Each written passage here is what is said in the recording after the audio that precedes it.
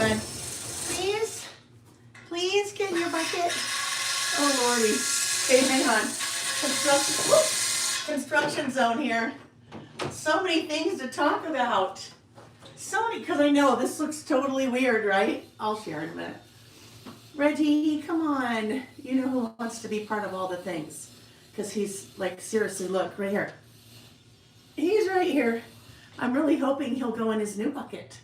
He's not quite used to his new bucket yet. Hang on. Okay, so this is going to look so weird, you guys. This is so different than what you're used to seeing, right? I know. Totally plain and boring. And it's like, wait a minute, Layle, where are you? What country are you in? I'm in the U.S.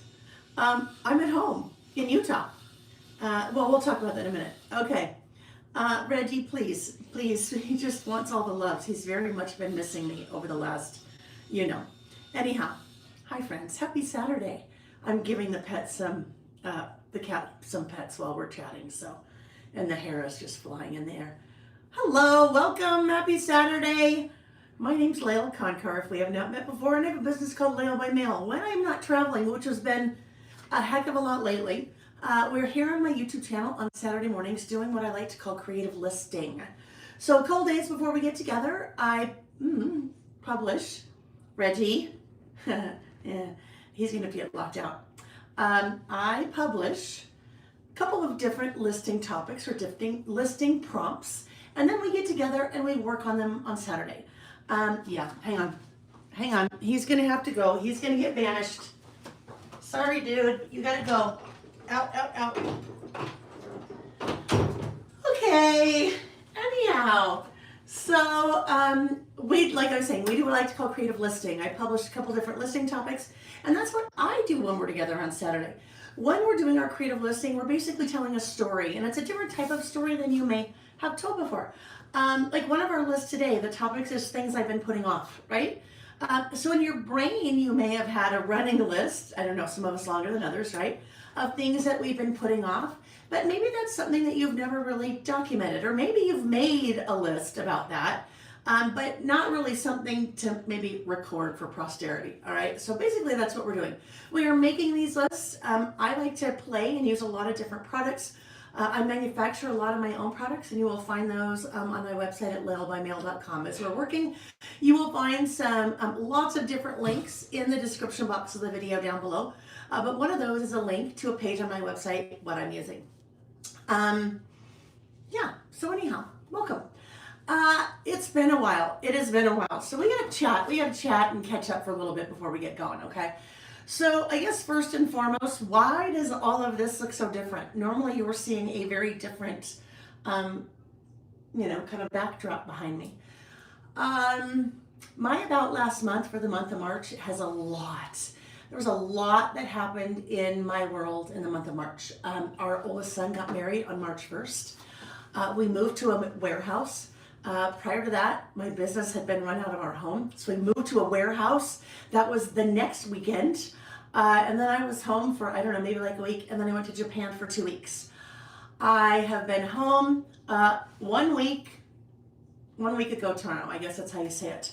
But as part of that whole warehouse move, the plan was to take one of the rooms where product kind of existed in our house and turn that into a filming studio. Something that could stay up and be permanent. Not only would it stay up and be permanent, but it would give me the opportunity to really upgrade a lot of my equipment. So that whole process has started. We've started moving into this room. Nick, my husband, did a lot while I was gone in Japan. And I snapped a photo really quick before we started. So I'll pop that in the Facebook group when we're done, if you just kind of want to see. But there's a whole, I have a new work surface because I'm now in a different room. But there's a whole system that is like bars attached, and there's lights attached, and eventually I have all the equipment, but cameras, I've got multiple cameras and things like that that'll just make the whole process so much more professional and so much easier on me and easier on you guys, because it will just stay here.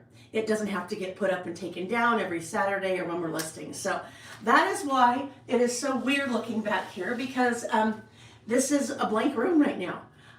Eventually, all of this will be decorated. There'll be all kinds of fun things for my travels and whatever else decides to go there. But For now, that is like the last step of the process, is kind of adding decorating behind me. So I don't know, for the next little while, it's just going to be kind of boring, but that's not what you're here. You're not here to see this or what's behind me. Really, hopefully the reason you're here is that when I flip the camera and we start playing and do our creative listing. So before I get too much further, let me take a look at the chat. If you are watching live, there's a live chat that takes place.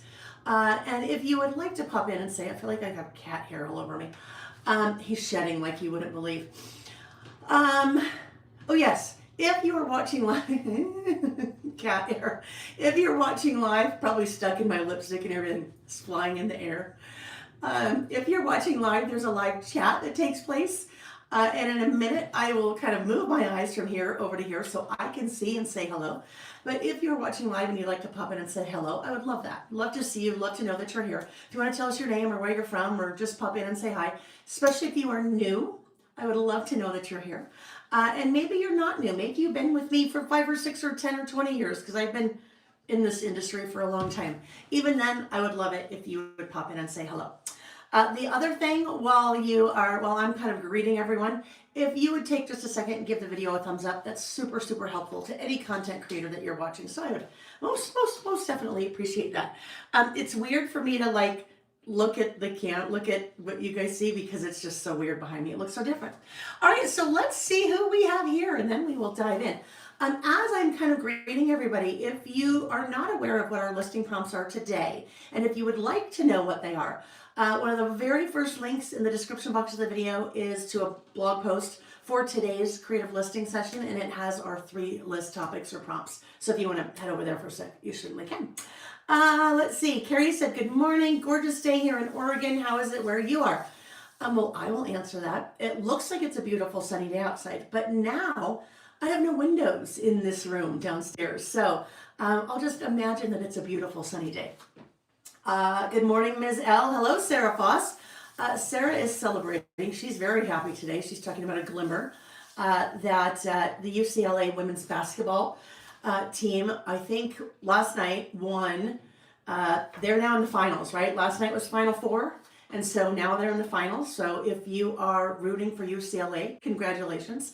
If you are rooting, I don't know, whoever's playing UCLA, congratulations. And guess what? If the team that you were rooting for did not make it to the finals, that's okay, because you know what? They all tried hard, right? You can still support them. Hello, Paula and Shane. Wanda Bradford, hello, Gerda in Central Texas. It's warm and rainy there. Cozy Chaos Diaries. It's a beautiful Saturday afternoon in North Carolina. Carrie said she's so glad to be listing, and man, did we all miss Layle. I missed you guys. Our listing schedule has been incredibly sporadic the last 2 months for February and March. There's just a lot happening in my world personally. Wedding, Japan, moving to a warehouse, a couple different trips in February. There's just been a lot. A big release in February. If you're not aware, in 2026, we have moved to monthly releases, which is a big change for us. So we did a monthly release in January. We released the 2026 year in review project kit. We released the winter spring season pass. Since then, we've done the spring summer season pass. So we had a huge anniversary celebration middle of March. So it's been a lot. But what that meant is we have not been listing kind of on a regular basis. So good news is, for the month of April, we will be together 3 weekends. And I think it's the next 3 weekends in the row, the 4th, 11th, and 18th. But we'll talk about that a little bit later. Hello, Leah's Plans in Georgia. Caroline KK, hello.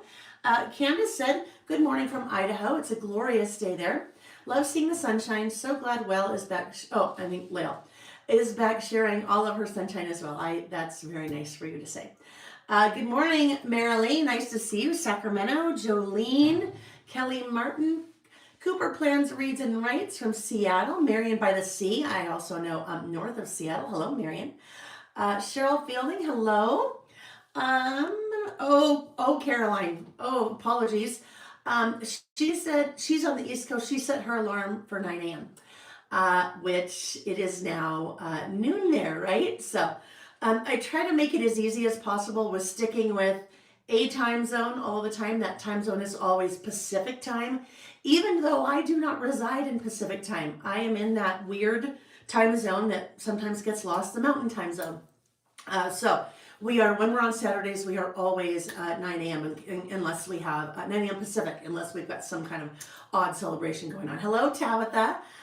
She's happy to be here, 74 in South Carolina. Good morning, Brenda and Mary C. Plants from Austin. Christine, hi, Christine. Christine is one of the amazingly talented designers on my creative team. Christine primarily focuses on 12 by 12 scrapbook layouts. So amazing inspiration from Christine and the entire design team on the website. If you go to laylebymail.com and click on the blog, you can kind of sort blog posts, and if you sort by design team, you can see Christine's work and lots of other amazingly talented designers' work. So thanks for joining us, Christine.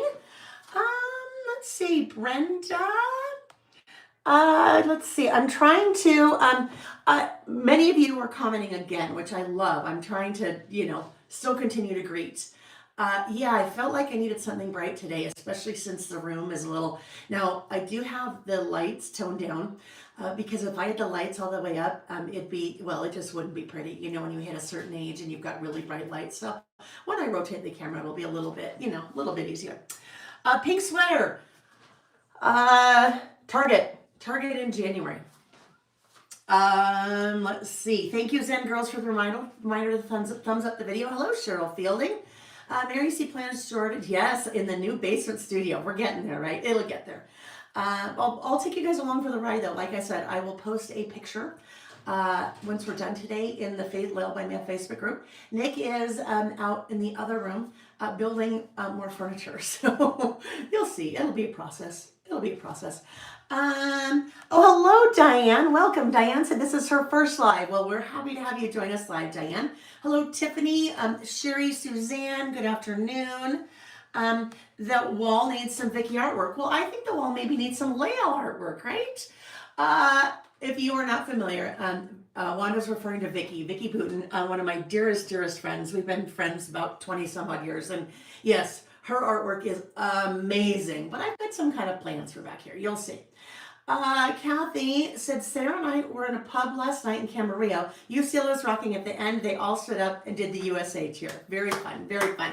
Even though, now USA cheer or UCLA cheer, because both teams were from the US, right? I mean, I know that because it's the, college Final Four. Jolynn, thank you. Welcome back. Loves Mike Griffin S'more said, good morning. Yes, happy, back safe and sound.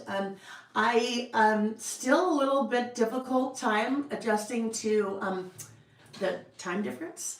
I was in Japan for just shy of 2 weeks. It's a 15-hour time difference. And I read something recently that said, basically, your jet lag can take as many days to get over as the time difference. I don't know if you'd heard that before. A friend shared that with me. So basically, 15-hour time difference. If you believe that, then it could take up to 15 days before you are really kind of set. So who knows? We'll see. Shannon said, welcome back. I missed you. Decorations. Yes, it's the new area. We'll get there, right? Hello, Diane, Patricia Harvey. Hello, Amy Sonoman. Amy, thank you for joining us today. If you don't know Amy is my right hand and my left hand and lots of other hands. Amy and I have been working together. Well, Amy and I have known each other, 20 some odd years, a very long time in the industry. But we've been working together, I'm going to say now maybe for about 4 years. So Amy is instrumental in my business. She keeps the wheels on the bus. She keeps the wheels on the bus. And if the wheels ever fall off the bus, it's not her fault. But she works a lot with our suppliers, so the different factories that we work with, some overseas, some in the US, and she just kind of makes sure all of those balls, continue to roll so that we have new products to release. She also, if you are watching live in the chat, you will see she is in blue. And that means she can do a lot of things. She can help admin the chat. So if I miss questions, she will help to answer questions. And then also as I start working with different products, she will also be popping links to those products in the chat. So it makes it really easy for you to find them if you're looking for them. Joanne said prepping all the Easter dinner food. Yes. So tomorrow is Easter Sunday. Today is the 4th. Tomorrow is the 5th. So whatever plans that you have for Easter, I hope you have a wonderful day. Even if you really don't celebrate Easter, then we just say whatever plans you have for Sunday. I hope you have a wonderful day. Our kids are grown. It doesn't mean that we can't celebrate Easter, but one lives about 20 minutes away. The other one lives about, 12 hours away. So no Easter here. I'll be working tomorrow. We'll be working more in this room and, taxes. Got to get those taxes done because we're getting a little close. And then doing some more work at the warehouse. Diane, hello from Alabama. Zen Girls, where do I find the listing topics? Link in the description box below. Other thing I will mention about that, friends. Typically, those are always posted on the blog on Thursday. Then I always send out an email with the listing topics. So if you get my emails, then you should be getting those listing topics. My email provider throttles the email because I have a lot of people on my email list. So you usually get them Thursday or Friday. I also post the link in the Layle by Mail Facebook page on Friday morning and the Layle by Mail Facebook group. So there are many, many, many ways that you can find a listing topic. So hopefully you'll be able to find them. And if not, you haven't seen them, link in the description box of the video below. It'll take you to the blog. Lighting, we'll get there. We'll get there on the lighting. I think we'll be okay. We'll be okay. It just looks very weird to me. I can't look because then I, look too much and don't want to do that. Hello, Vintage Scrap Girl. Shannon from San Diego. Nice to see you. Scrapbook Sister, good morning, good morning. And I love it that you guys are answering people's questions too. Thank you. Oh, and thank you to Amy. I am behind in the chat, so you're probably already seen all this, but Amy linked in the chat to the blog post where you can see the listing topics. Hello, Kate from Toledo. Hello, Trisha from Pasco, Washington. Nice to see you, my friend. I hope you're doing well. I hope you're all doing well, and it's always nice to see you. Jolene is looking forward to listing. Sarah from Atlanta. She's very happy to be back listing today. Scrapbook Sister's watching from Philly, which put a little pretzel in there. That's fun. Hi, Pam Soames. Nice to see you. It's a great day to list. It is absolutely a great day to list. Just a great day to be together with friends and be creative. Or I don't know. Some of you are listing with us on Saturdays. Some of you are working on some other crafty related project. Some of you are cleaning the house, cleaning the toilets. You tell me all these things. Some of you are driving in the car. Some of your families are intimately familiar with my voice, which I always find quite amusing. But anyhow, doesn't really matter what you do while we're here. I'm happy to have you here. Martine, hello, Martine, our friend from the Netherlands. It's evening where she is, right? Time difference, about 9 hours. Good morning, Janine, Sophia Allen from Central PA. Now, Marilee said, anyone else have quick freezes every now and then? You guys will have to let me know if you are seeing that. I can see what is happening when I look this way. I can see live, so if there are any technical difficulties, I'm usually aware pretty quickly if they're on my end. I have not really been seeing those, but I also haven't really been paying close attention. So, Marilee, I'm hoping it's you. I hate to say that, but if you guys will pop in and let me know if you're seeing any freezes or anything, because we are in obviously a little bit of a different environment. We're still in my house. We're just downstairs and things that we just kind of may need to work through. Mama Boy said, hello there. I've not been here for quite some time. Looking forward to spending time with you. I love it that you're back. Thank you. Welcome. Virginia's here from Decatur. Lori Land from Baldwin, Missouri. Leah's Plan said, I'm Leah. I'm new here. Welcome, Leah. I've been a couple of times. I was here Tuesday night from Georgia learning about ink and stamping. This is getting fun. That makes me so happy to hear. And Leah was here for one of my free classes on Tuesday, and that was the April Traveler's Notebook setup with the Spring Summer Season Pass. And guess what? Leah might not even use a Traveler's Notebook. Leah might not even have had the Spring Summer Season Pass. Leah focused on inking and stamping, which is one of the things that we did in class. So loads of free classes on my website, and you never know, you might learn something, one or two things, like Leah. Welcome, Leah. Mary Pat. Hi, my friend. Oh, never mind. I got someone saying hello to their friend. Massachusetts. Penny Stevens from Geraldton, Western Australia, just after midnight. Well, what are you doing up? I mean, so happy to have you here, but woman, you gotta go to bed. Girl, you gotta go to bed. But if I can help you fall asleep, I'm happy to do that. Kendra Murray is watching from Northern Illinois. Robin from Green Bay, Cincinnati in the house. Hello, Kelly Dugan. So we have people from all over the world. Usually when we're doing our Saturday mornings, definitely more U.S. related, or maybe I shouldn't say U.S. because we have lots of Canadian friends. How about I say North America related? As we start to move further east, then obviously time zone, Europe, and especially as we really move over Australia and New Zealand. So it's always fun to see some of our really overseas friends join us.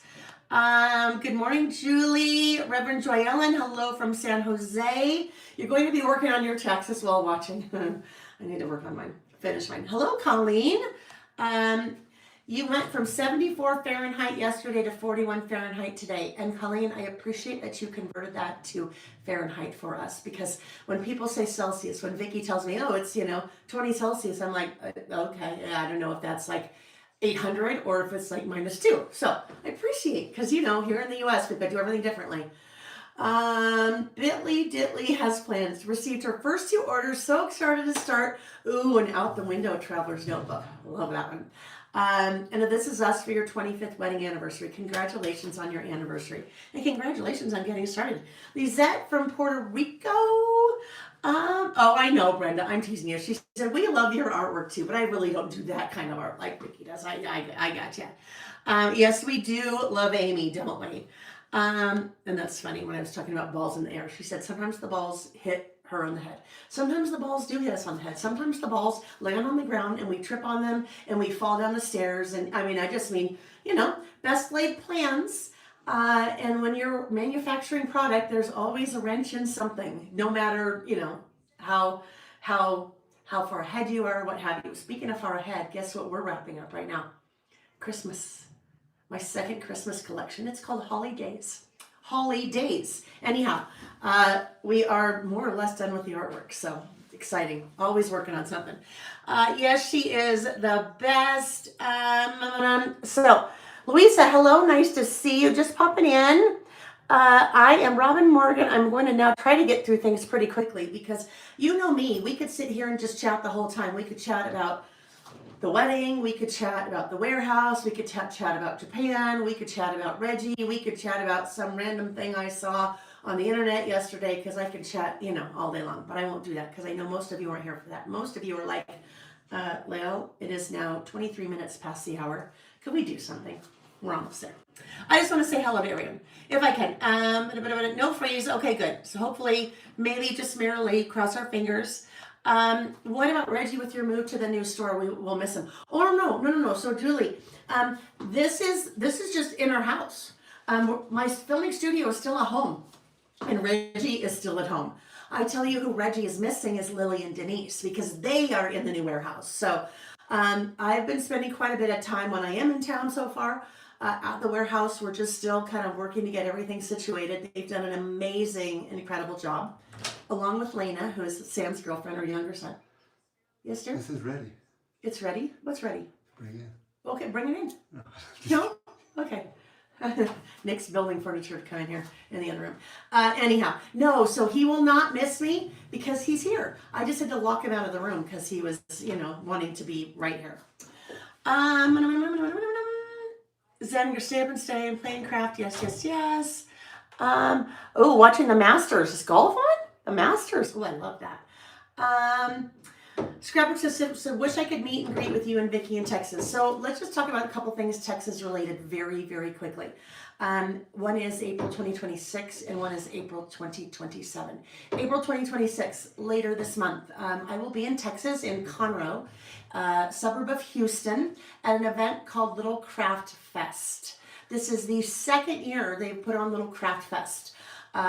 We exhibited last year, vended, store, sold product, and then I also taught workshops there. An amazing event, stationery, all different kinds of things.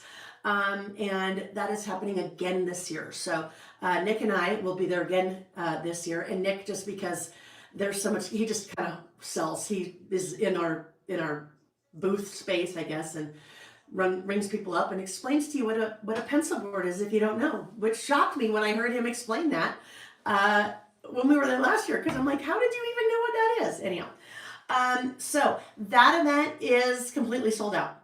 However, there are also workshops that you do not have to have a ticket to the event to attend a workshop. You need to have a ticket to attend a workshop. But if you'd like more information about that, if you're maybe in the Texas area, that's like if you're in the Australia area. I mean, it's kind of big, right? I mean, not as big as Australia, but if you are maybe the Houston area and would like more information about the workshop, shoot me an email, laylebymail@gmail.com, and I can share information. But on April 8th, today's the 4th, so 4 days from now, I will have an Instagram post. I will be doing a giveaway for 123, a 3-day pass to Little Craft Fest. So if you don't follow Layle Kankar on Instagram, you might want to. You might want to, because that is a pretty darn good prize. Anyhow, that's this April. Next April, April 2027, I will be back in Texas, also back in Conroe, doing an event. It is a, let's see, oh my gosh, because they changed the name. Crafting Your Joy. I think it's called Crafting Your Joy. Sunshine Edition, maybe. Anyhow, Vicki Booten, Paige Evans, and myself will be teaching at that event. It is we did one last year in October, and it was amazing and fun. And unfortunately, that one sold out yesterday in about 15 minutes. But they do have a waiting list. So if you want any information about any of those things, shoot me an email, and I can try to help you. All right. Yes, Nick is the best salesperson, Amy is saying. The ladies love him. He totally had a fan club in Texas last year. This is really funny. And, I'm partial to my husband. I mean, we've been married almost 31 years. Next month, 31 years. And it was so funny. One of the ladies at the that was there, and I didn't know her. We had just met there. And at one point, she pulled me aside, and she's like, "Your husband is hot." And I thought that was the funniest thing. So he's a very good man. He's great to me. He's very handy, and he is also a great salesperson. He can sell better than I can my own product. So that was fun. Yeah, it's wonderful to have him help. And that was actually last year, the first, I'd been in this industry, I don't know, 30 years. That was the first time he'd ever come to anything that I had done. So it was kind of fun to have him there. Oh, good. Wendy got her ticket for the event in Texas in 2027. Good. It sounds like Robin. Yes. Robin, my friend, who I dropped the gift that she gave me. Robin, I will never forget you because of that. All right, we're friends. All right. I think I've made it through the chat. If I did not have a chance to say hello, just know it's not you, it's me. I just missed you, and nice to have you here. All right. So let's just talk about a couple of housekeeping items. Today is April 4th. April 15th is the next Layle by Mail release. 5 new stamp sets, 4 pins, P-I-N-S. The pins are pretty spectacular, like the little pins that you collect or, whatever, put on your lanyards or badge. They're spectacular. And then 2 new stickers. Do I have them here? I don't think I do. They're Reggie stickers. And I mean, the vinyl stickers, 2 new Reggie stickers that Becky, my graphic designer, designed. So stay tuned for that. You'll start to see sneak peeks a couple days before that, but April 15th, I will do a live kind of unboxing that morning, and then you can go crazy. Later this month, I will have a Disney-themed mini book project kit. So those of you that like to add photos to your projects, kind of more of a scrapbooking related project, that will go live later this month. And then May 1st. May 1st and 2nd, really big days here, but also really big days kind of in the paper crafting industry. May 2nd is International Scrapbook Day. And that is a holiday that has been celebrated, I don't know, probably the last 30 years or so. It's just a way to celebrate kind of paper crafting. And what we do is definitely part of that. Whether you work in a 12-verse notebook, or whether you work in a planner, or you're a 12x12 scrapbooker, you're a card maker, whatever it is that you do, that is part of our day, right? Big celebration. So that Friday, which is May 1st, a big release, big release here. My second travel collection, and this one is big. 6x12 stickers, 6x8 pad. We've got a lot of amazing products, and they're all here. They're all here and in stock. I will also tell you just a little, I'll just drop a little thing. If you're going to Little Craft Fest, I'll have the product there, so you'll have a chance to grab that before anyone else. So May 1st, April 15th, big release, May 1st, big release, and then May 2nd, all day celebration here on my YouTube channel. All right, so those are kind of the things to keep in mind. We will be listing again on the 11th and on the 18th, and then not the weekend after that, because I will be in Houston for Little Craft Fest. All righty, so. I think we're ready, friends. I think we are ready. I was just kind of looking. Again, if I missed you, apologies, but I'm just happy to have you here. Right, we're going to flip the camera. We are going to flip the camera. It's so weird. I feel like I'm in, when I see the back wall. Ooh, oh gosh. Okay, so here's the nice thing, friends. This kind of, what you're seeing now, this new room, is the first of many changes that will happen for our Saturdays and for filming. The next big change will be going away from, using my phone to film in the way that I have been. I have a new video camera. I have a new camera that I will be using for all of our filming, and those pieces will be fixed. They will be fixed, meaning you will not have to, let's just fix that, meaning I won't be rotating the camera and doing all those funny things. Okay, so we just got to walk before we run. You will also notice new work surface, right? And it's not a big deal, but I just mentioned that because you guys are used to seeing, hang on, I got to turn on the fan here, I'm dying.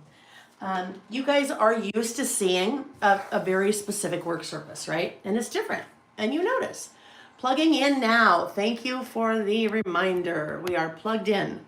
Plugging in is important. Now, I think what I might do, because this is the first time that we have been in this room together.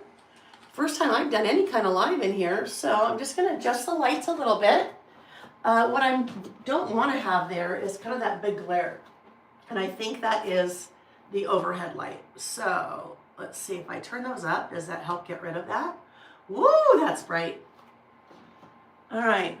I think we'll stick with that for a bit and see what we get, all right? Because I think, oh, there we go. There we go. I was doing the wrong button. I feel like I get a suntan in here. That's how bright it is. All right, let's see. Let us see. Let's hang on a second until I can see my hands. All right.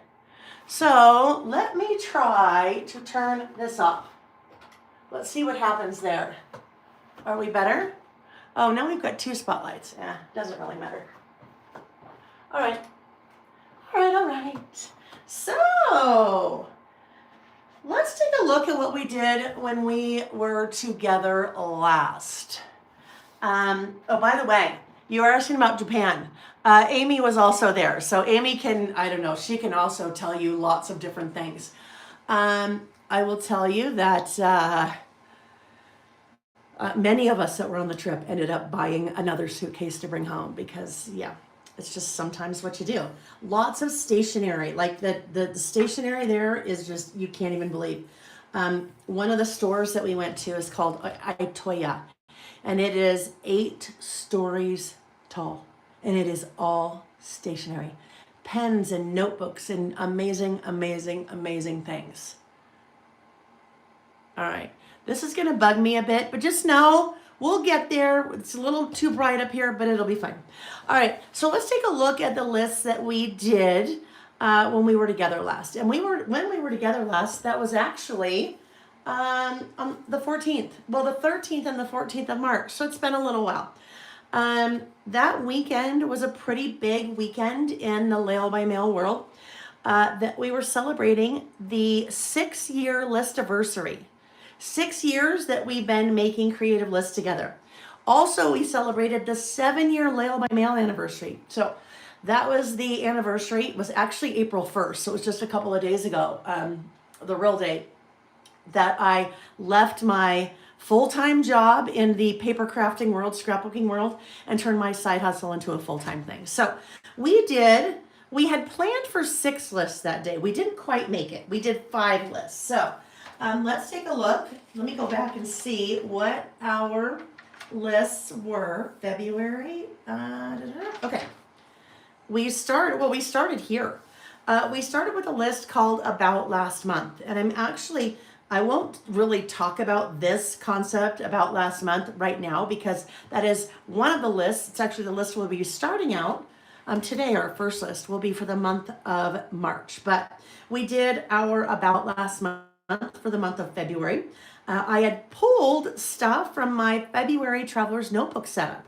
So this was all of my pocket decoration for my February Traveler's Notebook setup. And once February was over, I just moved it out of my kind of Traveler's Notebook, my calendar, and project planning and things like that into my listing notebook. So that paired with some photos.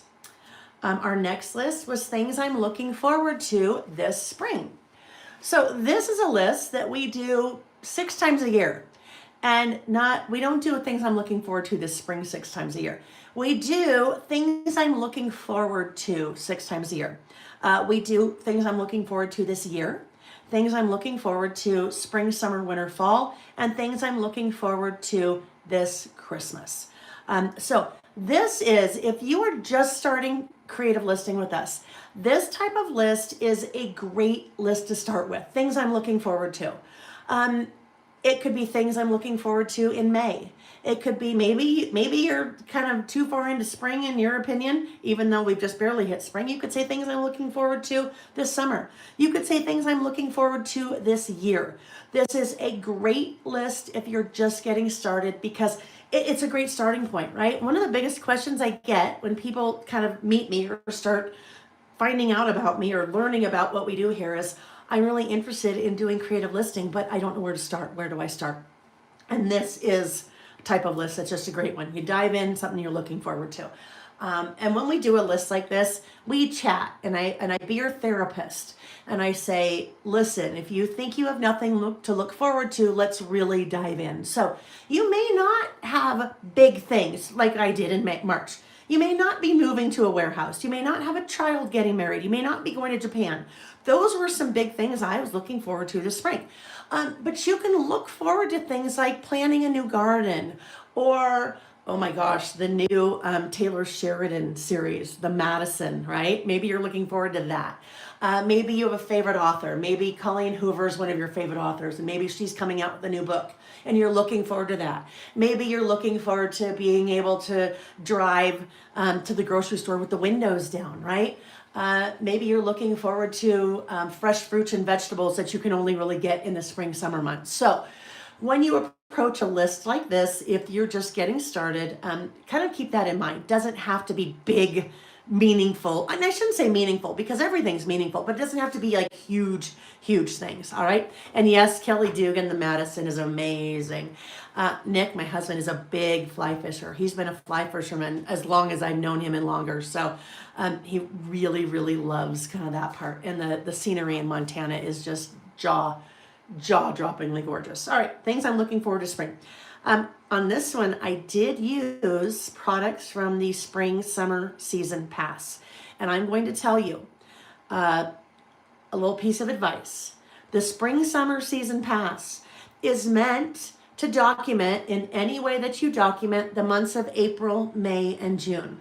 And today is April 4th. We are 90% sold out of the spring summer season pass already.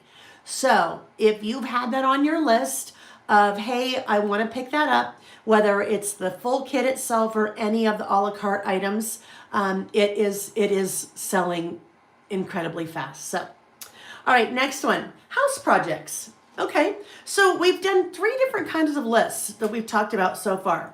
This is a recap of your month with photos or without. This is kind of a looking forward list. This is things you want to do around the house, right? And here's the deal with a list like this. This doesn't necessarily have to really be things that you're actually going to do.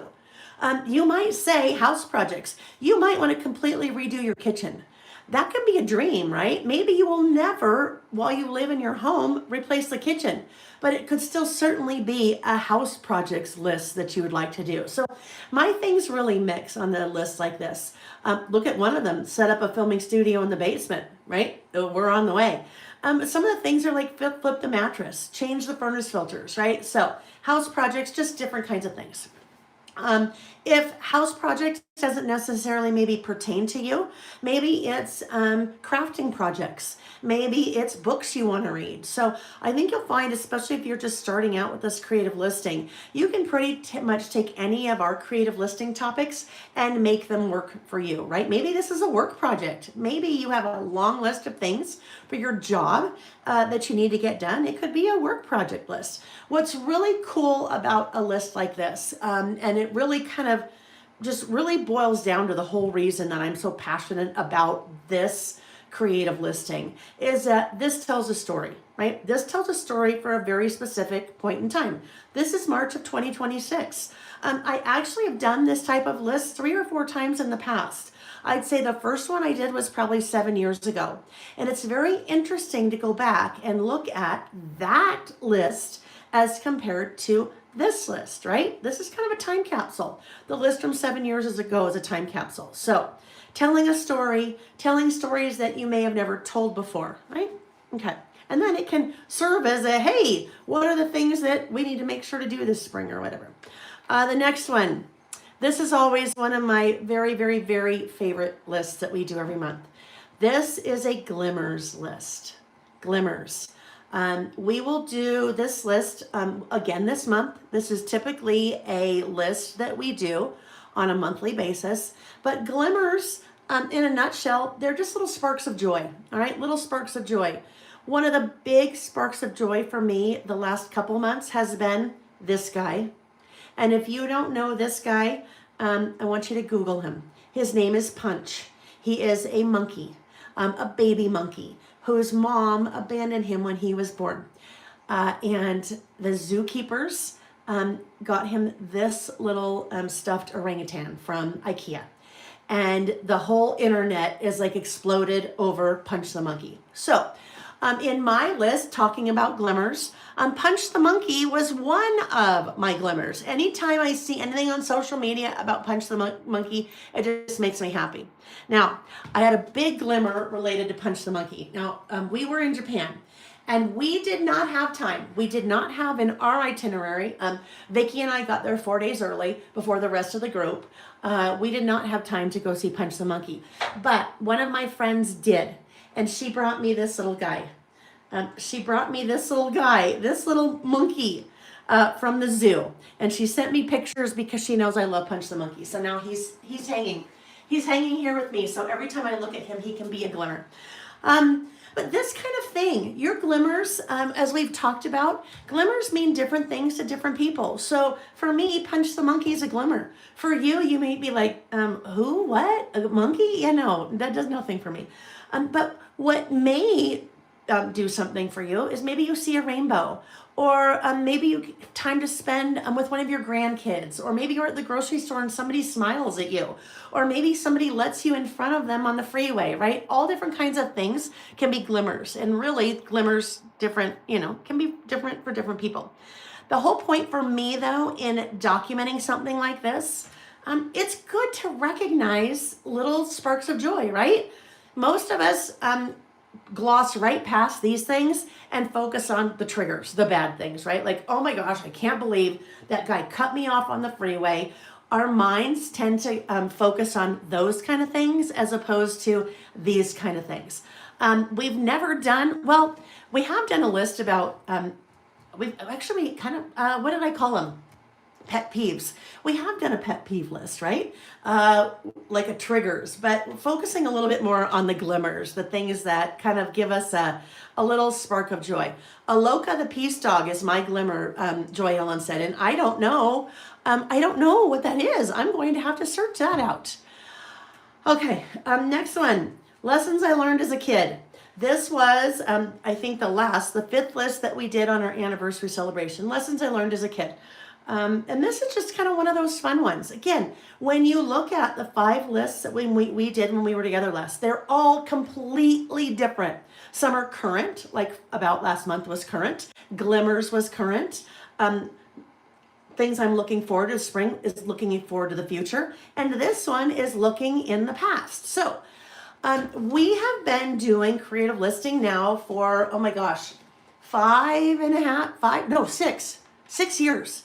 And we have done probably about 550 of these creative lists. So if you're just joining us, you have so many, like there's such an incredible backlog of different listing topics. You can find those here on my YouTube channel. There are hundreds and hundreds of these listing videos since we started doing them in March of 2020, but there are also idea books. And the idea books are a great resource if you are looking for inspiration, both list topics and then list design. All right, so we are now 45 minutes into the hour. And we usually chat for a bit. Now we've done a lot of chat on this one because we kind of had to welcome back. We kind of had to talk about the new room. We talked a little bit about my trip to Japan. We had 5 lists to take a look at. So we are now ready to dive into our first list. Our first list that we're going to start out with is About Last Month for the month of March. And I need to read Shannon's comment. She said, I'm slacking. I haven't been listing this year. And here's the thing. This is a hobby, right? So I don't want anyone to ever feel guilty that you haven't been doing it or think that you're slacking. This should be something that you can sit down for 15 or 20 minutes or an hour or whatever you have and say, you know what? I need to get out of the everyday life and all of the chaos in the world, and I want to create and I want to focus and I want to have fun. So don't look at it as slacking, Shannon. Look at it as an opportunity. You've got an opportunity to sit down and go, even if it's 5 minutes, honestly, even if it's 5 minutes. And you might look at this and go, Layle, nothing you do ever takes 5 minutes. I say, you know what? If I sit down and make a list like this, it does, right? There are really only 2 things that you need to do what we do here. One is something to write with, and the other one is something to write on. That's it, right? Something to write with, something to write on. You could be in the carpool lane, right? And you could say, what are some lessons I learned as a kid? And literally you could just scroll them out, right? Doesn't have to be pretty. I like mine to be pretty because I like to play. This is one of the only times that I give myself permission to actually play just to play. So that's why I do what I do. But something to write with, something to write on. That's all. That's all you need. All right, so our first list is About Last Month. About Last Month is a list we started doing in August of 2020. And if you were with me on March 13th, when we kind of kicked off our 6-year anniversary celebration, I showed you what that very first About Last Month list looked like. The whole point of doing a list like this About Last Month is just to document what happened in the month. Easy, right? If you looked at all of my About Last Month lists for the last 5.5 years, and I have done these religiously, I have not missed one. So I'm 60 some odd. I have 60 some odd About Last Month lists.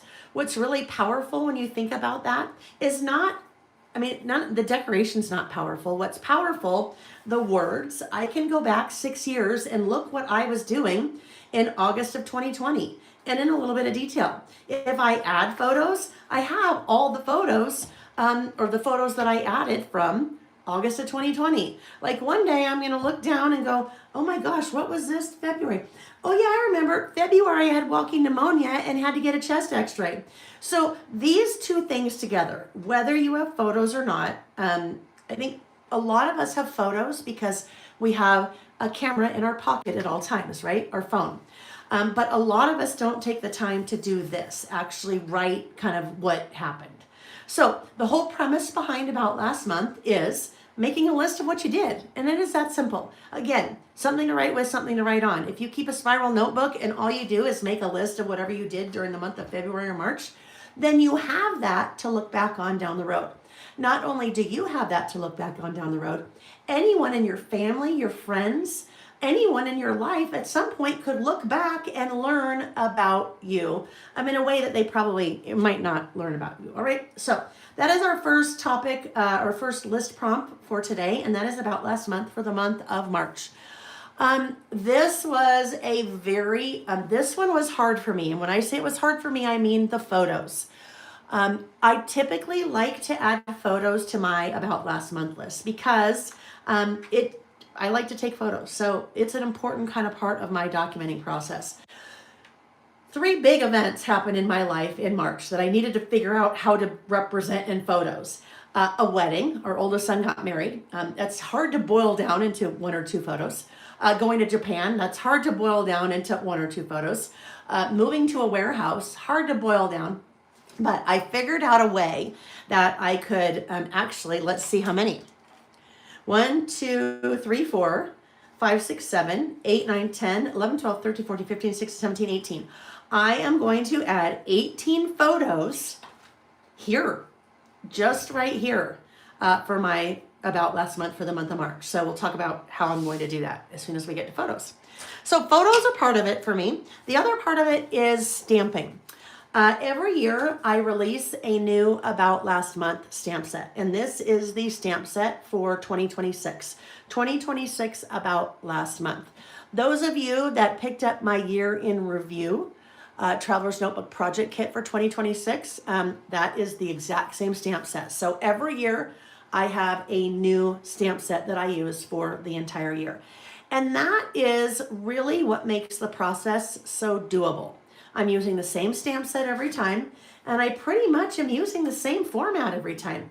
I stamp, I write, add a little bit of decoration and photos. So I don't have to put a lot of thought into, oh my gosh, what am I going to do? How am I going to decorate? What kind of product do I want to use? It becomes pretty simple. All right, so what I'm going to start out with is, I'm actually going to start out with the photos. So I have printed 4 4x6 photos. And when I turn it around like this, you can see that's a 4x6 photo, right? 4 inches wide, 6 inches tall. All of those are 4x6. It is what I put on them that gives me the ability to add so many more photos. The printer that I use for 98% of my printing is the Epson PictureMate PM400. That is a fantastic little printer. It's very powerful and it's a very good price. It usually runs between $200 and $250. That little printer prints 4x6s, 5x7s, and 3.5x5s. The power of that printer, though, in my opinion, comes to the app, and the app is called the Epson Creative Print. With that Epson Creative Print app, and you can use that app with any Epson printer, it has pre-configured templates that lets you do something like this, all right? Basically, pre-configured templates where you can put more than one photo on a 4x6, right?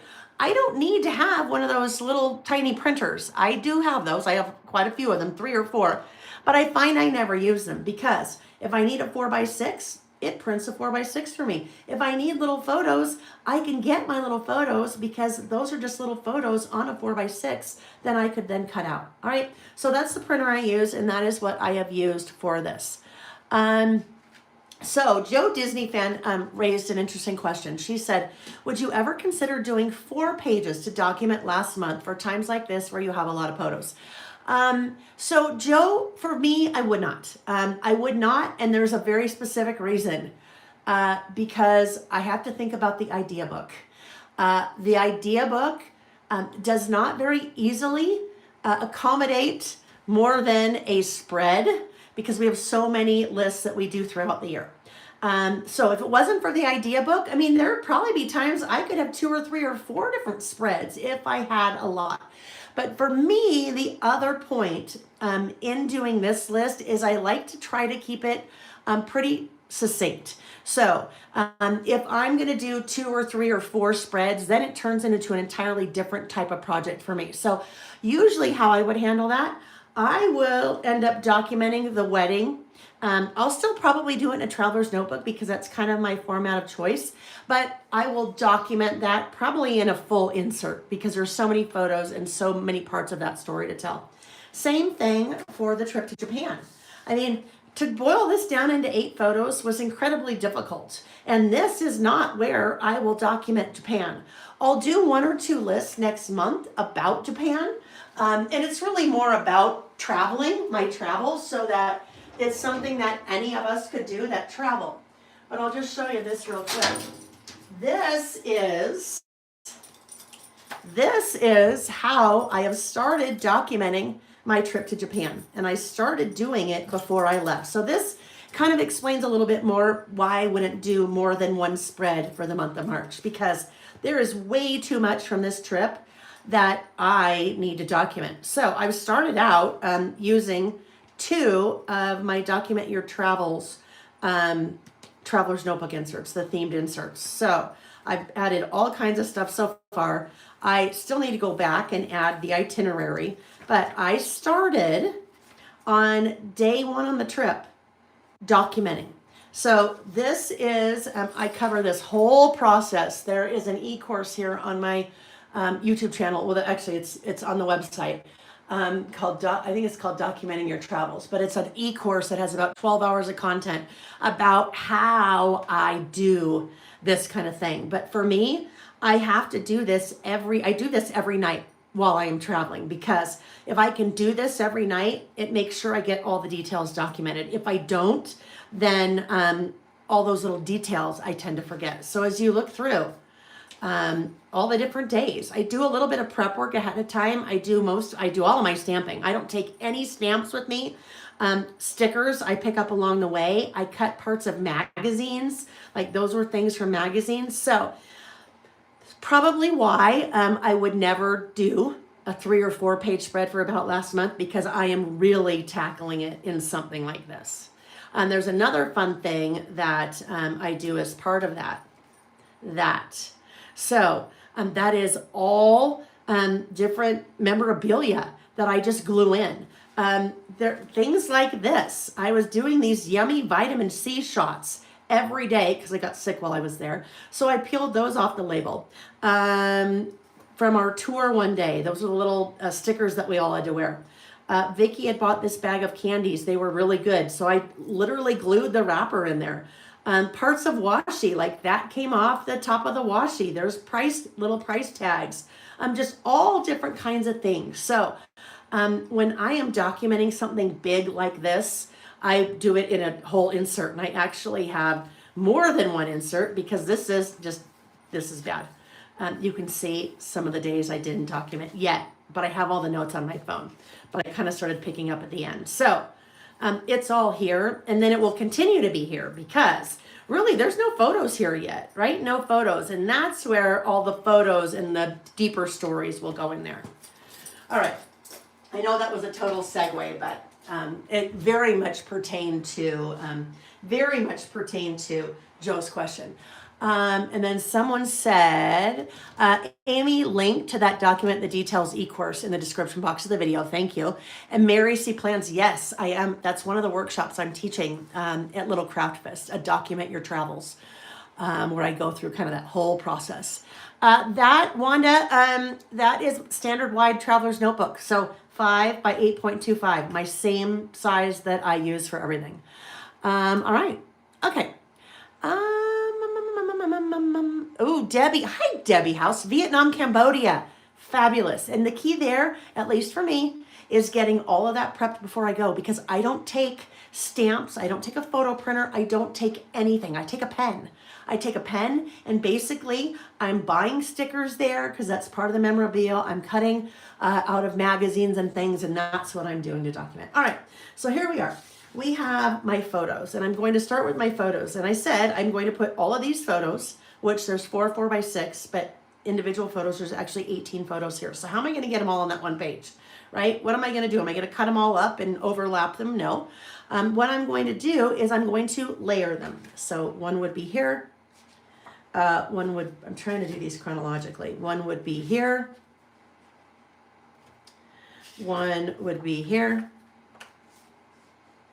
And the last one would be here. And you're like, okay, smarty pants. Well, that's great. So you can see all of that. You can see a little bit of that, a little bit of that, a little bit of that. That's how you're going to make that work. I'm going to create a waterfall. And the way I'm going to create a waterfall is by using this. Oh, new drawers, a whole new thing here. So when I just shut that, we shook a little bit. Not an earthquake, don't worry. Tip-in tape. This is a product that I carry that I buy from one of my friends in the industry, Lauren Phelps. This tip-in tape is amazing. Tip-in tape is basically a matte PET or PET tape. Some of you may refer to it as PET tape or PET tape. It's a polyethyl blah blah blah blah, some really long word that we don't know how to pronounce. So it's basically PET or PET tape. What makes this tip-in tape very unique is that number one, it's matte, right? It's matte, so we won't see it when we use it. But number two, it is split. So if you've ever worked with a label maker, sometimes you'll work with a label where part of it peels off and it's sticky on one part, then you can peel off the other part. This makes it much easier to work with, and I'll show you how, because that's what I'm going to do here. So these are 4x6 photos.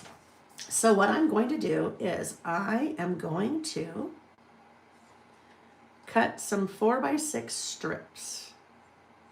Now, this is just a plain old regular clear PET tape. Lauren did a collab with Amy Tan. Some of you may know Amy from the scrapbooking industry or planning world, Traveler's Notebook world. And they, in their joint collaboration, did 3 patterned tip-in tape. So same concept with the separated release paper, or on the back, but patterned. And one is a rainbow, one is watercolor spots, and one is little plus signs. So same concept, it's just that it would have pattern on the tape as opposed to being clear. I carry all 4. I carry this tip-in tape that I'm showing you. This one, these will be a little bit harder to see. This is, I think this is the watercolor spots. See that? Now, I don't use this very often because usually when I'm using tip-in tape, I am putting it on a photo. And so if I'm putting that on a photo, then it's covering our heads, and so I'm not using it there. But that would be the watercolor spots. I think, no, that's the rainbow, sorry. And then this guy is little plus signs. All right. So you'll find those on the website, my website. But I am using the plain Jane stuff. So to start at the top, there's really 2 ways that you can use tip-in tape. Because it is separated like this, the thought is that part of the tape goes onto whatever you want to add, and part of the tape goes onto whatever you want to add to. So basically, it's going to stick this on this. The fancy word, stick this on this. So most of the time when I'm using it, I am doing this. So I've got tape on the photo or whatever I'm tipping in, and then tape whatever I'm tipping into. But I want this to go right up to the edge. So if I do that, there's nowhere for that top part of the tape to go. So on this top photo, I'm going to do it a little bit differently. I am going to actually fold it in half, and it's easy to fold in half because that's where it is separated with the tape. I'm going to pull off part of that release tape.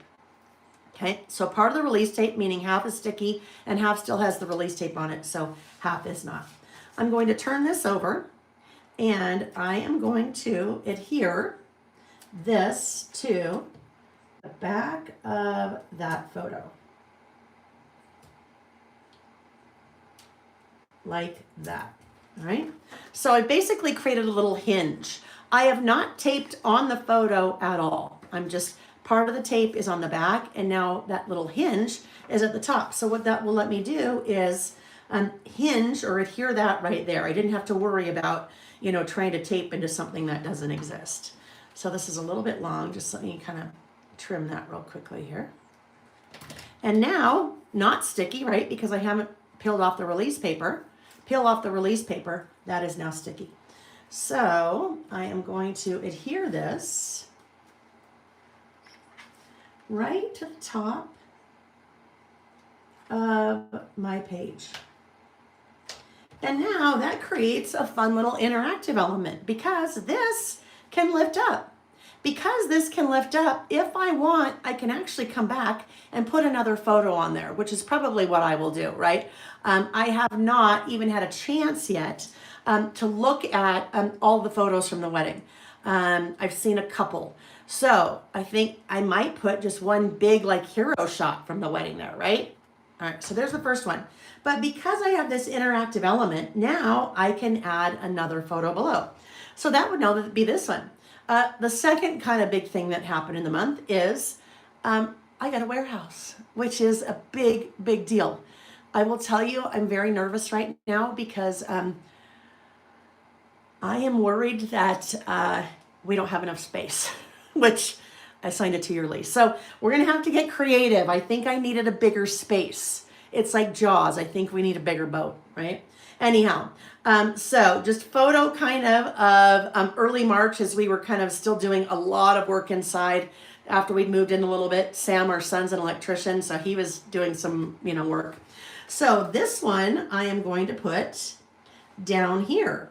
I am going to make it drop a little bit, and it's going to be right justified, left justified, right justified. So on this guy, I could do the same thing where I could create the hinge and it goes like that. Or if I wanted, now I have a place to put it. I could go ahead and just attach that right there. It's clear, matte, so you really don't see it. But I think we'll probably just keep going the way that we have been going. Oh my, okay. It's hydration break. I need to grab my water. I caught sight of my cuticles. So dry.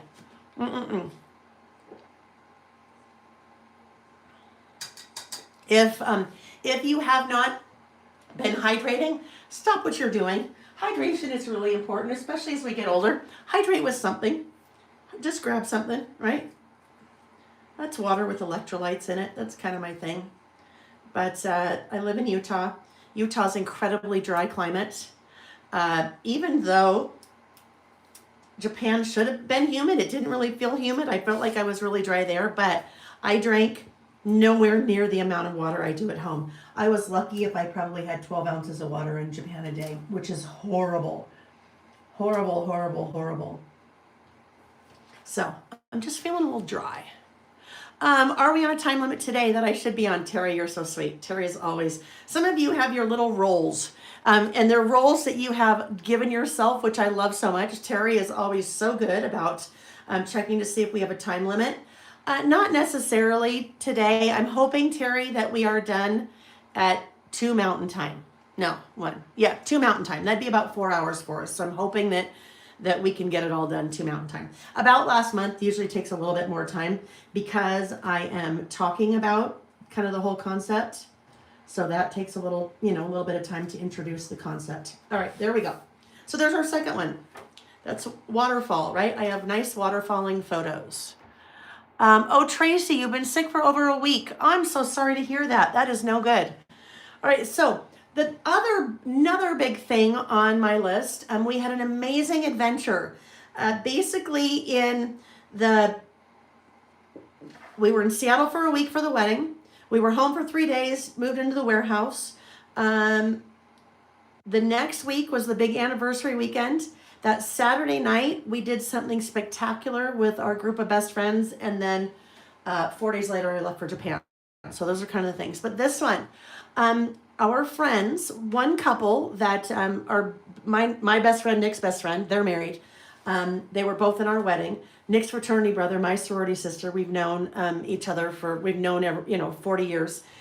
They are very into environmental preservation in Utah, and say they do a lot of very good things in terms of environmental preservation. And so they were at a benefit, and they purchased in an auction an experience, and we were very lucky that they invited us to this experience. And basically, we got to go on a snowcat up in the mountains. This is all private property; no one can go there. To this, those were 2 teepees. For this had in this one we had a 5-course meal, and with china and glass. I mean, it was so amazing. Just the whole experience was so amazing. This one was the appetizer tent and cocktails tent. So here we are on the way up in front of the snowcat. Here we are inside the teepee. And let me tell you what, I mean, I've really never spent much time in a teepee, but there were couches and there were like little wood burning pretend stoves, and it was an amazing experience. So that is something I definitely wanted to remember in words and photos for the month. So that will go next. And as I've continued, we'll just go over here. And I think we'll put that guy right there. Just some kind of staggering so we can see something's going on. And the way that I'm going to remember that that's where I want to place it. Let's find our little pencil. It's just this little line right there. That's where I want to make. Ooh, I don't know if that's pencil. I guess we'll see. I don't think it is. I think that's a pen. But I want to hit it right there at that third line, which will actually be this guy. Okay, tip in tape again, and I'm going to continue with that same process where I am creating a hinge instead of, adhering part up above. Yes, Brenda, it was an amazing experience. Jackie, it was not cold inside. No, it was very cold outside, as you can see, because there was snow, a lot of snow. We're up in the, middle of the mountains in the middle of nowhere. But inside it was not, because they had, not wood burning stoves, but like fake wood burning stoves. So it was actually incredibly warm. And they had an outhouse. But guess what? The outhouse was not an outhouse. The outhouse had it looked like someone's maybe powder room. It had a very nice sink. It had a real toilet. It had a heater in there. It was decorated, and they only do like 8 of these experiences in the winter, and you can't buy them. It's it's all fundraiser, and so you walked in and really felt like you were in a regular restroom, but you are in the middle of the woods. So yeah, it was an amazing experience and what makes it even better is you're with amazing group of friends, and yeah, it was pretty spectacular. We are very fortunate we're very fortunate to have that group of friends, but we're also very fortunate to be very close with those particular friends because we definitely benefit from many of their experiences. Pellet stoves, I don't think so, Joe Disney fan. They may have when they were cooking, because they had to cook everything there, right? So they might have had pellet. I know some of it they were grilling on an open fire, but yeah, but not pellet stoves inside, I don't think. I do not think. Yeah, it was very fun.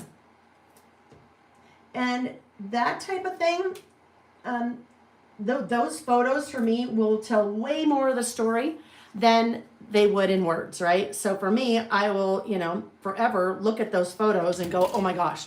And that's why I put the photo of the teepees, because I see the teepees and I'm going to remember, oh yeah, I'm going to remember that, right? All right, and this is the last. This was very difficult to pare down.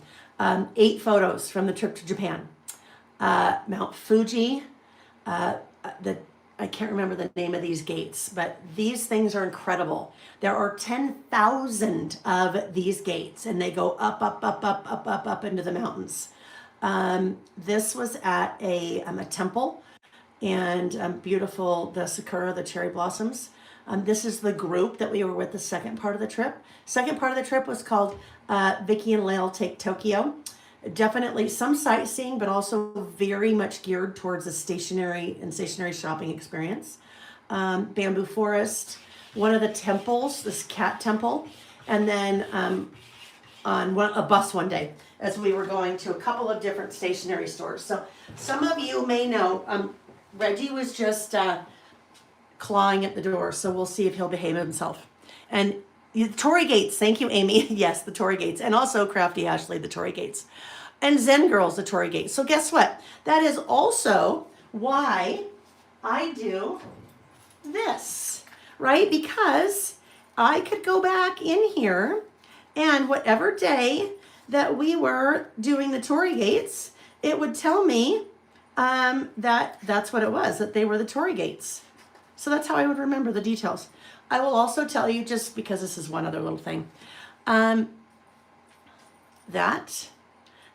there was not a lot going on that day. Oh, hello, mister. Hello. Hello, Reggie. Oh, you guys. I feel bad. I feel really bad for the cat because he is used to having, I mean, Lily and Denise used to work here in the downstairs of our house. And so he was used to having someone here all the time. And then, we were gone for the wedding. We moved to the warehouse, went to Japan. And when I have not been traveling and I've been home, I've been at the warehouse almost every day. So, Reg, you guys give me just a second. I'm going to see if I can get him to sit in his little bucket here. But if not, I'm going to have to lock him out again because he thinks he wants to list with us. Okay, can you sit down? Can you sit down in the bucket? Can you sit down, please? Come on, Reg, sit down. Come on, sit down. Sit down. If he was human, he would understand when I said, dude, you better sit down in the bucket or you're going to get banished. You're going to have to go outside. Well, outside the room, not outside. So we'll see. Can you please sit down? Come on, sit down. Sit down. Here you go. Okay, there you go. Okay. I think he's good. I think he's in. He's in. Oh, no. Oh, Reggie, come on, bud. Sorry for the interruption, friends. Just bear with me for a second. I'm just on the other side of the room, so if you need to get a drink or a hydration break, do that real quick while he's just going to have to get locked out again, I think, Reg. Do you understand that? Do you understand? Come on. You got to go. Yeah, sorry. You're just going to be clawing at the door. Whoops. All right, apologies for that. And he'll be clawing at the door. So, yeah, Reggie interruptions. Wanda Bradford, is living in Japan very expensive? So, Wanda, that is an interesting question. I did not check out any real estate, and as with any city, if you were living, in the center of Tokyo, it would be more expensive than if you were living, outside in a suburb or, even further away. But I will tell you, you may have been hearing or seeing a lot about Japan and people traveling to Japan lately. The reason for that is the US dollar is the strongest it has been in relation to the Japanese yen in like 30 years. So it is your American dollar goes very far right now there. Did you guys plan an itinerary before? Yes, we absolutely had a very specific itinerary before. Did a lot of the folks in Japan speak English? Yes, absolutely. And they're very, what an incredible country. And so helpful and so friendly. And the cleanest place that you have ever been. Their subways. One of the subways there, I think it's Shinjuku, is the busiest subway station in the world. Something like 36 million people travel through that station every day. It's either 3.6 or 36. I don't remember which one it is. But it's the cleanest place. Literally, you could eat off the floor. And I mean that. There's no trash, no garbage anywhere. If you've been in subways in certain parts of the United States, you walk in and it smells like urine. Nothing of the kind. The trains are beautiful. The subways, cars are very clean. That's just definitely a big part of their society. It is also, yes, very, very safe. It is an amazing place to go. I would say if you ever have the opportunity, do it. I can't recommend it enough. I just cannot recommend it enough. All right, the culture, the food, the stationery, just the people, the scenery, it's just amazing. All right, so there we go. I have now managed to adhere 4 photos, but really I've managed to capture 18, right? And that by printing multiple photos on one photo and then tipping them all in like that. And again, I will go back and I think I'll back those as well. I was doing the photos this morning and just didn't have enough time to get more photos to the back there. But okay, now we come to over here. I have pulled out some product from the winter spring season pass. So spring season pass is completely sold out. The kit's gone. There are no individual parts or components, and none of the a la carte products are around anymore. They went. We actually reordered, and what we reordered is gone. But I'm still using it because it's still part of the product that I have purchased, right? And I want to use it because it's still part of the product that many of you purchased as well. So this will be, this is some of the product that I will use. Now, I don't really have a lot of room, right? I might have maybe something over here, like I've got a little space there. I could put a little heart here, right? That little heart could go there if I wanted. That would be cute right there. I really like this guy. This umbrella. Now, if I could buy an umbrella like that, I would buy an umbrella like that in a heartbeat. That's an umbrella, one of the die cuts from that winter spring season pass. But there was rain. There was rain when we were in Seattle. Actually, there really wasn't. We had a couple of sprinkles, maybe for a few minutes, a couple of days, but very unseasonably non-rainy for Seattle that time of year. We definitely dealt with the rain and snow when we were moving into the warehouse, and we definitely dealt with some rain when we were in Japan. There was one day that it literally rained cats and dogs, but you know what? That doesn't stop you. I mean, we did everything we had planned. We were shopping in outdoor markets with umbrellas and lots of rain, and you just, do what you do. So that would kind of be fun to use. So we'll figure out how we use that. And I probably really won't end up using, I don't know, we'll see. I may end up putting maybe one of these guys in here just to add a little bit more color. I feel like over here, just because this photo is showing that's the garage, the big roll up 2-story door where things can easily get delivered. Ooh, you know what? I could put that there because I'm not covering anybody up. So that would work there. And I could still put this little heart right here. I have a couple different hearts. Do you want to do a blue heart, a pink heart? I love this guy, but there's not much room for that. We'll see. Maybe somewhere else there's room for that. So we'll start with that. We'll start with those pieces. So let's go ahead and get this guy adhered. Now, because it is going to hang off the edge, it's kind of going to be a little tab. I only want to add my adhesive along that side. So let's grab my tape runner, and it's going along this side. This will go about right here. Here's the story. The photographer for the wedding, so Jack is our oldest son. His wife is Kat, which sounds so weird for me to say his wife, but his wife is Kat. The photographer is the same photographer that shot my wedding, Nick and our wedding, 31 years ago. She had just started out then. She was very new in her career, and she was my sister's best friend. Still is. And so she lives in Washington State, Whidbey Island. My sister also lives in Washington State, so they still are best friends.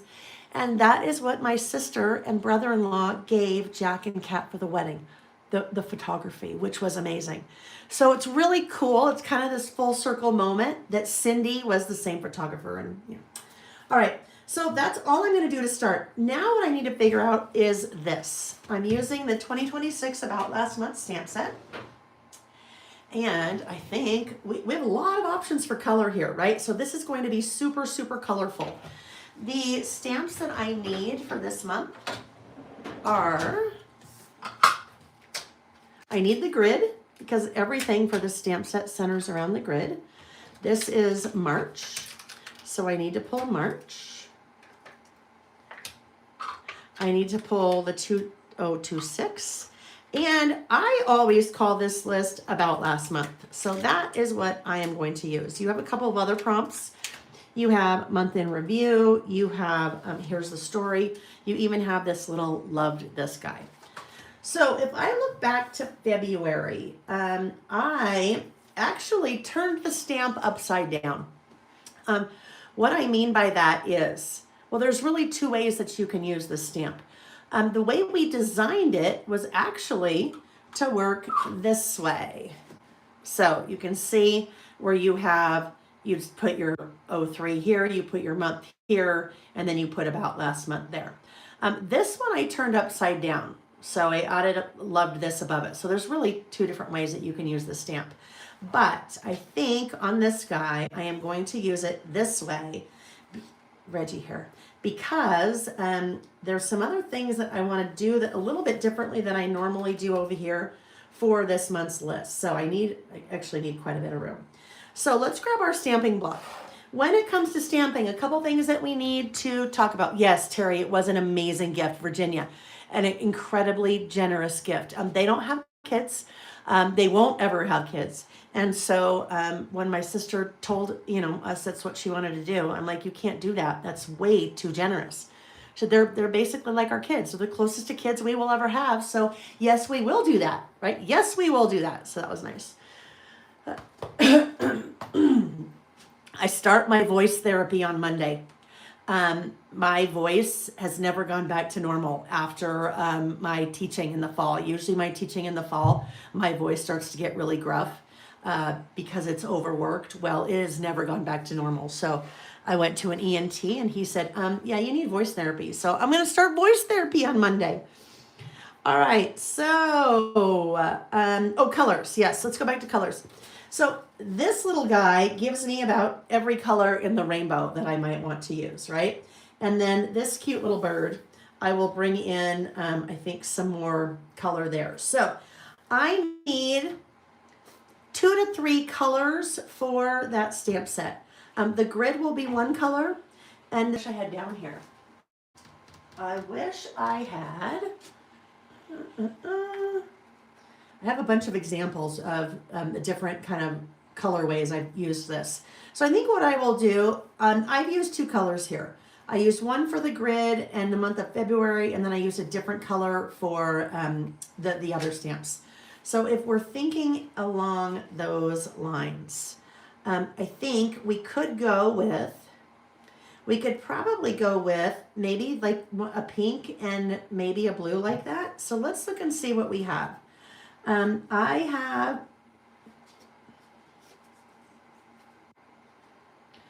don't know, I'm not a purple person, but that's kind of sticking out, isn't it? I have swatched all of my Distress Oxides, so I'm using the Swatch This Ink stamp set. So rather than having to pull out all of my pinks or yellows or whatever I think I might want to use, I can just look this way. So let's start with the pink, and let's see. Picked Raspberry or Kitsch Flamingo. I think maybe I'll go with Kitsch Flamingo, even though Picked Raspberries is probably a little bit closer there. Kitsch Flamingo is just a little bit softer. So let's grab Kitsch Flamingo. There. And let's look for the blue. A blue, purplish blue. I have my swatches in Roy G. Biv order. So red, orange, yellow, green, blue, indigo, violet, the kind of the rainbow order. So I know what I'm looking for. Stormy Sky. Stormy Sky is pretty close, but I'm going to look in these guys. I mean, Shaded Lilac. I don't know. Layle, Shaded Lilac. Right? Shaded Lilac's just going to be so much better. Don't you guys think? What do you think? Shaded Lilac. Wanda said she's definitely a purple person. Margie said, did you move all your supplies downstairs now? For the most, so yes and no. I have moved more or less all of the supplies that I would use when I am teaching a class or when I'm doing one of our Saturday listing sessions. So all of my Layle by Mail stamps are down here, my inks are down here, most of my tools are down here. But there were a few things like that where I'm like, oh, well, that piece of paper where I had done all those different kind of iterations is upstairs. But most everything, yeah. But now in my upstairs craft room, that's where I'll do a lot of my personal crafting. Or like if I'm designing a class, then that will be up there. If I'm working in my traveler's notebook for a trip, if I am working in my memory planner, then I'll be doing that upstairs. So there'll be a lot of up and down. If there are supplies that I need down here, I'll just run downstairs and grab them. Okay, so those two. Now, I just feel like I think we need to get yellow in there. So I think, what if we look at squeezed lemonade? I think squeezed lemonade, red, orange, yellow. Where are we? I think squeezed lemonade is going to be it. Really bright yellow. I just need to make sure I use it in the right place. Amy is not going to like the fact that I'm using squeezed lemonade, because when it comes to photography for the idea book, it's hard to see. But guess what? I gotta use it. I gotta use it. Sorry, Amy. Amy does all the photography for the idea book. All right, so those are the three colors I'm using. Now what I have to decide is, how do I want to use them in that setup? So I am going to grab my little testing notebook here. When it comes to stamping, I recommend, based on my opinion, that you always, always, always test stamp before you do anything. Carrie just asked a great question. Layle, are you finding that you don't have all the stuff you need now that stuff has been moved to the warehouse? Not so much yet. Like somehow in the move and in the shuffle of everything, I know I'll find it. I lost my stamp chamois. So when I was teaching a class on Tuesday night, I couldn't find my stamp chamois, so I had to use paper towel because all of inventory's at the warehouse. But then I brought 2 stamp chamois home from the warehouse. So over time, it's causing me to have to be really a lot more organized than I normally am, because I have to make sure that I have what I need. Because if I don't have what I need, before I used to just be able to run downstairs and get what I needed. Can't do that anymore, right? All right, so I have this is not all of them, but I have the stamping blocks that I use most often here. When it comes to stamping, in my opinion, one of the best things that you can do for successful stamping is to right size your stamping block to your stamp, which means having an assortment of different sizes of stamping blocks. That, in my opinion, makes stamping so much easier.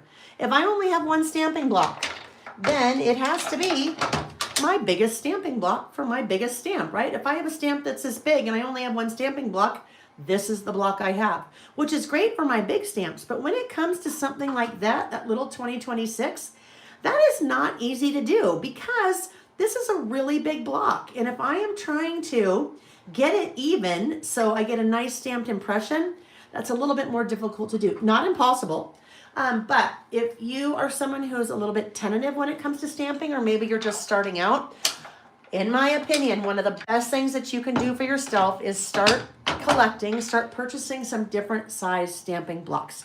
Right size your stamping block to your stamp makes life so much easier. So I think what I'm going to do for my grid, I think I'm going to use shaded lilac for the grid. That will pull in a little bit of that color.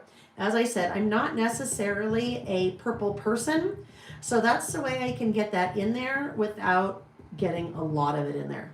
All right. I also know from experience that I don't want to use something really light for squeezed lemonade on that, because if I do, you just won't be able to see it. It'll be way too light, because this is a pretty fine line stamp.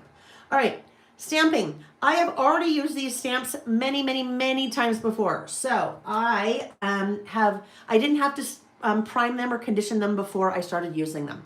If you are new to stamping, maybe you're not new to stamping, maybe you've been stamping for a long time, but you do not prime or condition your stamps before you use them, let me tell you, that will make a world of difference.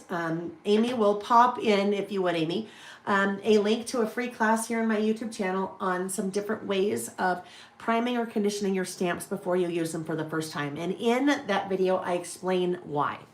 But that is a really important part of your stamping process, trust me. And you only have to do it once when they're new before you use them, but it will make a world of difference in your stamping.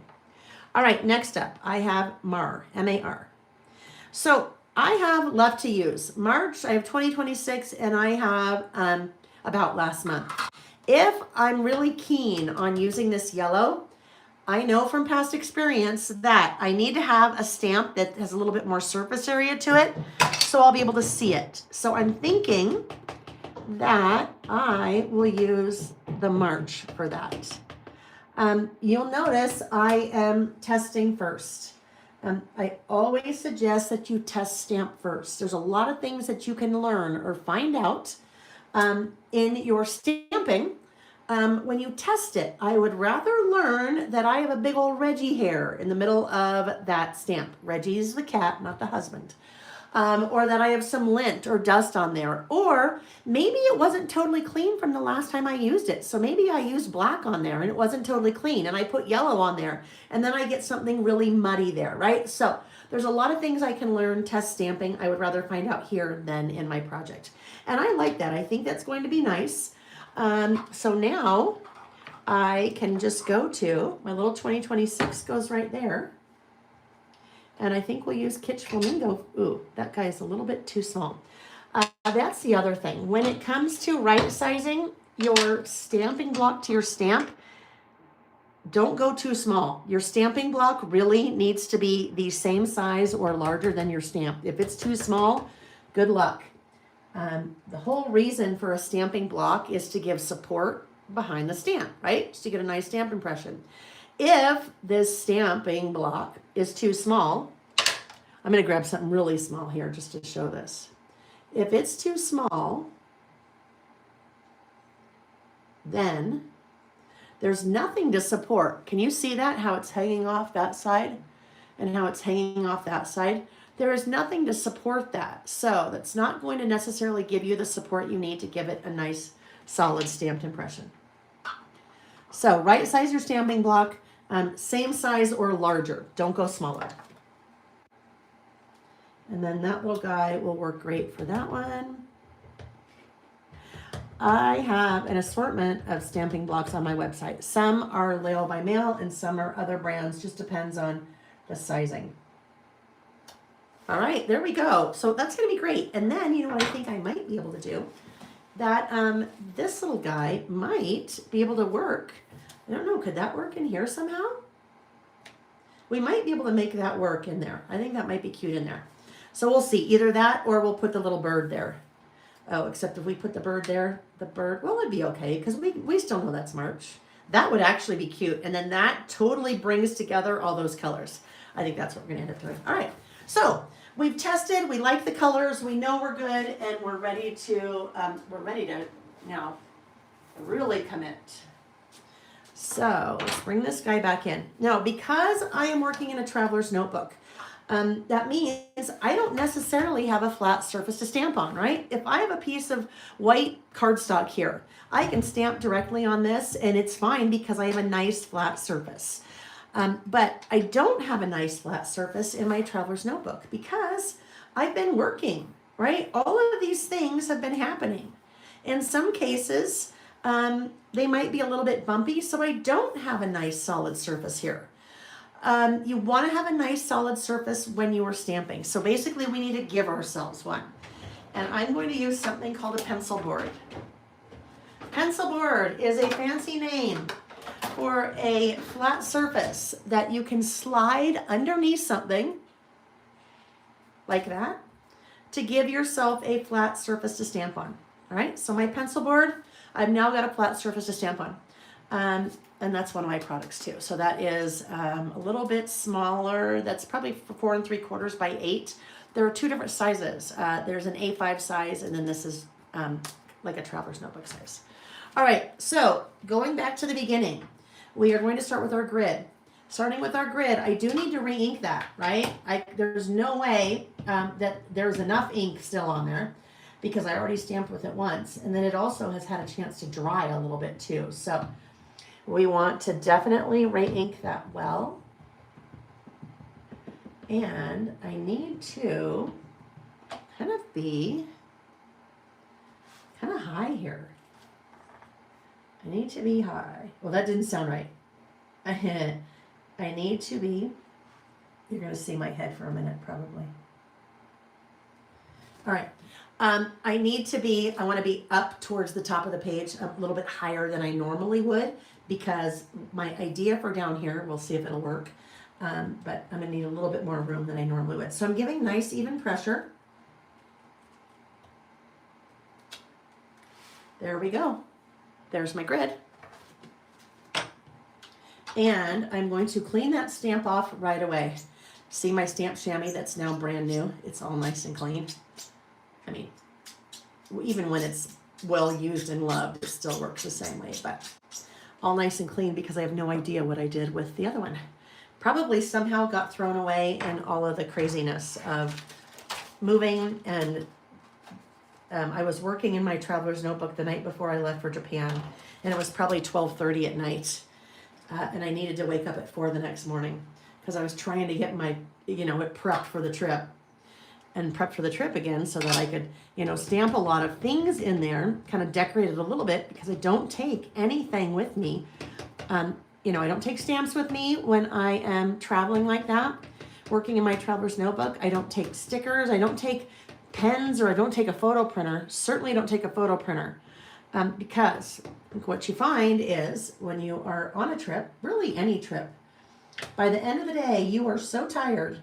You think you have all these grandiose plans. I'm going to work in my scrapbook or work in my traveler's notebook. I'm going to print photos. I'm going to do all these things. And you don't because you're so tired. So I try to get myself prepared before I go. All of the basic information is there. And then even do a little bit of decorating on the page before I go. And all I'm doing while I'm gone is writing. I'm just writing down all the little details so that when I get home, and I'm ready to really document the trip, I'm not racking my brain trying to remember what the heck we did on Tuesday when we were in Kyoto.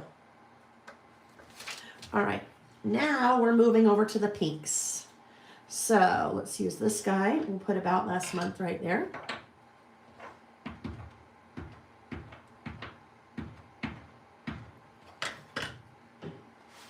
And this will go right here. When it comes to stamping, and everybody crafts differently. Some people craft standing up. Some people craft sitting down. I craft standing up. I teach standing up. So I spend a lot of time standing. When we do our all-day listing sessions, and it's 10 hours, I am standing for 10 hours. But that's how I'm comfortable. When I teach in person, and I'm teaching all day, I am standing. It's because I like to walk around as I'm teaching and talk, and it just I just feel closer to you when I'm doing that. When it comes to stamping, if you normally craft sitting down, I would encourage you to try stamping standing up. Let me tell you what I just did here. This little 2026 was not sticking to my stamping block. And that is because there's probably a little bit of dirt or lint or dust on the back of that stamp. So it would not stick to the stamping block. So all I did was cleaned off the back side of it. We're used to cleaning off the front. I cleaned off the back side of it, and now it's sticking no problem. But when it comes to stamping, standing up, I think that is probably the biggest difference that you will notice when it comes to stamping. If you stamp standing up, in my opinion, everything I tell you in my opinion, that stamping standing up gives you such a better stamped impression. And that is, in my opinion, for one reason. When you're sitting, you have little T-Rex arms, right? You don't have enough range of motion for your arms to go like this, to go like this. And stamping is all about leverage and range of motion. So if you can stand, when I'm standing, I have now all of this range of motion. It gives me a lot of leverage. It helps me to get a more even, consistent stamped impression, in my opinion. So if normally you are sitting and stamping, I really, really, really encourage you to try standing. You need it to be a hard surface. So if you are working on a card table, not a good idea. If you're at a crop or something and there are those, folding tables, not a good idea. There's not enough resistance. You don't want your table to move with you. You basically want it to resist like a hard surface. So if you have a regular height desk that you normally craft on, go into the kitchen or go into the bathroom where you have countertop height. That will make it a lot easier when you are standing and stamping. All right, so we are done with our stamping right there. Let's put this guy back here out of the way. And we think we liked this little bird here, didn't we? We think we liked that little bird. Yes, it's cute. Bird's going on. Okay. Oh, here it is. I'm like, wait a minute, what happened to my glue pen? I thought, did I not bring the glue pen down? Get his little feet. Glue pen really comes in handy. If you normally just work with a tape runner, like the red one that I use, glue pen is super helpful when you are working in smaller spaces, especially like little bird feet.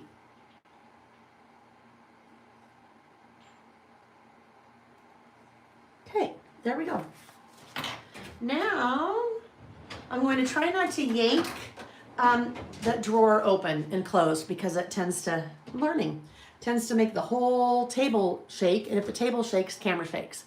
All right, I am missing all kinds of questions, so I know a number of you are answering questions for me, so thank you. Let's see. I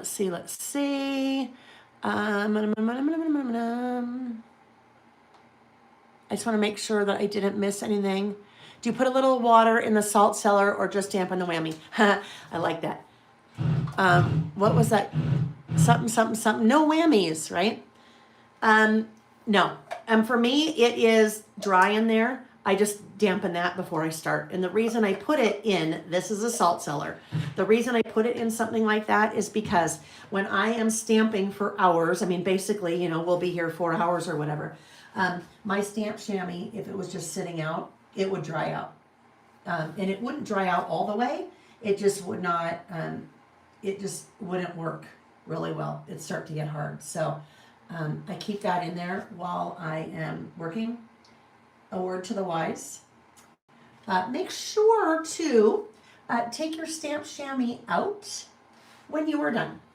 If you do not take your stamp chamois out, you will be facing the same problem you face when you put a load of laundry in the washer before you go to bed and you think, oh, I'll still be up when it's done. And then you forget. In the morning you wake up and you go to get the wash out of the washer and you go, oh my gosh, I forgot. And it doesn't smell very well, right? Same thing with your stamp chamois. So usually what I do is I just try to remember to open it and I'll put it out like that. You don't have to have a stamp chamois. You don't have to have a salt cellar. If you have a stamp chamois, you could put it in a baggie. You could put it in a Tupperware. You just want to basically not have to keep going back to the kitchen or the bathroom or whatever to wet it as you're working. And then stamp chamois, I like to use a stamp chamois, but you could use, well, here's the thing. If you use a paper towel, paper towels, depending on the type of paper towel, may have lint, a little bit of lint in it, and it may transfer the lint, or the fibers, I should say, maybe fibers, transfer the fibers onto the stamp, and then you'll have issues with the ink sticking. The other thing is, some people use baby wipes. They say, that you shouldn't use alcohol on your stamps, and it's so who knows. If you're using baby wipes, try to find a baby wipe that doesn't have alcohol. What I find is if it doesn't have alcohol, they're more environmentally safe, if there's such a thing.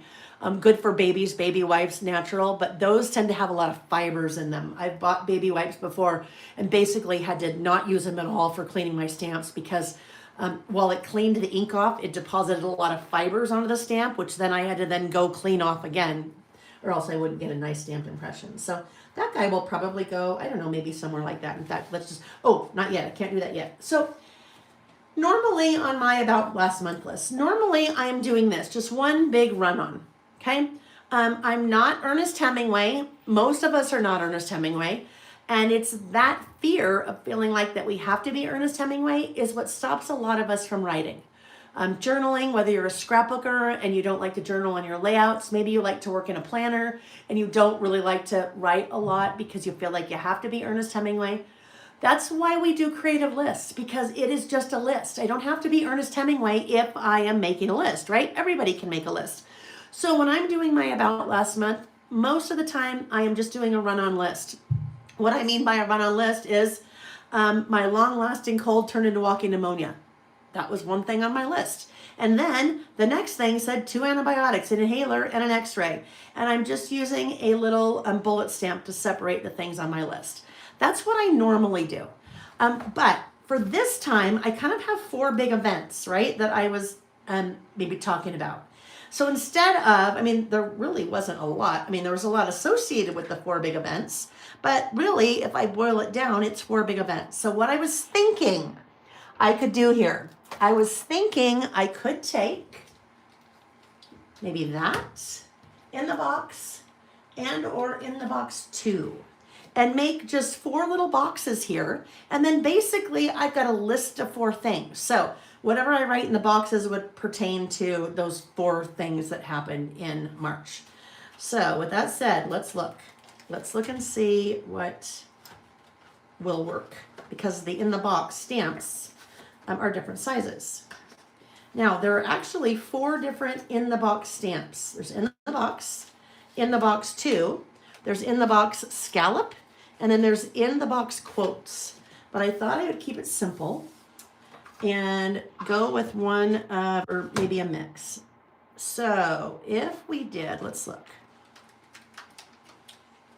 I'm just grabbing here. I store all of my stamps in my stamp storage sleeves.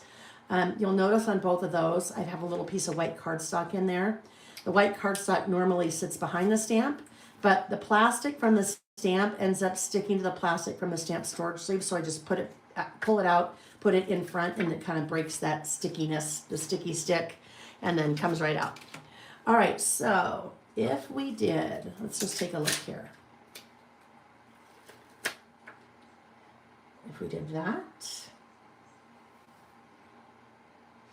if we did this guy, will this guy fit next to it? It will, right? That's kind of a skinny one. That could maybe talk about the TP one. If we did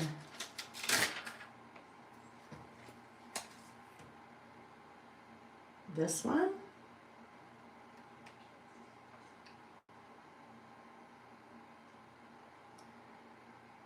and all right, now what if we did this little guy here? Even though I'm not going to write anything in here because I kind of need to fill in the space, I could put that little guy in a box. So I could do 1, 2, 3, and then would this guy still fit over here? It does. Now, what might bother me, I might want to do this and then have this here. I think I need to do that. Does it make sense why I did that? Because here, when I had this guy here, I ended up with this. I ended up kind of with this trapped white space right there.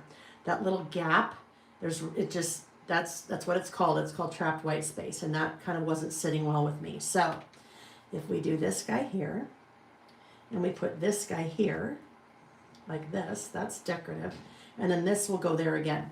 All right, so that's one way I could use that, and that's the way I think I'll use that. Another way that I could do it, and I won't do it this way, but another way I could do it is I could overlap these, right? I could overlap, and that would give me more room like that.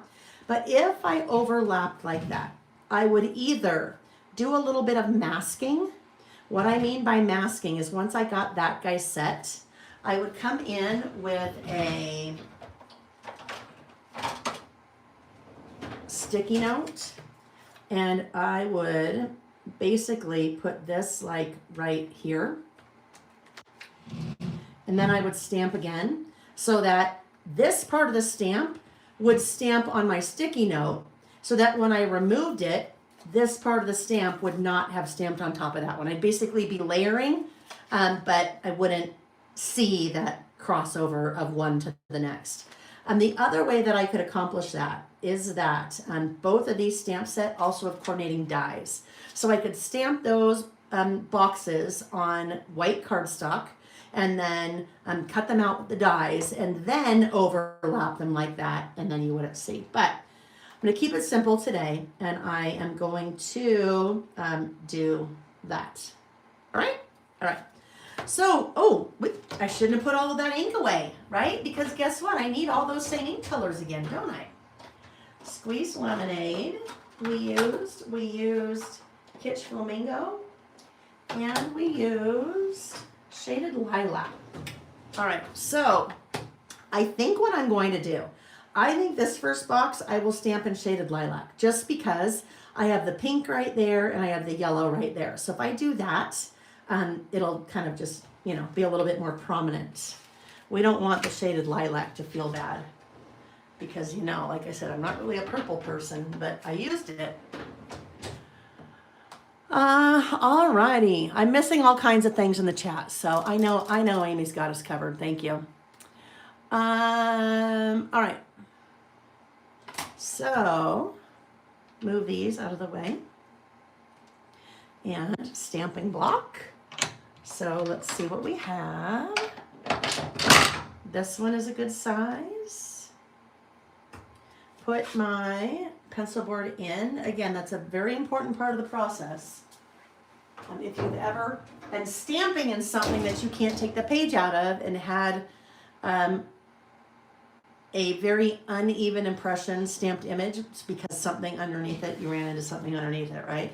Now, remember, I said always test. You should always, always, always test. You can see, I mean, this testing notebook, I don't really care where it is, but I'm just testing to make sure that everything looks good, right? All right, so you see what happened there? I got a little bit of ink in the center of that stamp. And if you haven't used a stamp like that before, you may not know that that might happen. You might have been able to see that that happened, but you might not have realized that if it's there, it's going to transfer. So I'm going to come back in, clean that off, and I'm going to be more careful this time about applying my ink. Those are all things that you learn when you're test stamping, right? Now here's something else I need to do because I am going to use that again right away. That is damp because I just cleaned it. I use Distress Oxide inks. Distress Oxides are a pigment-based ink. Pigment-based inks take a second to dry. Not a second, a little bit longer than a second. And so if I clean that right away, and I do not dry it, and I come back in and I ink it back up again, there's moisture on that stamp. And that moisture may interfere with, let me try that and see if that's going to be better. Yep. May interfere with the ink, not interfere, but it's just basically because it's supposed to do that. Because it's wet, takes longer to dry, it can let you do some pretty cool things because it's water reactive. Unless you're not wanting it to do pretty cool things like be water reactive. So if you're into mixed media, you know what I'm talking about. If you're not into mixed media and you're like, Layle, what are you talking about? You can do cool things like blend the inks because it takes a second to dry, more than a second, it takes a little bit of time to dry. While the inks are still wet, you can blend different colors together and do some different things like that. I don't really talk about that because I don't do that, so I don't have a lot of experience to be able to tell you the different things you could do with that. My whole point of bringing that up, though, is to say, remember to dry off your stamp if you have cleaned it and are getting to re-ink again. Even if it's the same color. Obviously, well, even if it's the same color. All right, there we go. There's my first box. Now we have this little one. I think this little one, we will go, well, we're going to do that and then again that. So I think I'll make this pink. And I'm going to make that pink just so that it doesn't kind of get lost in the yellow. The yellow will be okay here because it is going to sandwich. So I think it'll be okay. We'll do pink here. I don't know. I'm just thinking out loud, right? We're just thinking out loud. So now we need our little guy. Where did our little guy go? We have those two. That's what I have this on here for, because I lose them. Oh, oh man, my blonde is showing. I'm like, where did my little stamp go? You guys, what happened to my little stamp? Where is it? I can't find it. It's right there. Yeah, my blonde is showing. All right, so let's see. This little guy, a 1x5. Is this going to work for us? Yep. I'm going to tell you a little tip here. Well, it's going to work out this way anyway. I have to rotate it. Sometimes with your stamping blocks, if this feels foreign because it's too wide, or maybe you've got something that you need to do long and that feels foreign, instead of holding it a way that feels foreign, rotate whatever it is and then go that way. All right? All right, pink. Here's my pink.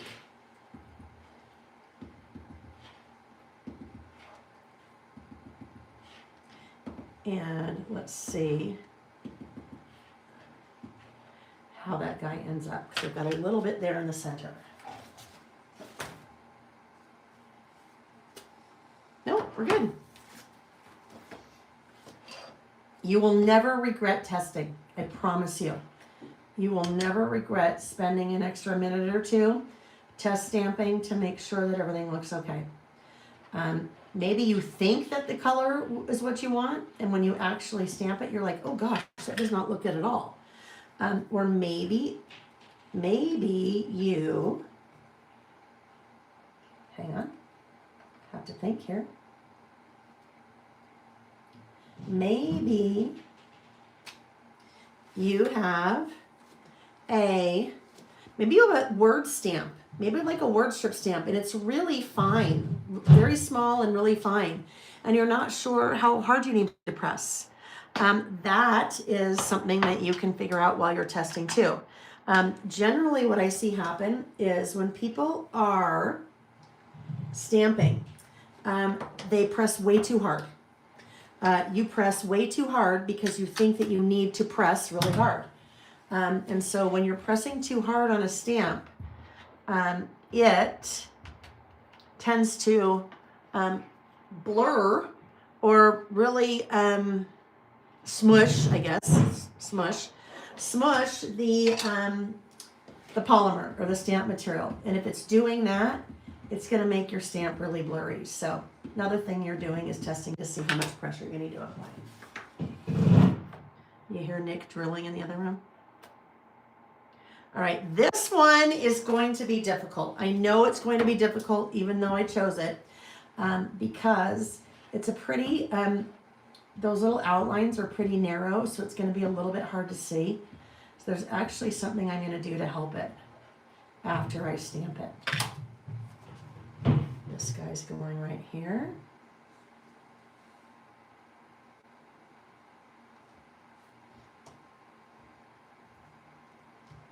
Just nice even pressure. Oh, that's not too bad. You can kind of see it, right? But there's still something.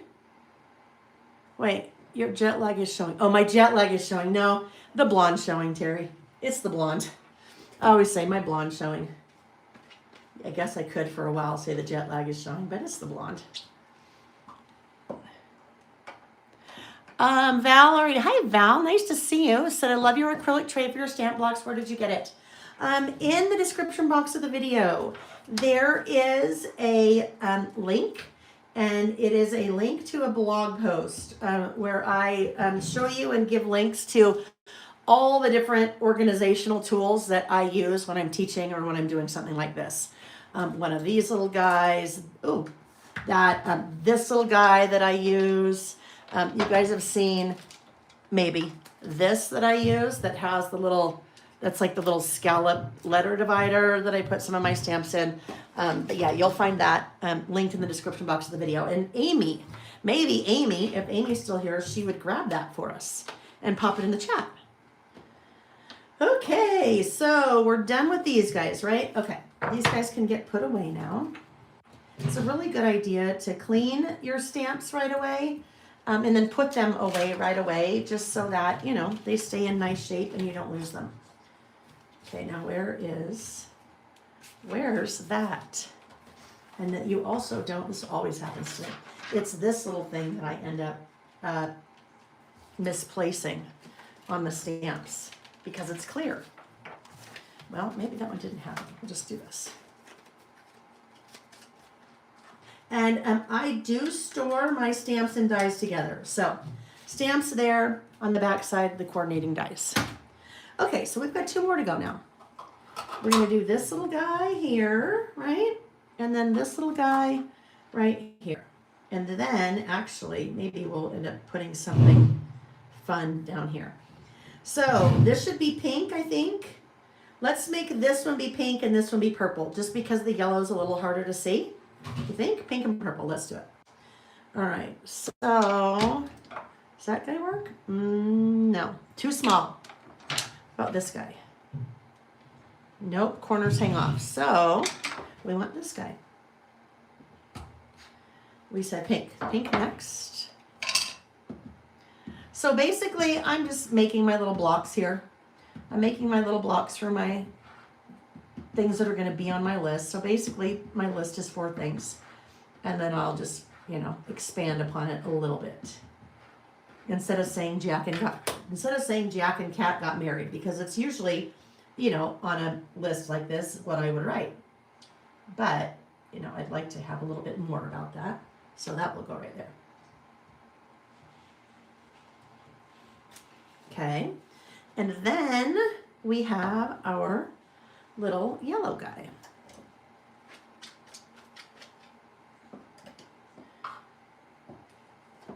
Our little yellow guy. Now, let me look at one more thing.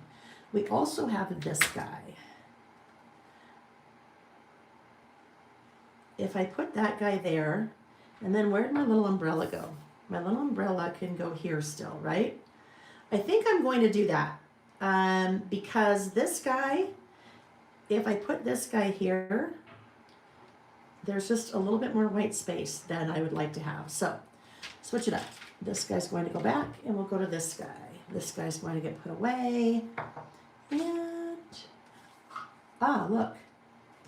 There's the clear one I couldn't find. We'll toss that over there.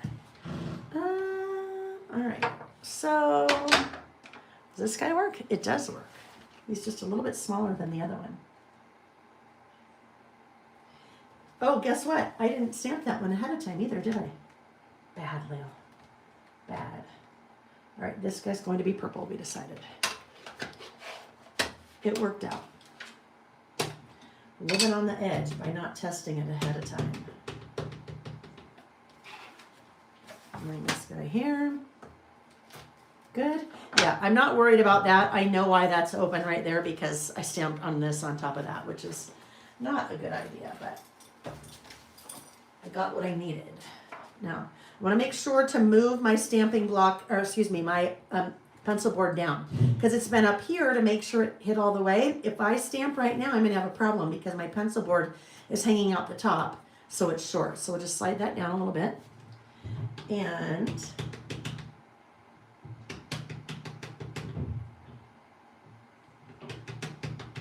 make sure we got that all inked up. And this guy is going to come right there. Okay, look at me with the purple. And that actually works well, right? I mean, it's March, and then I have some of those colors kind of going on over here, and I added a little bit more, so we're good. Yeah, Shannon, a full March for sure. For sure. Oh, yeah. Amy's sharing a little something new. There is coming up. I don't know when we have it. I don't know when we have it slated for release yet, but we just are now testing. So design is done, actually. Amy has now tested the stamps. We got our production samples for the stamp. Also the production samples for the die. It is called In the Box Frames. In the Box Frames. And oh my gosh, you're going to love them. You're going to love them. Sorry to tease like that, but we work pretty far in advance. Like I said, we're just wrapping up Christmas right now. And it's April. Beginning of April. Okay. All right, all right, all right. I know, look at me in my purple. Yeah. Okay. So now we're ready. We're gonna add this cute little guy, right? Isn't that cute? I love that guy in there. And here's the other thing. When it comes to boxes like that, all those little in the boxes, you don't always have to put words in them, right? You could put little icons in them. So let me look really quick at,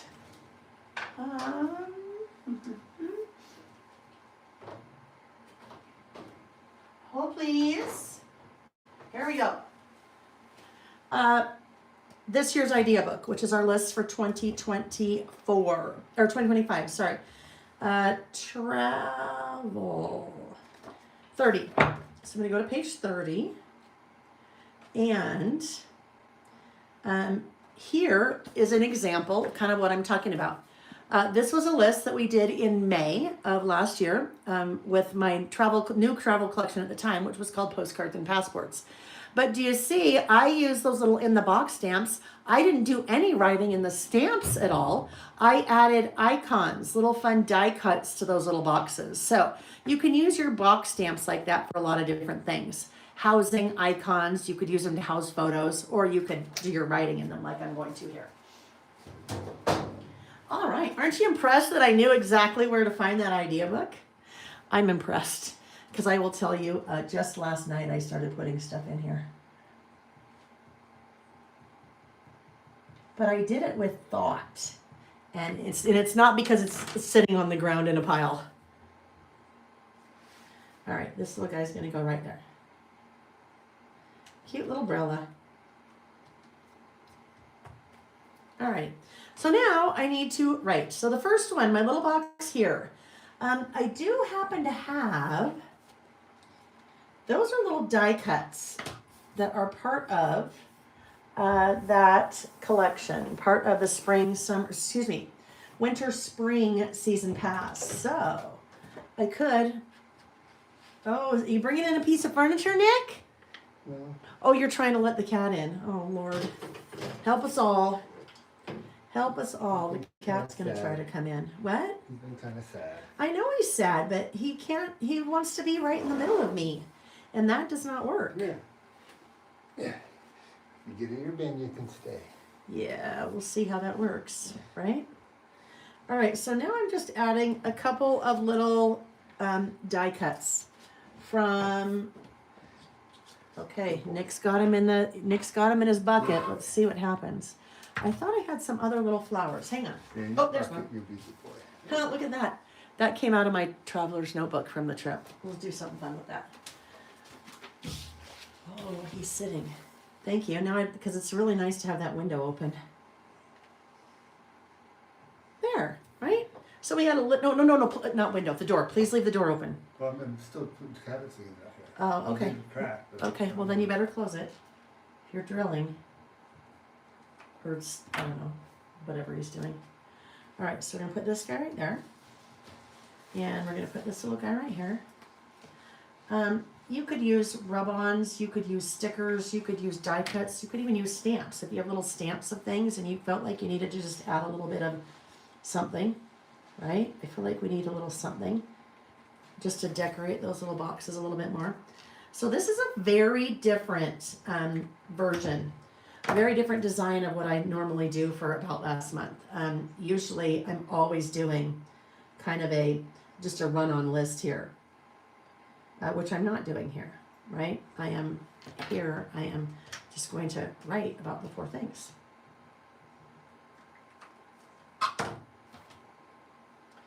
And we feel like this guy needs to go probably right here, I think.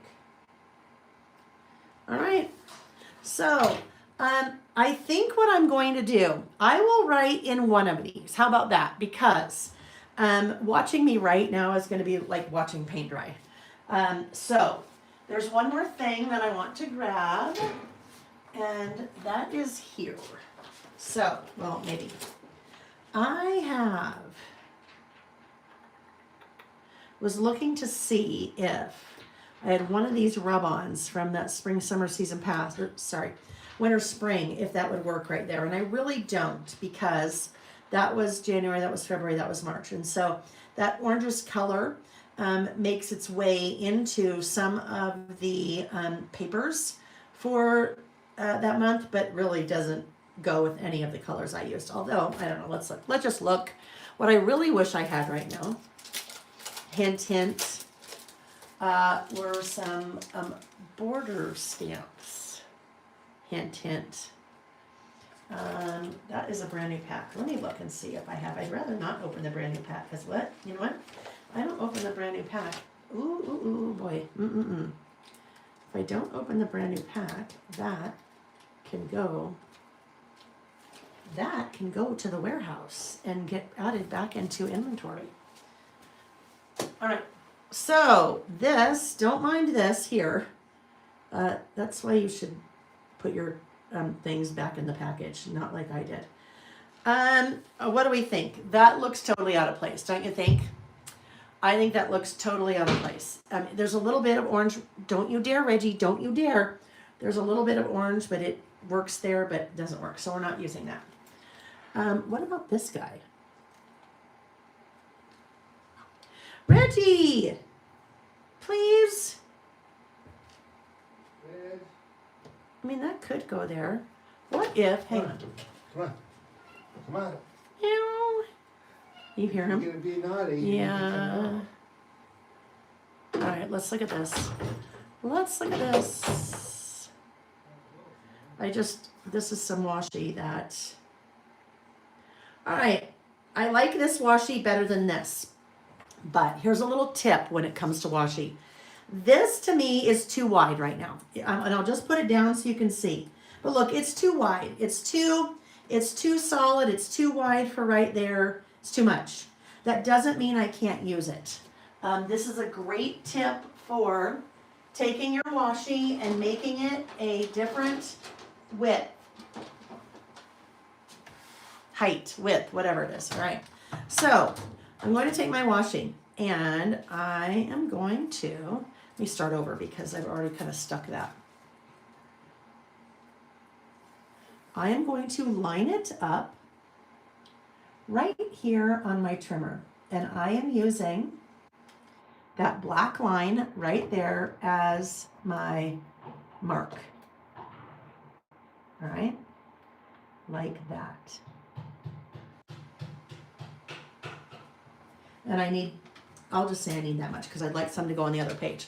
So what I've ended up doing right here, it is partially on the left side of where it cuts and partially on the right side of where the blade cuts. And because I've used that line on the trimmer, it's going to be straight. And because my blade will go through where it cuts, it will also be straight. So magically, I can take a 15 millimeter wide piece of washi and I can make it narrower. And that is straight, right? So that right there, especially if you in the past have purchased washi that was really wide, like some washi comes like that wide and you think, what in the world can I ever do with that? Well, get out your trimmer and cut it just like that. And now I can even put this down here. So it's going to add some continuity from the left to the right page.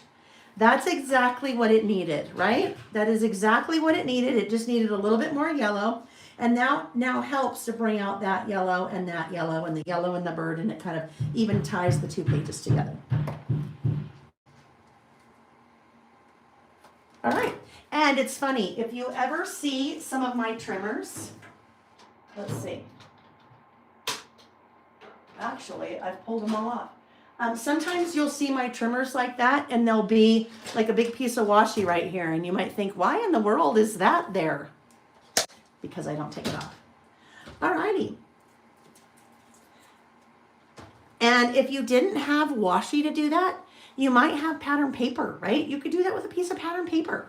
So if I didn't have, I could have maybe pulled, like this is pattern paper from Spring Summer Season Pass. I could have cut a little strip of that, and that would have looked really nice too, right? Now actually I'm like, oh, that would have looked really, really nice, but I won't do that. We'll keep that. We'll keep that there. Okay, So we are now ready for, I told you, I just write in that one little box. Jack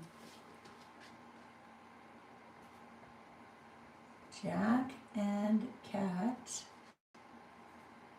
got married on March 1st in Seattle. All of our family and close friends. What an amazing day to celebrate their love. All right, so I did not have that planned out ahead of time. I just wrote off the top of my head. And I never plan out what I'm going to say ahead of time, although I did know that in that box I was going to talk about they got married. If that makes you really nervous, then just jot down ahead of time what you think you want to say, and then refer to it. So, but that's not Ernest Hemingway, right? That's very basic. Jack and Kat got married on March 1st in Seattle. All of our family and close friends. What an amazing day to celebrate their love. I mean, something like that, if you are afraid to write, and a list, you need to write a little bit more than a list, just as opposed to saying Jack and Kat got married, right? That's easy. Keep it simple, right? I think if we try to get too wound up in trying to make it sound really eloquent and amazing, is that how you talk?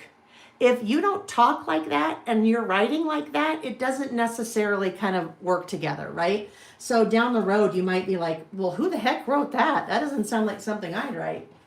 No, if you want to do that, then absolutely do that. Maybe put it in a chat GPT. It'd write something very nice for you. But you do you. If you want it to sound like you, then you can have it sound like you. If not, then, don't worry. All right, so then I have all these extra pieces. If I wanted to come in here and put a bird there, I could. Or if I wanted to put, well, because I'm just using this product, and I really wouldn't add to any of those pieces. So there we go. That list is done. This afternoon, I'll just go back in and I'll do Japan here. I'll do, warehouse here and the little, or TP night there or whatever. All right. So there we go. That is our first list. I will tell you, if you are like, holy cow, Layle, it's 12:30. Now, that was 2.5 hours. We've been here for 2.5 hours, right? That is a long time. That is a really long time. Please, if you're just starting out, please do not think that that is how long this takes. If I was just doing this myself, this would take me an hour tops, because I wouldn't be explaining. I would be doing all these things. I'd be, it'd probably take me 8 hours tops because I get very distracted and I'd be walking in the other room and I'd be putting laundry in the washer and then, putting stuff in the dishwasher. You know how we get distracted. But if you are by yourself, or you sit down and focus, that is something that's really easy to do in an hour's time. All right, so you have an hour.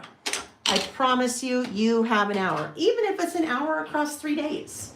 Maybe you get to pick the photos that you want to use and print them out, and that's one day. And then the next day, you start thinking about what you want to be on your list. And then the third day, you put it all together. And you spent 20 minutes each day. I know you have the time to do it. We just have to make the time, right? We have to make the time. If it's something that is important to us and something that brings us joy, we have to take the time. If you binge watch TV at night, you absolutely have the time to do that, right? Okay, hydration break. And then we're moving on to our next list. And Virginia said, I so appreciate your time and attention to detail. And here's the thing, you guys. For me, it's important. For me personally, it's important that I talk through all of this. Because you can watch you can see, right, you can see this. We'll look at this again in a minute. But you can see this, and you'll be like, oh, okay, well, that's cool, but What did she do? How did she do it? Why did she use what she did? Why didn't she use more blue over here? So if, as I'm working, I can explain to you my thought process and how I did something and why I did something. And oh, hey, by the way, if you're stamping in a traveler's notebook, it's a really good idea to have a pencil board. And oh, hey, if you're using pigment-based ink, you need to make sure to dry before you re-ink. All of those things, to me, that is helpful. There are so many things that I have learned the hard way, right? Life. We learn, oh, thank you, Amy. We learn things the hard way. So if I can help you learn things along the way and explain why I did this instead of this, or how to use this product, or hey, be mindful of this because if you're not, you might mess up, then I think that's more valuable. And if I was watching something like this, that's what I would want. So that's why I do it. And it's my channel, so I can do it anyway. And Amy reminded me giveaway. We need, we're far in and we haven't done a giveaway. So let's do 3 giveaways. And I meant to do a giveaway right off the bat and I totally forgot. So let's do giveaway. First giveaway right now. They're all going to be the exact same thing. And basically you get to decide. Well, within reason, you get to decide. The way the giveaways work, the way the live giveaways work, they work in the chat. Which means you need to start chatting in the chat. I don't care what you say. Doesn't matter what you say. If you put something in the chat that you want me to read, now is not the time to do that because the chat's going to go so fast, I will not even see it. Okay? So if you put something in you wanted me to say, then, say it again once the giveaway's over. So I'm going to get the product out for our next list. And after I have it out, then I'll do the giveaway. And the way I do that is I scroll my finger up in the chat, and wherever it stops, that is the person that wins. All right? So that is as random as I can get live by just scrolling my finger. I want to do something here very quickly. I'm going to things are going to get shaky for a minute, okay? So the camera is shaking, all right? On purpose, it's not an earthquake. I am moving that down just a little bit so that I'm going to move it some more. Let me see. I want to move it a little bit more, I think, just so that you can see a little bit more of what's going on. I will try to remember when I'm done with the list to bring it back up to the camera so you can kind of see some of the detail because sometimes I forget to do that. There it's shaking. Now that I can see, that's a little bit closer. I think that helps. Are we crooked now? I'm actually going to bring it down even more. And then once we get all the rest of the equipment in, it's all here, but it's all equipment I have to learn how to use.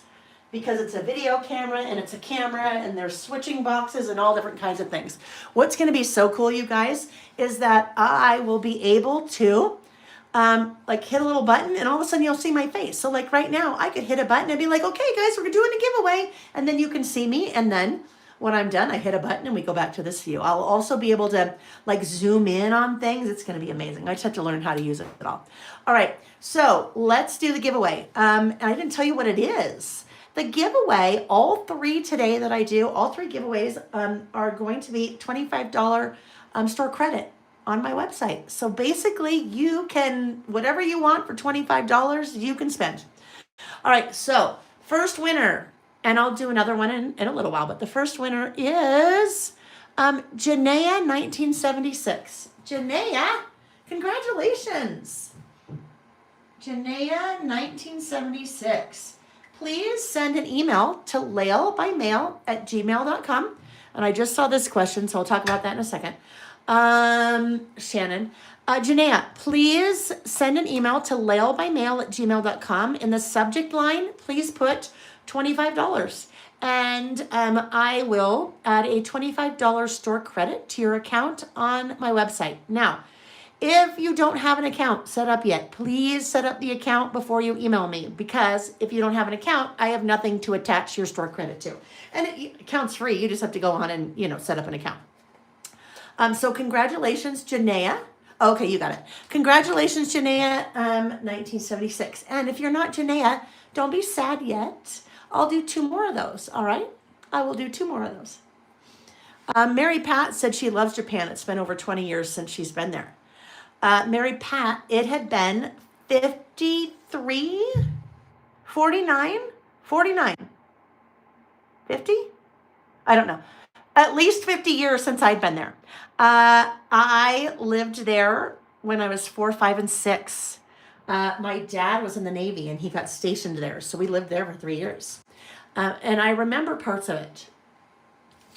What I remember most, I remember all of the stationery stores and all the Hello Kitty and walking down the street and the doors of the stores would be open and you could smell the erasers, like that really sweet smell of the erasers. Jackie, I do not. I know one phrase. Well, that's not true. Sue me my sin, I just learned, is excuse me. And then, oh my gosh. Origato, oh my gosh. Anyhow, origato means thank you. But when you say origato, that is very informal. And it is believed that if you do not know the person, that is too informal to say to someone. So you say origato, and then, Amy, what's the last part of it? Oh, guess what? It's on my phone. On my phone, because I haven't put it yet into my traveler's notebook. But words and phrases like that, I put into my phone so that when I finish documenting the trip in my traveler's notebook, I'll remember what it is. Anyhow, the only, Gigi. And you guys are saying Mr. Roboto, right? And that's how some of us know Domo Origato, but it's not Domo. It's Origato, and then there's something after it. Amy will remind me. The other one I know, and that I learned when I lived in Japan, so when I was 4, 5, and 6. So my dad was very strict. He was military, and that's the way it was. And back then, kind of kids were to be seen and not heard. So we would go to dinner to a Japanese restaurant, and my sister and I would just sit there. And, there were no Game Boys or phones or anything to play with. So we probably played the dot game on a piece of paper or something like that. At the very end of dinner, we said, Gochiso sama deshita. And that was, thank you very much for dinner.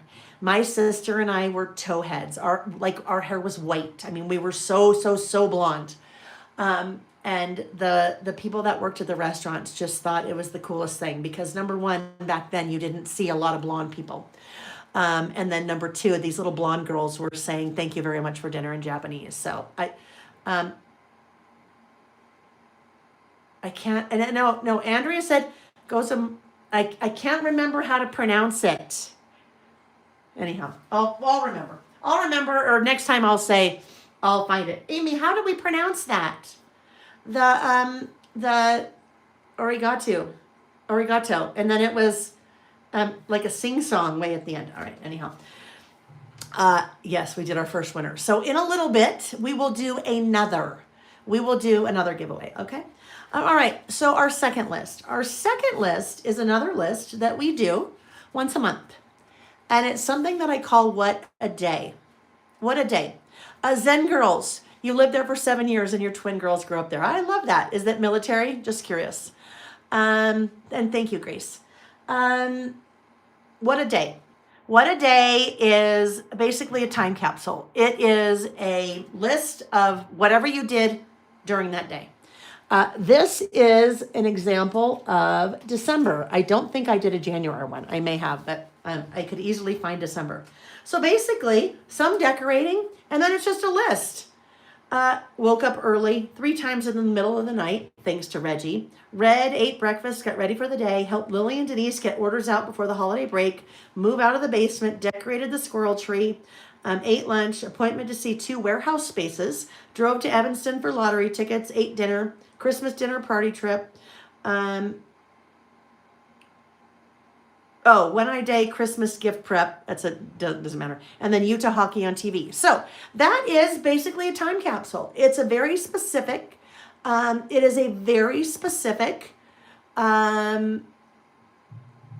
snapshot of your day. And what's really fun about doing a list like this is your day changes every month. It really changes every day. It may change every day. every month, every year. If I had done a list like this of just what I did when I was in high school, oh my gosh, how different would it be from now? Or when I was in college, or when I was brand new, starting my career outside of college, or when I was a brand new mom, or when I started my Layle by mail business, or even now. Because now on my list, I might be talking about product development and I might be talking about a warehouse. Well, even 6 months ago, that would not have been on any of my days. Because, well, product development would have, but a warehouse wouldn't have. So a nice little snapshot of a day like that is something that's really neat, I think, to look back on. This is also a great, oh, I got it, Colleen, 1234, thank you. This is also a great thing to do with younger kids. There are a number of you out there that are school teachers. And when we talk about this list, same thing with about last month. A lot of kids don't write anymore, right? A lot of kids don't write. We're doing What a Day for March, Wanda. This is for March. But a lot of kids don't write. It's just not a thing, right? So this is an easy way to get kids to write. Have them sit down and say, hey, just write down what you did today. You know, did they watch cartoons? Did they go to school? Did they read? Did they eat dinner? Did they do chores? Because to then look back on that over time is really fascinating. I used to do this when our kids were little. I didn't do I kind of did What a Day, but I also did kind of once every 3 months where I just talked about what they were doing. Like, were they rolling over? What were they eating? What books did they like when they were babies? Because looking back on something like that is really powerful. So that's what we're doing. We're doing What a Day. For What a Day, this is for March. I do not believe that we did February, I think. We might not have done February. Let me just look. We might not have done January either. Because sometimes things go by the wayside. Sometimes I forget. In the news. Thursday, there we go. That was February. Thursday, February 5th. Just what I did.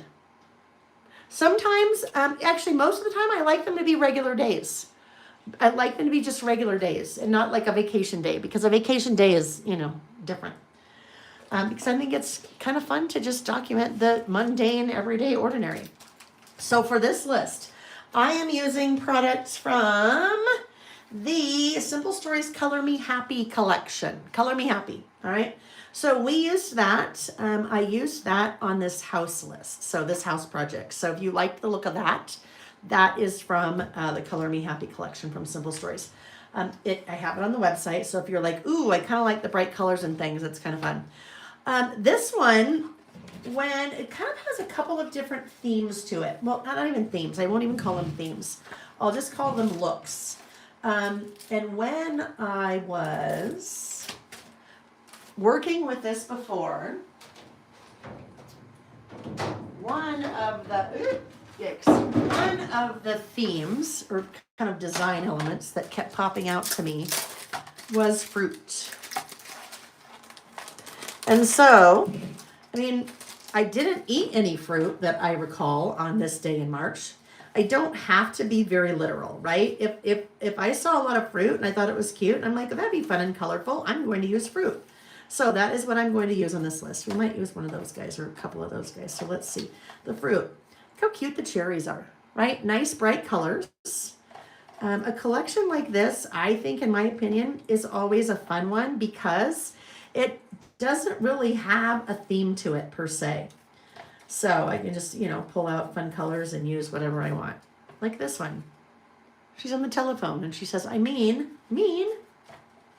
All right, where's our fruit? Little gummy bears. There's all kinds of cute things in here. I know there's a lot of fruit because I had it all sorted out before. Oh yeah, here we go. Cute little watermelon slice. Cute little orange. Look at how cute that orange slice is. Isn't that fun? So just grabbing some of those pieces. A cute strawberry. There's got to be, I think, maybe a lemon in here. Wouldn't you think? Let's look at the back. Oh, there's a pear.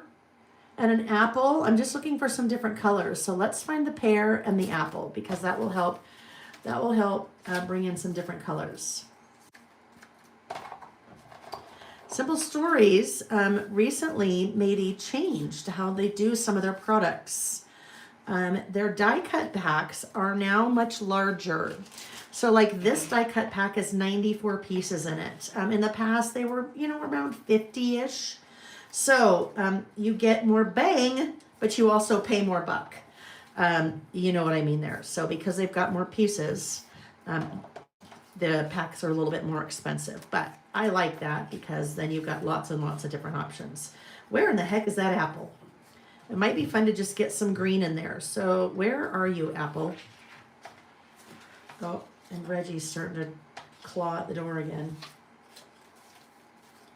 All right, well, I don't want to spend forever looking because I could look for that apple amongst all these pieces for a while. I know he's here somewhere, but that's all right. We don't need an apple. It would be nice to have some green in there, but wait, is he stuck here? No, all right, no apple. Unless I could have, okay, hold on, bear with me one sec. I might have put him away. That's gonna take too long to dig through there. I was hoping that he might just pop out for me. Sometimes I mix them up and I put them away. All right, that'll work. Oh, well, there's an apple in the stickers, so maybe we'll use that. Okay, so let's get, the details could work, these pieces could work, maybe little borders, and then we have all of our little fruits here.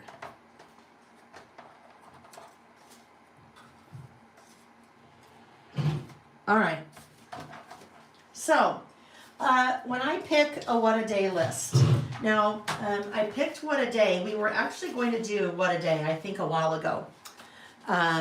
Or I knew we were going to do What a Day now, but I picked a day to make sure I wrote everything down I did that day. So the day that I picked was March 16th. So it's funny. In my head, I thought March 16th was a Wednesday. So initially on our list of what I'm using, excuse me, it said Wednesday. When it was not Wednesday because I was in Japan on Wednesday, flying to Japan on Wednesday. So it's actually Monday. So I am using a couple of different stamp sets for this list. I am using Monday. This is Days of the Week Monday. So there are 7 of these, one for each day of the week. And they all follow that exact same design. So Tuesday looks just like that, like that, like that, I like that, like that. Wednesday, Thursday, Friday, Saturday, Sunday. And the nice thing about having consistency like that is that you can work on a project that has the exact same design if you're doing things by week. One of the design team members, Laura Lee Murphy, did an amazing, we started doing a series called 5 Ways. And the very first one that we kicked off was 5 Ways with the Days of the Week stamp set. So, or Days of the Week stamp sets. And that is on the blog. So if you have any of the days of the week, or if you have all 7 days of the week, and you'd like to get some different ideas for how to use them, go to laylebymail.com, click on blog, or just search right when you get there for 5 Ways. And then you should find that first blog post because she came up with some amazing, really clever ways to use that stamp set. So I'm going to use that. I am also going to use documenting the details. So I thought that would be kind of fun to use because that's really what we're doing. We are documenting the details. I'm documenting the details of Monday, March 14th. 14th. I need to change that in my notes over here. 14th. It's not the 16th. It's the 14th. Monday, March 14th. All right. So now the other thing that I can do, I can grab across the room. So organized already, this. So just as we have the days of the week, you have the months of the year. So very similar design style, right? So that like this guy says M March and this one says M Mun. for Monday, right? So you've got those two sets that could work independently of each other or together. So I know this is March, right? And I also have Monday. So I think what I will do on my little sketch here, my sketch, I had planned on stamping out a whole bunch of Mondays over there. And then I thought I would add 1-4 somewhere in there. And then the number on, you can see my little sketch. But I think what I'm going, I want to use this little guy. I want to use this stamp that says documenting the details. This will kind of be my title. And then I can either use, am I focusing more on March or am I focusing more on Monday? And now when I think about it, I'm really focusing more on March, right? I'm not, it doesn't necessarily mean, I mean, I don't need to put Monday all over here because I really don't care about that. But I could do those two little things right there. Monday, documenting the details. And then I could use this March all over here. That's what I have in my head. That's what I think might look fun in my head. So we're going to see what that looks like. Jo said she loves the months of the year. She got all of them. So the months of the year, you can buy all 12. And if you buy all 12, you get them for a bundle price. You just want to make sure to buy the bundle and not all 12 individually. I think it's 10% off if you buy all 12. But you can buy them all separately. And people do both. Some people buy 1 month at a time or a couple months at a time so that at the end of the year you would have all 12 months because they will be an evergreen stamp. They'll at least be around for all of 2026. They'll probably be around longer than that. But so I always say I don't want anybody to panic buy. So if you're like, oh my gosh, I haven't seen these. I really like the months of the year and I really like the days of the week. You can buy them one-on-one, one by one, and they won't sell out because we will continue to restock them. All right, so that's the plan over there. And then we're going to focus on March over here. So the way I was thinking that March would work, I thought I'd just make March just kind of all over like that. That's my thought. Now, what I don't have is 16th. So this is a little bit taller. I might just write down 14th. I might just write down the 14th right there. Okay. So I would like to have some pattern paper. I could just do all of my stamping on here and then rely on these guys to bring in some color, but that's going to be kind of plain. So I'd like to do some background paper to start. So let's see what we think we might use. A super bright and colorful collection. It is really, really bright. Maybe this guy. Now this guy, I would then put white cardstock down. So you'd only see kind of the outside. That would bring in a lot of color, right? This guy, I could do the same over here because ooh, right? I mean, beautiful color, super bright. And then I could bring in those colors. We kind of have a little bit of a teal in the watermelon and that kind of bluish teal in the leaves. So let's see, it might be those two. So sometimes I'm using pattern paper as a background and sometimes I am just working directly on the page like I did for about last month. So look at how just picking the orange changes that as opposed to the blue. Totally gives it a different look. I think I like the blue. I think we're going to use the blue. There's a green, and then we repeat. That one, so pretty, but I won't use that here. I'll use that for something else. All right, that's what we're doing. So now we need to get out our trimmer because I need to trim those papers down. So Leah's plan said, how long does it take for the inks to dry, the pigment inks? I just need to know how long to leave my book open. Maybe a minute, maybe two. Here's the thing. You don't want to, let's say if when I stamp all of this right here, I would not then want to write on top of it right away because if I write like this, generally as I'm writing, maybe my hand is dragging across that. I don't want to smear it. Sometimes I will use a pencil. to draw a line to draw a line so that I can line up my stamps.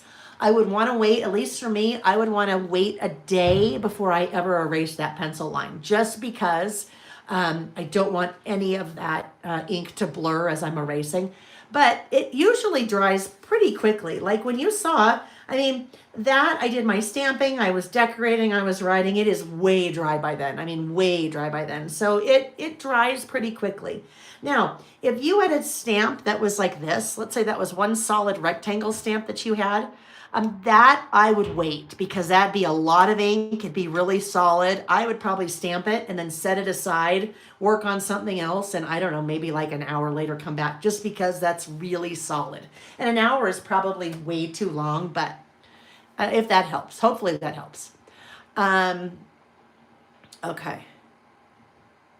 Virginia said she usually just writes on the paper. She's changing it out, right? So like this, and with your stamps, I mean, you can do a lot with stamps and colored ink, and just stamps and colored ink.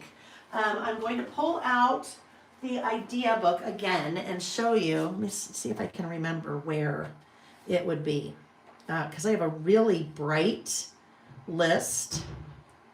Oh, here we go. So this guy, this focus list, all that is all stamping. I have used no pattern paper. I've used no die cuts. So you can see, you can really get pretty decorative and colorful just with your stamps and colored inks. You don't have to have all the things. You don't have to have the pattern paper and the die cuts and the washi and the stickers. If you start out with some stamps and some different colors of ink, then you can really go pretty far. So that would be an example of something like, just stamps and ink. And then here's another one where I really relied more on the pattern paper and then some of the die cuts to bring in a little bit more of the color and the design element. Here's another one. That super colorful, that is only stamp and ink. I've not used anything else. I stamped directly on the Traveler's Notebook insert paper. No die cuts or pattern paper or anything. So there's no right or wrong way. There's no right or wrong way to do any of this. If you remember what I said earlier, you need two things, something to write with and something to write on. Beyond that, you get to decide what you want. Okay, so now Nick's in here going to move another piece of furniture, and I'm going to try not to be distracted. All right, so when I can, I use a 6x8 paper pad. So if a manufacturer makes a 6x8 paper pad, I will use a 6x8 paper pad. The reason that I do that is because when you are working with the 6x8 paper pad, the pattern, the scale of the pattern is scaled down to a smaller size. So if I had this particular piece of paper on a 12x12 paper, those circles would all be larger, because the scale on a 12x12 paper is larger than on a 6x8. They don't just take the 12x12 and cut it down for a 6x8. So when you're working in a smaller area, it's nice to have a smaller scale. And you'll be happy to know that when we release our next collection, pardon the intrusion there, there's a piece of metal being moved, and then there's also a cat in the thing. So honey, if you have to pull those, I know you'd have to pull those off the wall. You should have seen the look I just got. No comments from the peanut gallery right now, dear. Veruca. No. Oh my goodness. Okay, I have to address that. If you have watched the movie, Everybody knows the Veruca. they may not know that. And there's just a tail wagging. There's a tail wagging. There's my husband's in the room trying to move a piece of furniture. We're all friends. I'll do a giveaway right after this. How about that? So for years, Nick, one of the many nicknames Nick has for me is Veruca. And there's two references to Veruca. Veruca Salts. That was a band, right, Nick? No. A song? Veruca Salt is a band. Okay, no. The characters Don't tell the other part. Yes, Veruca Salts is a band, but that is not the Veruca that he calls me. The Veruca that he calls me is from Charlie and the Chocolate Factory, Willy Wonka and the Chocolate Factory. Veruca is the little girl who had a Veruca's really collecting rich salt. daddy, and that's not why he calls me Veruca. Veruca was somebody that wanted it, daddy, and I want it and I want it now. Exactly, Terry. I want it and I want it now. So what Nick is saying there is that, I know what I want, and generally when I decide that it's time to move into this new room, I want it all done and I want it now. So yes, Veruca salt. Or Veruca. Yes. That's why he just called me Veruca, because I had all my stamps organized on a pegboard and then they were in the way to move a piece of furniture in. Anyway. All right. So I said I would do a giveaway. So this, if you are new here, this is what this guy is. He's a squirrel. And that is what I do all the time. I just squirrel. All right. I am not rotten, Wanda. I am not rotten. I'm a good girl. But sometimes I just want it and I want it now. I don't know what to say about that, right? Okay. It's the giveaway time. So I'm going to cut these papers and then we'll do our next giveaway. All right. So we were talking about 6x8 pad and why I like to use a 6x8 pad, because the pattern is scaled. And because I'm working in a smaller area, I like to have the pattern scale. The traveler's notebooks that I use, my Layle by Mail traveler's notebooks, are standard wide. So standard wide is 5 inches wide by 8 1/4 inches tall. If I use a 6x8 piece of pattern paper, when I trim that down, I have very little waste. So I just trim that down to 4 3/4. And I trim it to 4 3/4 because that then gives me a nice white border around my page. All right, so that ends up being 8 by 4 3/4. I have that left. Sometimes I use this. We might use it today. This guy then would also be 4 3/4. Oh my gosh, I've got 3 big cabinets now, 3 big metal cabinets and a credenza. Ooh, is that credenza gonna fit? You might have to take off the door. No, can't take off the door. Oh, Nick, the cat's there. Hold please. Hold please. Come on, Reggie. There's a very large credenza that he is moving in, and we just about were catless. We were just about catless, which would be very sad. All right. Okay, wherever I am. I am going to work on this list off the page. What I mean by that is because I am using pattern paper as a base, I can put this off to the side and I can work here. And let's be honest, it's a lot easier to work here than it is in my traveler's notebook. You can still work, right? You can still work. I did it fine here, but if I can work the flat surface a little bit easier. So this is going to be my, I'm actually going to switch this up because this is going to, no, I'm going to do it this way. I'm thinking in my head how I want to do this. This will be left page, this will be right page. First thing I need to do is grab my corner rounder. I like to round my outside corners. So this would be a spread, outside corners, because the corners of my traveler's notebook inserts, the pages are rounded. So good news is Reggie is now sleeping in his bucket, so he's good there. Not so good news, Nick just dropped a bunch of screws. So again, apologies for the noise, the life. What? There's no apologies. There's no apology. I'm not apologizing to you. It's 1 o'clock. You're supposed to be done. I'm not done. We're not done. All right. Giveaway time. I'm stopping. I'm scrolling up. The winner of the next $25 store credit is Pam Mackus. Pam, congratulations. Congratulations, Pam. Pam, you are our second lucky winner. Pam receives a $25 store credit on the website at laylebymail.com. So she can buy whatever she would like for $25. Or if she likes more, she can add more to it. So congratulations, Pam. Pam, do me a favor. Please send an email. Please send an email to laylebymail.com. Oh, that's going to be awesome. Please send an email to laylebymail.com. In the subject line, please put $25, and I will add $25 store credit to your account. And the next time you shop, you can then use it. when you go to checkout, Tracy said, Layle, you should consider gutting out the middles of your pattern paper. The paper is too cool to not go a longer way. So what Tracy means, basically, I am only going to end up seeing the border of that because I'm going to do my list and my stamping on white cardstock. So I'm pulling out white cardstock. I am going to have it look like that. So basically that center of that I am not using. So Tracy is suggesting that I could gut that. Basically I could come in and cut out the center so that I could use the centers for something else. I sometimes do that. You will probably never see me do that during a live just because it will take longer, but that is a great suggestion.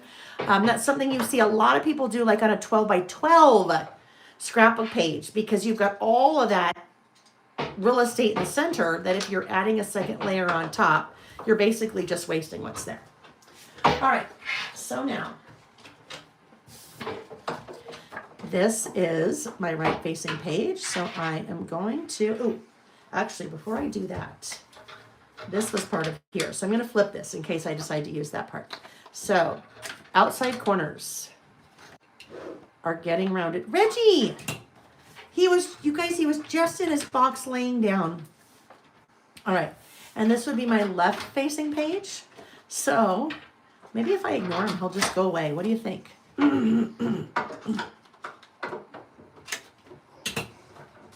This will go here.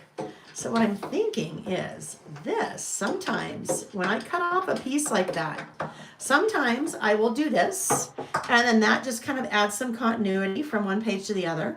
Sometimes if I don't want to waste another piece of paper, I would do this, right? And then I could just do whatever I wanted directly on here.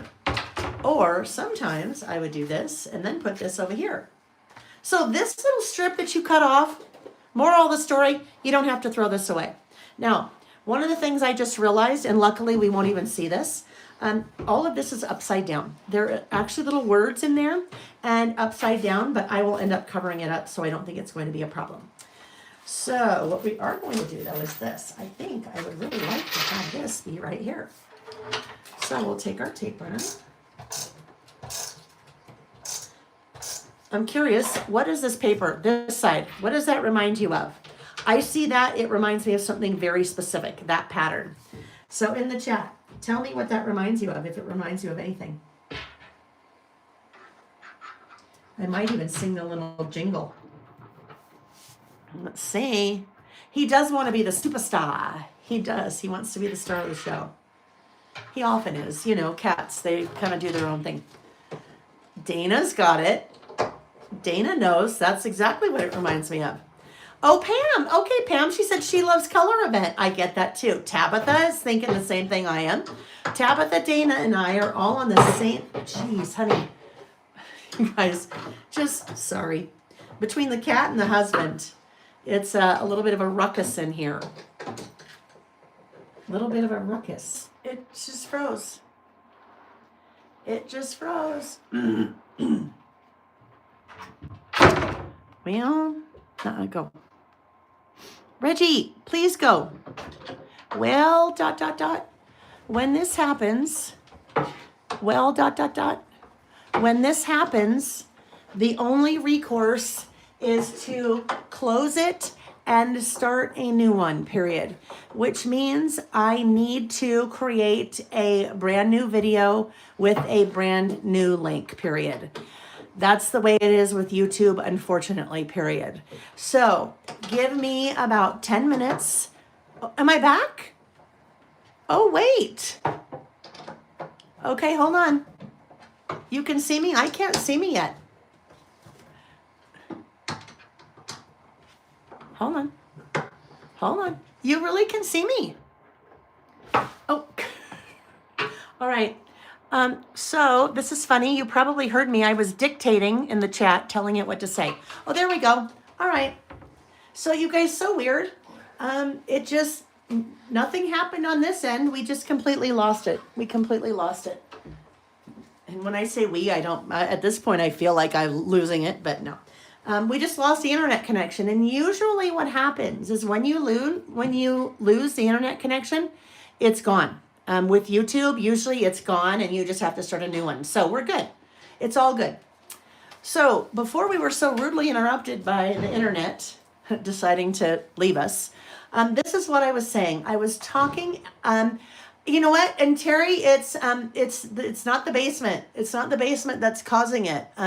We've got great signal strength down here. So Reggie, get in your bucket. Good thing this is free, you guys, or you'd be like, holy cow, this is ridiculous.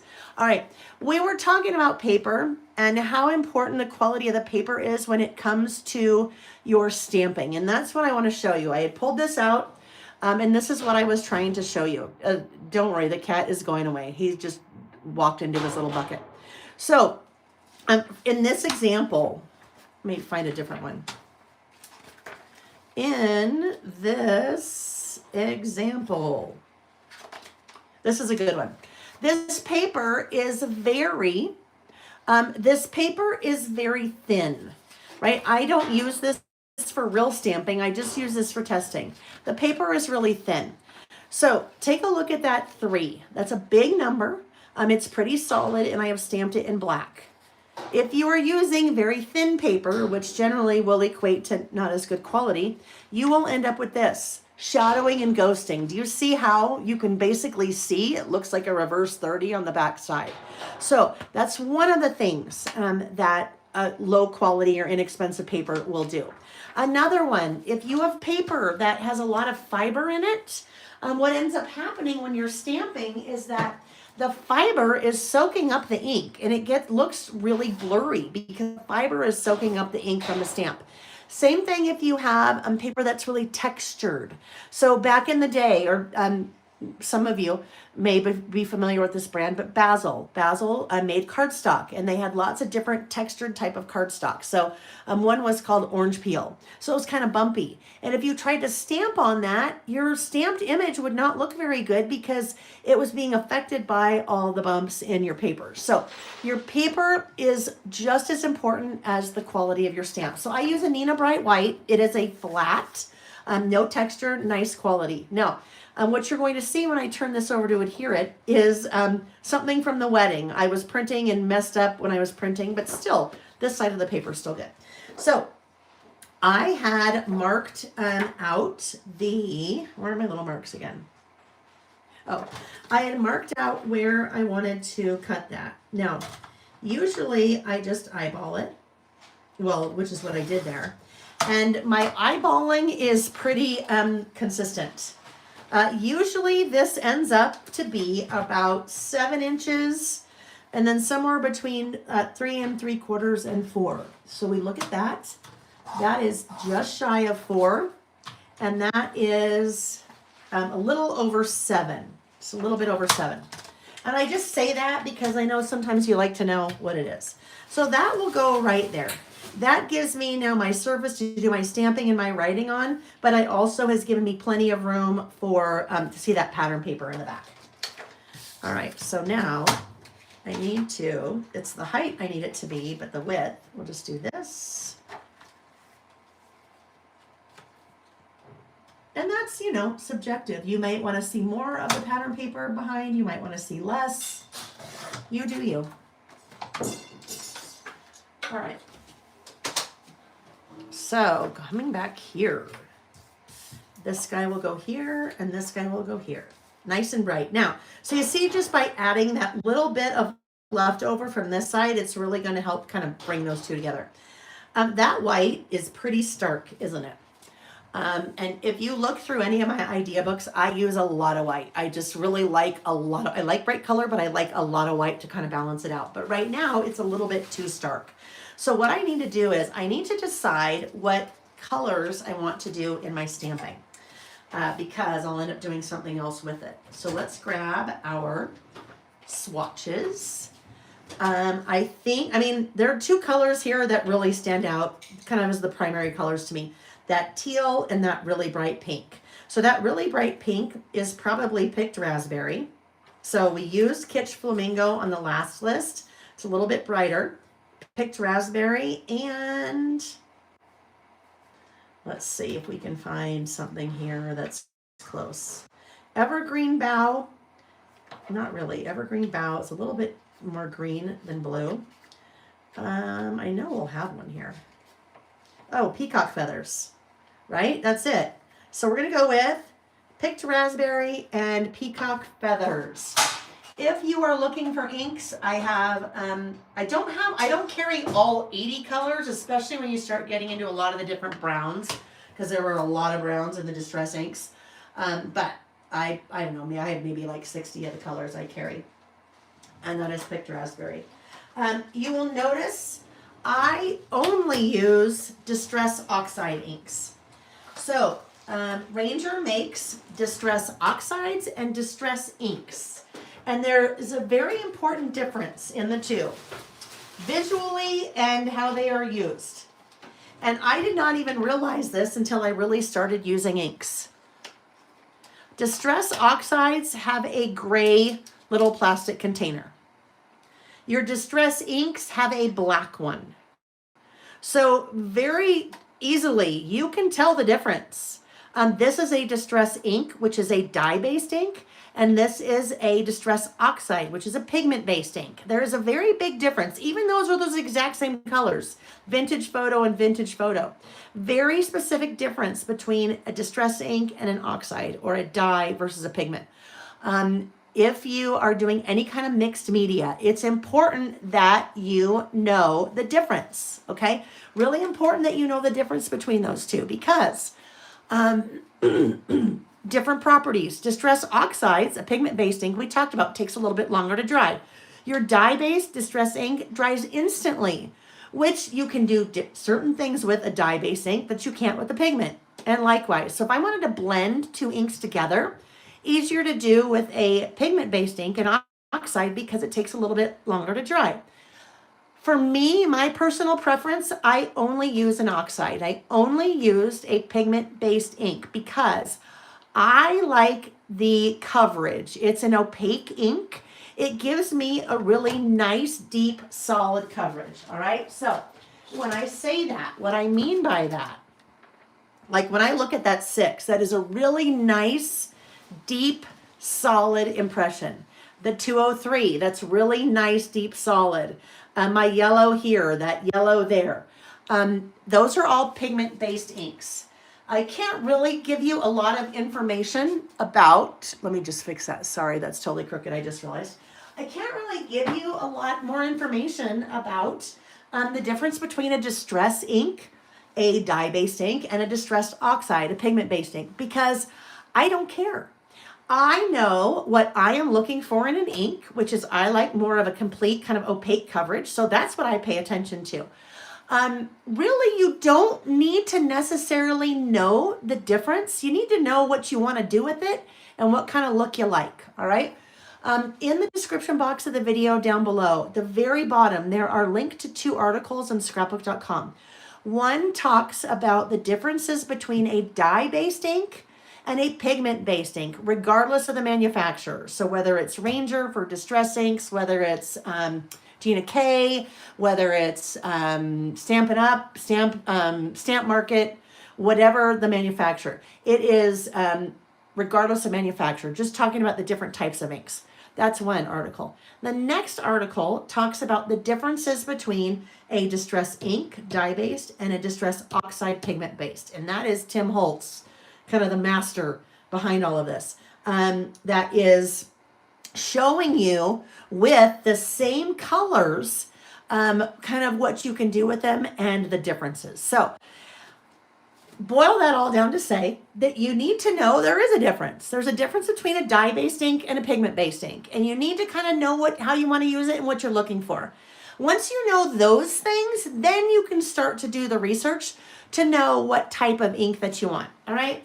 And that I just share because a lot of times people will ask me, why do you use an oxide instead of a distress?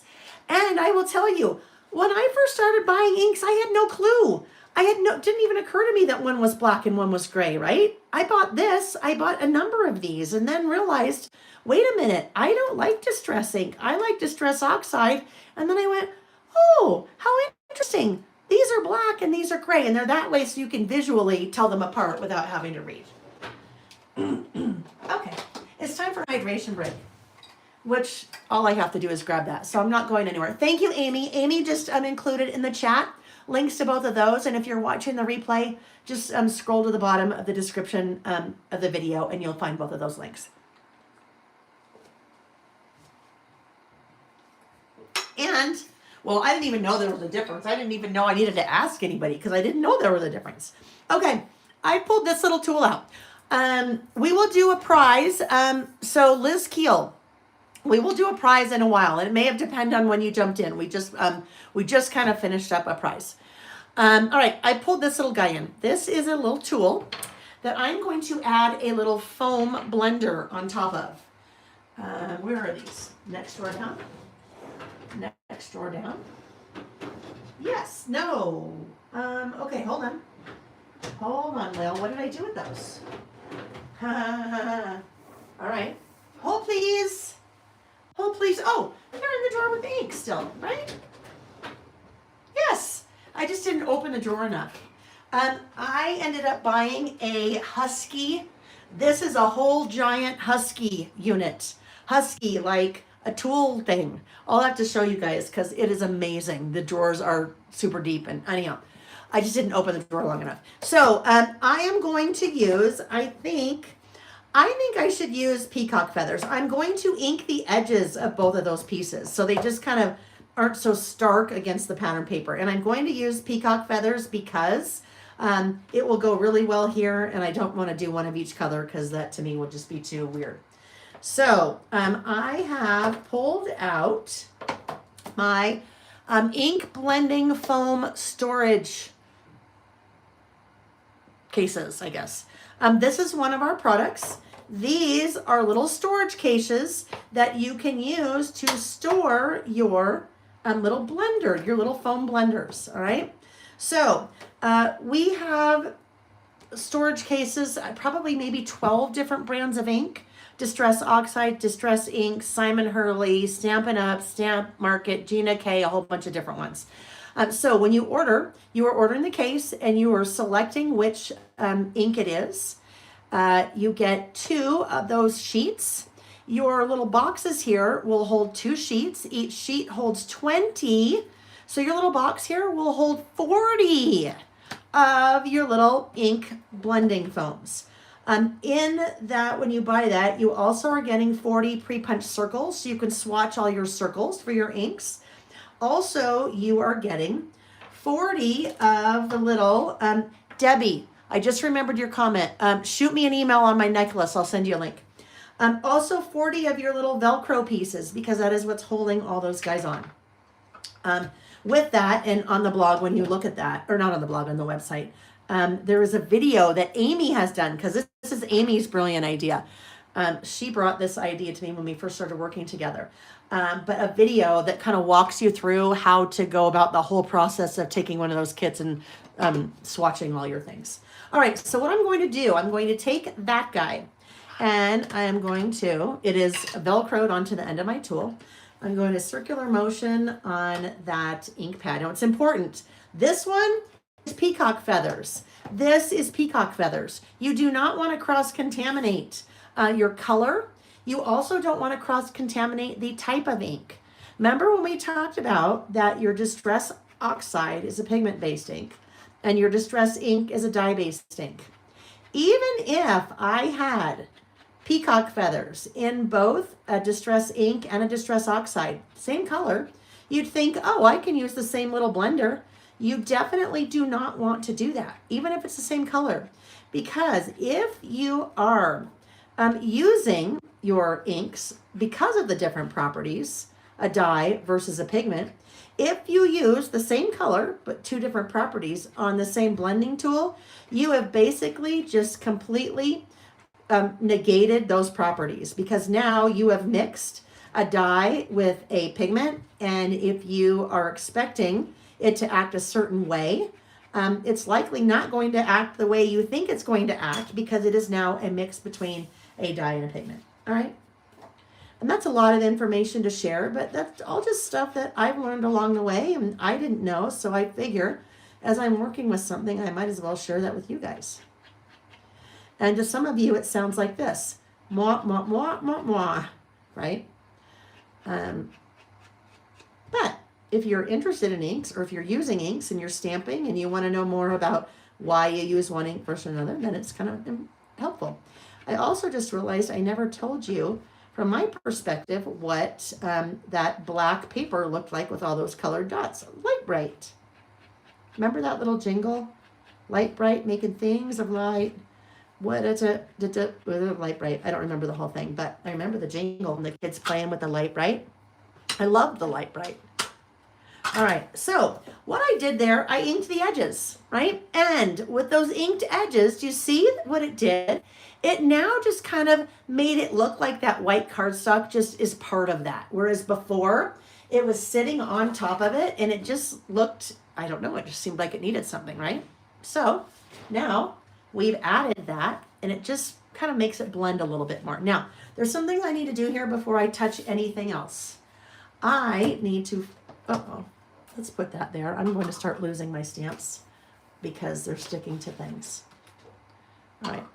I need to first put this away because when I pull it back off, I will probably get a little bit of ink on my fingers. And then I need to clean off my fingers because I have peacock feathers all over my fingers. Virginia said, I wish I had known about that case before I bought an acrylic earring case for my foam tops. And you know what?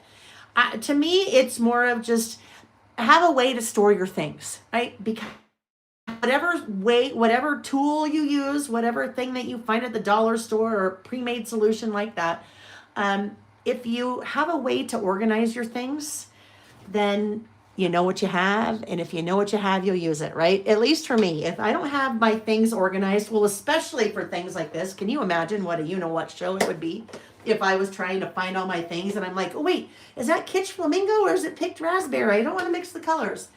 It makes, I don't know. I have anxiety. I get anxious about lots of different things. And when my things aren't organized, and there's definitely times when my things aren't organized, but it will send me into a tailspin sometimes. So if I can have my things organized, and like I said, whatever you have, whatever you use, whatever you find, Virginia, you're good because you found something to organize with, right? And Ms. L said the filled completed stamp cases are works of art in themselves. I know, right? Right. All right, let's see. Dana, your first live, but appreciate all the tips. I am so glad. Thank you, Dana, and welcome. All right, so now we are ready. I still have a little bit. I mean, I have inky fingers. If you know me, I do not like inky fingers. That is why I don't do mixed media. That's one of the many reasons why I don't do mixed media. Mixed media scares me. It's very cool. I appreciate it, but I don't know how to do it. And it scares me. I also like things to kind of be neat. And, you know, with mixed media, that's kind of, you can't really get that. Well, I guess you could, but I don't know. Nick has now turned the music on in the house. He sometimes forgets that I am trying to work, not trying to work, but trying to, you know, do something that is not, you know, where you guys can't really hear what's going on. So if you can hear the music now, apologies. He should be skiing today. It would make it much easier if he's skiing today, right? Okay, documenting the details. And this is going to be Monday. So I really have kind of two different colors I can work with that we've picked, right? We have picked raspberry and we have peacock feathers. And I think what I will do, I think I'm going to use picked raspberry for my stamping over here. I'll use peacock feathers for my stamping over here. And actually, now that I think about this, I need to... I am going to pull this back off because as I do my stamping over here, so I'm going to pull this back off and I will, if I had a piece of, let me do this, I'll just rip out a piece of this. I don't need cardstock for this. I don't want that to cause confusion.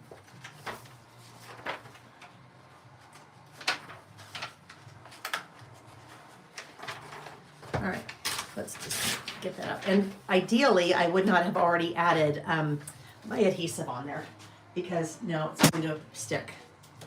All right, so what I'm going to do, I am going to stamp the word March all over here. But I don't want to put it here and then here. I would like it to be a little bit more freeform.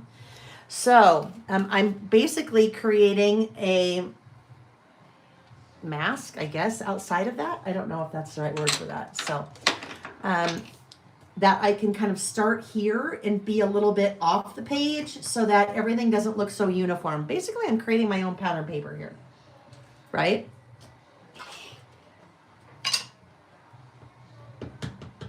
Yeah, it sounds like there's a freaking concert upstairs. Well, there's also speakers down here too, so I don't know what he's doing. Just know there's not normally this much activity happening that you guys can hear. All right, so let's make sure to get that nice and inked up. I need to bring this guy back in again because we need to test. Pam, my OCD does not like mixed media. Pam, that's right there with you, right? Right there with you. Okay, so something is happening here. I'm going to show you. Do you see how that is?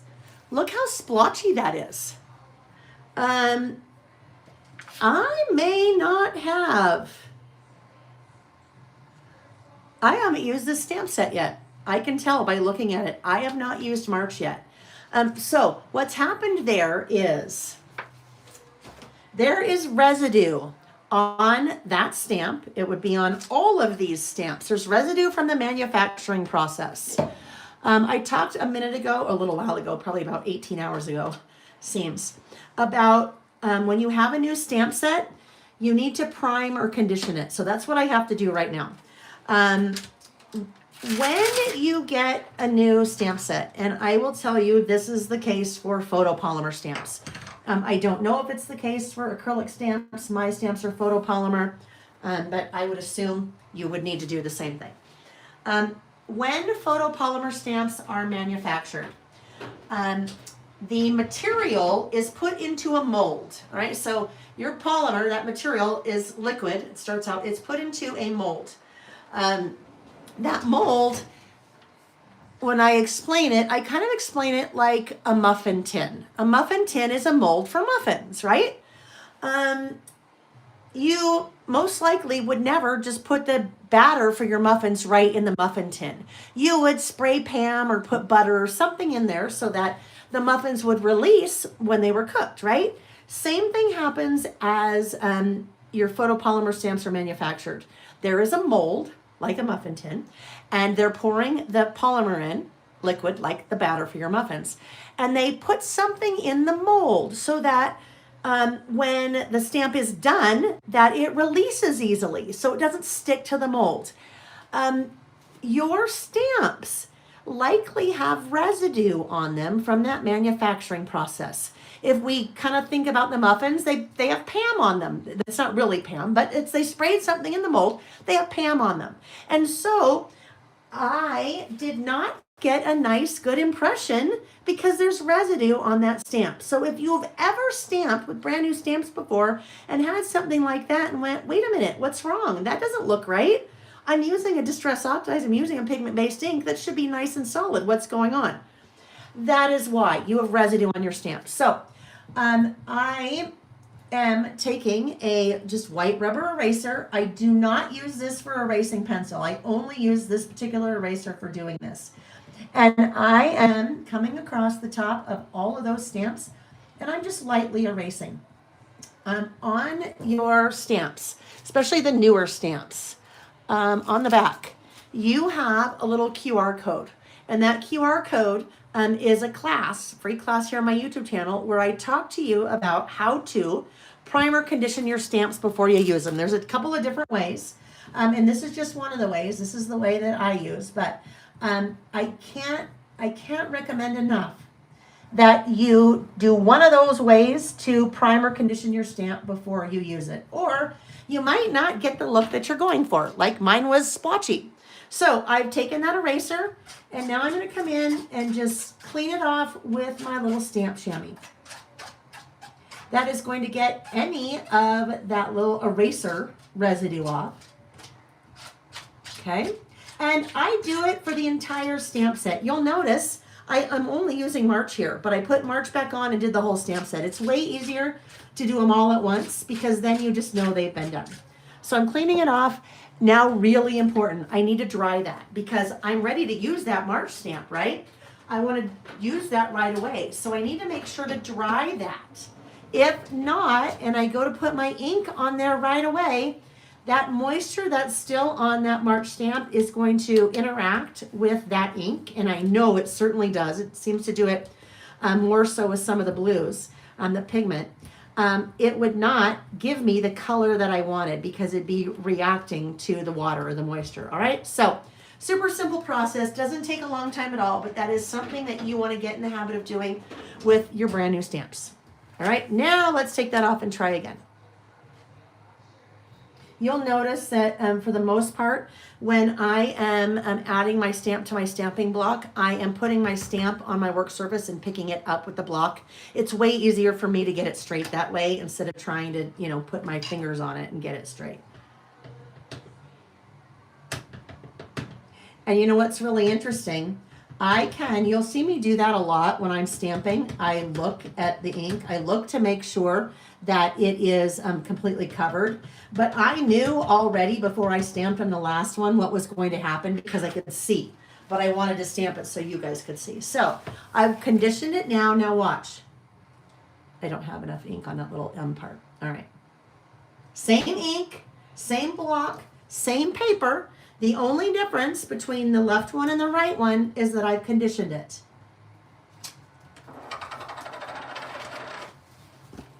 Look at the difference. See over here, all splotchy. See over here, nice and solid. That is because of the residue that's left over on the stamp from the manufacturing process. So make sure to primer condition before you use, unless you like that look. But if you like that look, you're probably using maybe a dye-based ink instead of a pigment-based ink. Okay? Okay.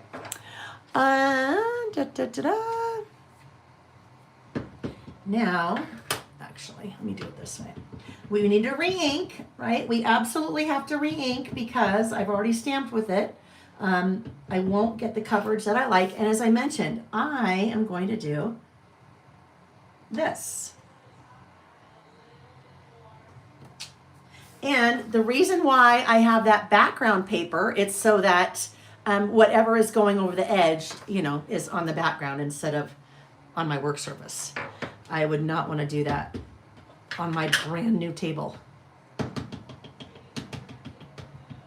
Nick, he's funny. He's like, now remember, that's a wood surface and you can't drop ink. And I'm like, whatever.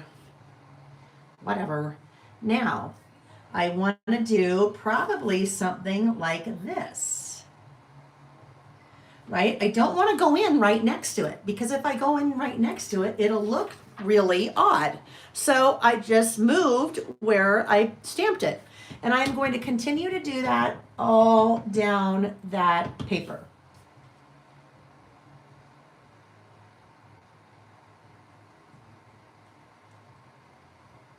And there'll be a little bit of trapped white space like that. There's nothing really I can do about that unless I overlap them. Now my C right there.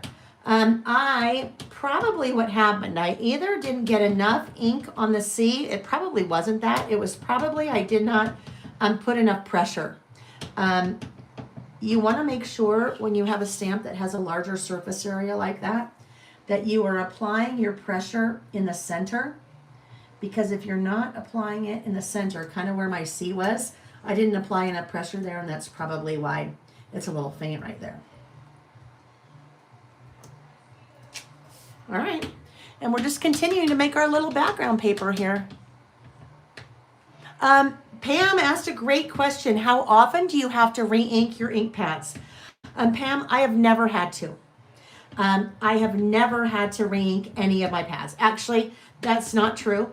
Black I use all the time, right? I use a lot of black. So theoretically, I would have had to have re-inked my black. I don't use re-inkers. I have not had a lot of success with re-inkers. I just remembered, I had said before that I would bring in the re-inkers for the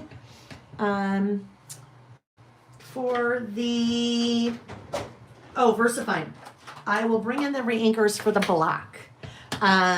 Because we use a lot of black, or I use a lot of black, I'll bring in the reinkers for those. And then I'm going to ask Miss Amy to do a class for us, a video class, or a pre-recorded one, on how to re-ink your stamping blocks. I mean, not your blocks, to re-ink your stamp pads. Because I have not had success with that, but I'm sure that is me. And I know Amy has had some success with that. So, and I just saw Amy made a very good point. As long as you put your inks away, right? Put them away. They will last you a long time. Now, if you use peacock feathers on every single thing you stamp, and you're stamping 12 times a day, obviously, you'll need to replace that sooner than later. But I kind of have a core set of colors that I use often. Kitsch Flamingo, Picked Raspberry, are just two right off the bat. And I have never had to replace those or re-ink those.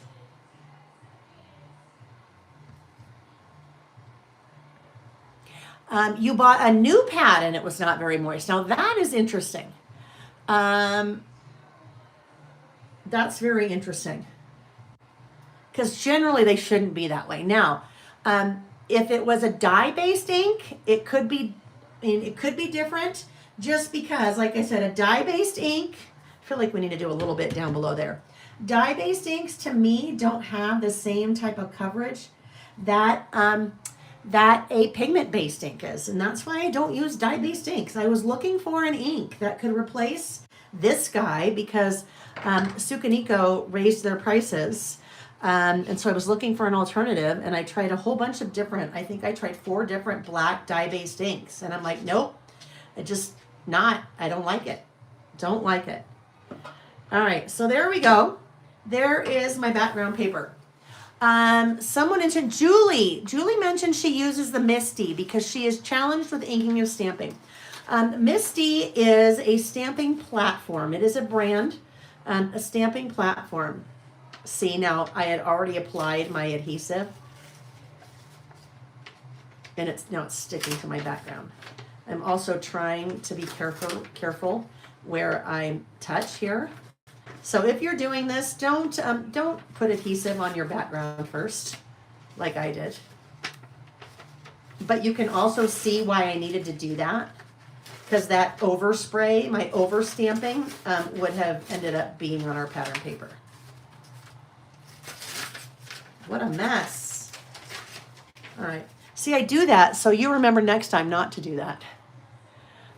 Let's see. Christy, right? KMC Stamper said, I'd had the oxide ink since Tim released them several years ago. I use them fairly regularly and haven't had to re-ink them with the exception of one that might have been a manufacturing issue. Okay, good.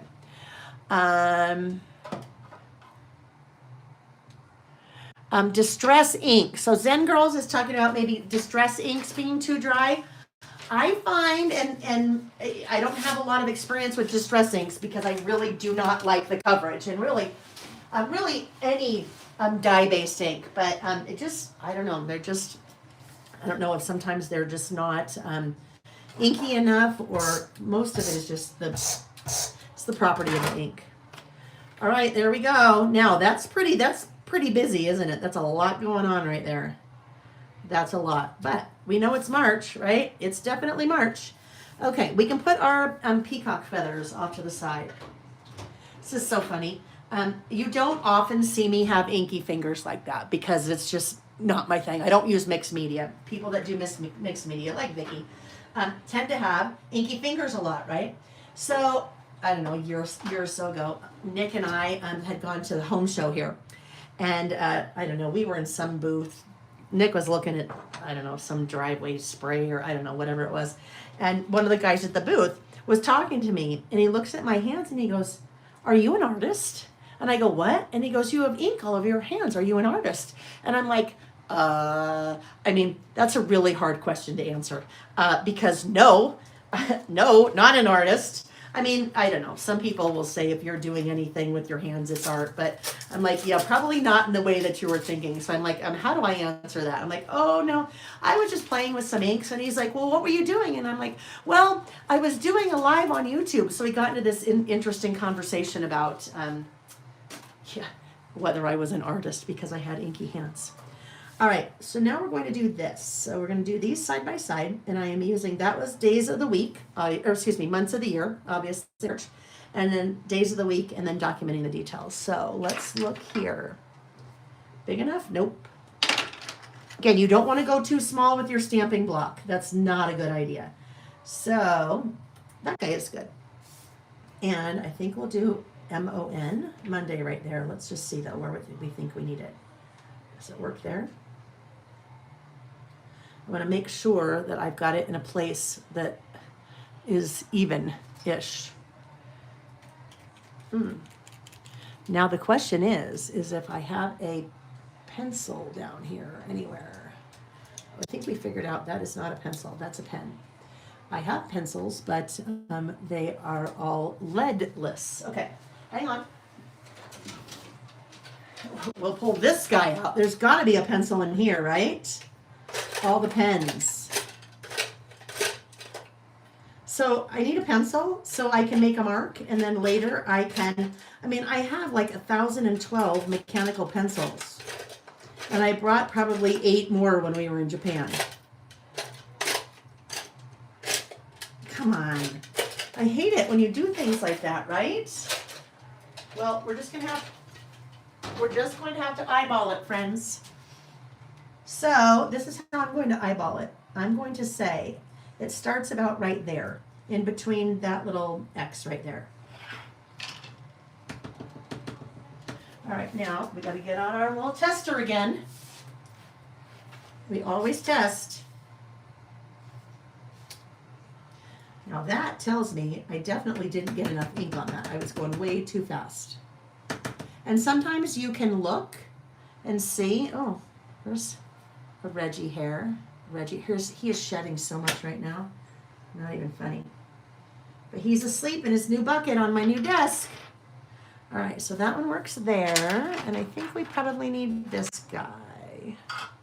What I really probably need is that same one. No, too big. All right, now let's see what that guy looks like. And then I'll write the date right there. Okay, it's going to work. It's going to work swimmingly, smashingly.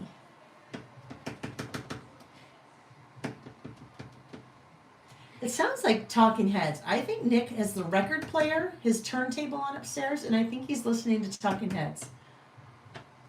All right, so this guy is going to go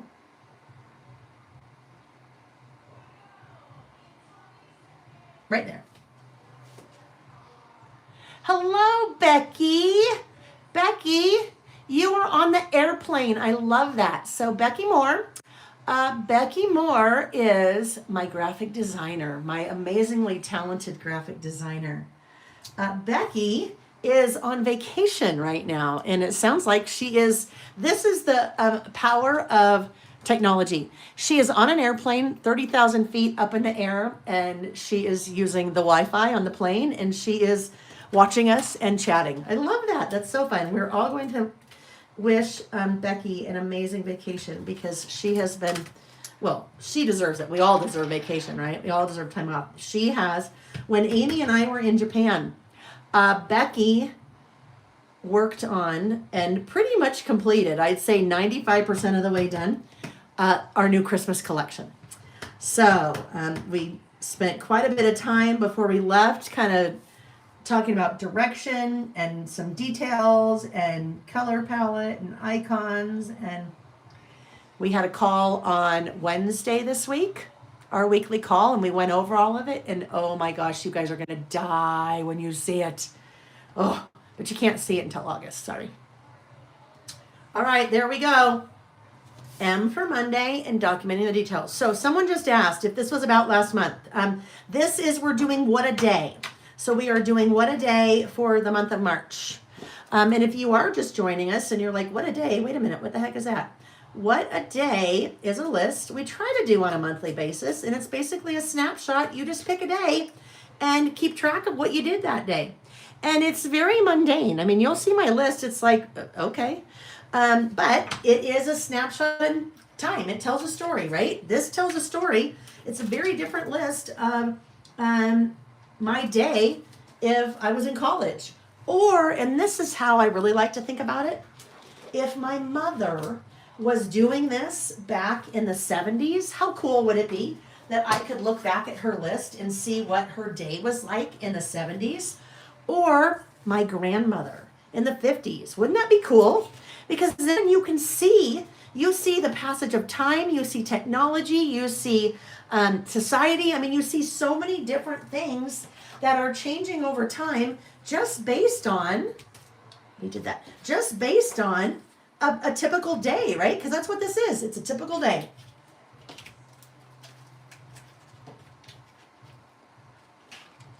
Let's see. While I'm putting this away, Tracy said, my friends call me an artist, which I say, no, I'm a crafter, but I take discarded items and make them into art, like propane tanks or old discarded buckets. Tracy, hello, artist. And here's the other thing, you guys, we're all artists. We are. I mean, this may not be the type of art that would end up in a gallery, but you know what? It's still art. We're using our hands, we're using our imagination, and we are doing something. That's art, right? And if somebody says it's not, well, you can tell them where to go.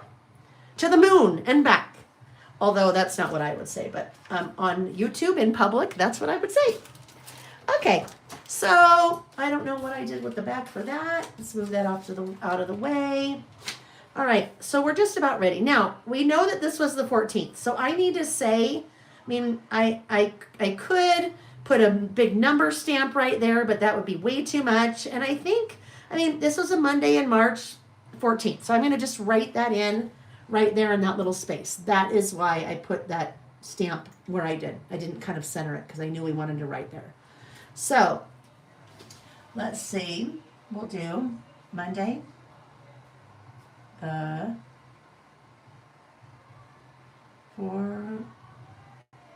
Okay, there we go. Monday the 14th. 14th. Hold on. 14th. No. Sometimes do you write a word and you're like, wait a minute, is that spelled correctly? I spelled it correctly. Joe, your little sister's name in your sorority is Becky Moore. Oh, that's fun, right? Dana said it's hard to believe, but it's April. I know, isn't that crazy? It's April. Holy cow, where does the time go? We are creating Zen Girls. Yes. Louisa, we are still going. And I'm glad you rejoined us. You could use number stickers. Absolutely, right? You could use number stickers. If this makes you nervous, if stamping makes you nervous, you could use stickers. You could just leave that whole page just pattern paper, right? There's a lot of things we could do because not everybody is comfortable stamping. I'm here to encourage you to do that. And there's definitely a place, and I'm talking to everyone, not just Wanda. There's definitely a place for both. There's a place for stickers and there's a place for stamps. Stickers are definitely faster. And stickers can be less expensive, but not necessarily. Stickers, you might buy a sticker sheet for $3 or $4, but once it's gone, it's gone. You might buy a stamp set for $16, but once you have it, right? It's never gone unless you lose it, because it's, meant to last. Well, I can't say forever, but, they're meant to last a long time. So speed is one thing, but longevity and price are two other things. And I use both, right? I for sure use both. Speaking of both, there is a sticker book. There's a month-by-month sticker book. So basically, it is all of the months, but in stickers. So as we look at, where did March go? Let me just pull March back in for a second. As we look at March, here's the March stamp set. Here is the March sticker, right? So you have the same items, but then you also have a couple new things. Like that M right there is not on the stamp set. All of these numbers are not on the stamp set. And that written out March is not on the stamp set. So less expensive, but pretty much one-time use, right? And we've had tons of requests for the Days of the Week stamp set, Days of the Week sticker book. It's coming.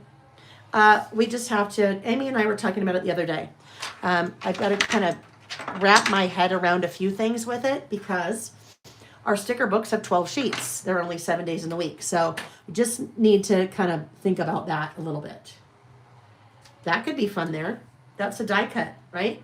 Just the details. That could be cute there. This could be cute there. I don't know, maybe these little cherries could be cute here. Right? Oh, I know what I could do. Watch this. Might be nice to do this. Oh, actually, I was going to write 2026. No, I'll write it. But we do have that little 2026 stamp that I used for, in the About Last Month on our last list. So the details, we'll just put this, I don't know, I feel like, normally I don't put things in the center, but I feel like that guy should go in the center. And those cute little cherries. Oh, and Virginia now mentioned the rub-ons.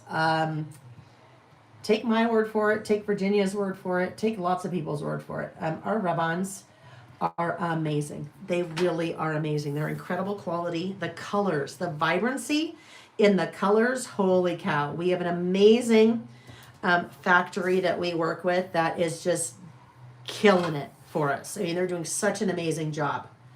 Now, could we layer these two? I don't know. Here's the thing. In my mind, you know what they say? They say that if you're making clusters, you should put things in odds instead of evens. Now, up here, I just didn't. But here, to me, it looks like something's missing with just two. So odds versus evens. So what happens if we put this little guy here, our little guy there?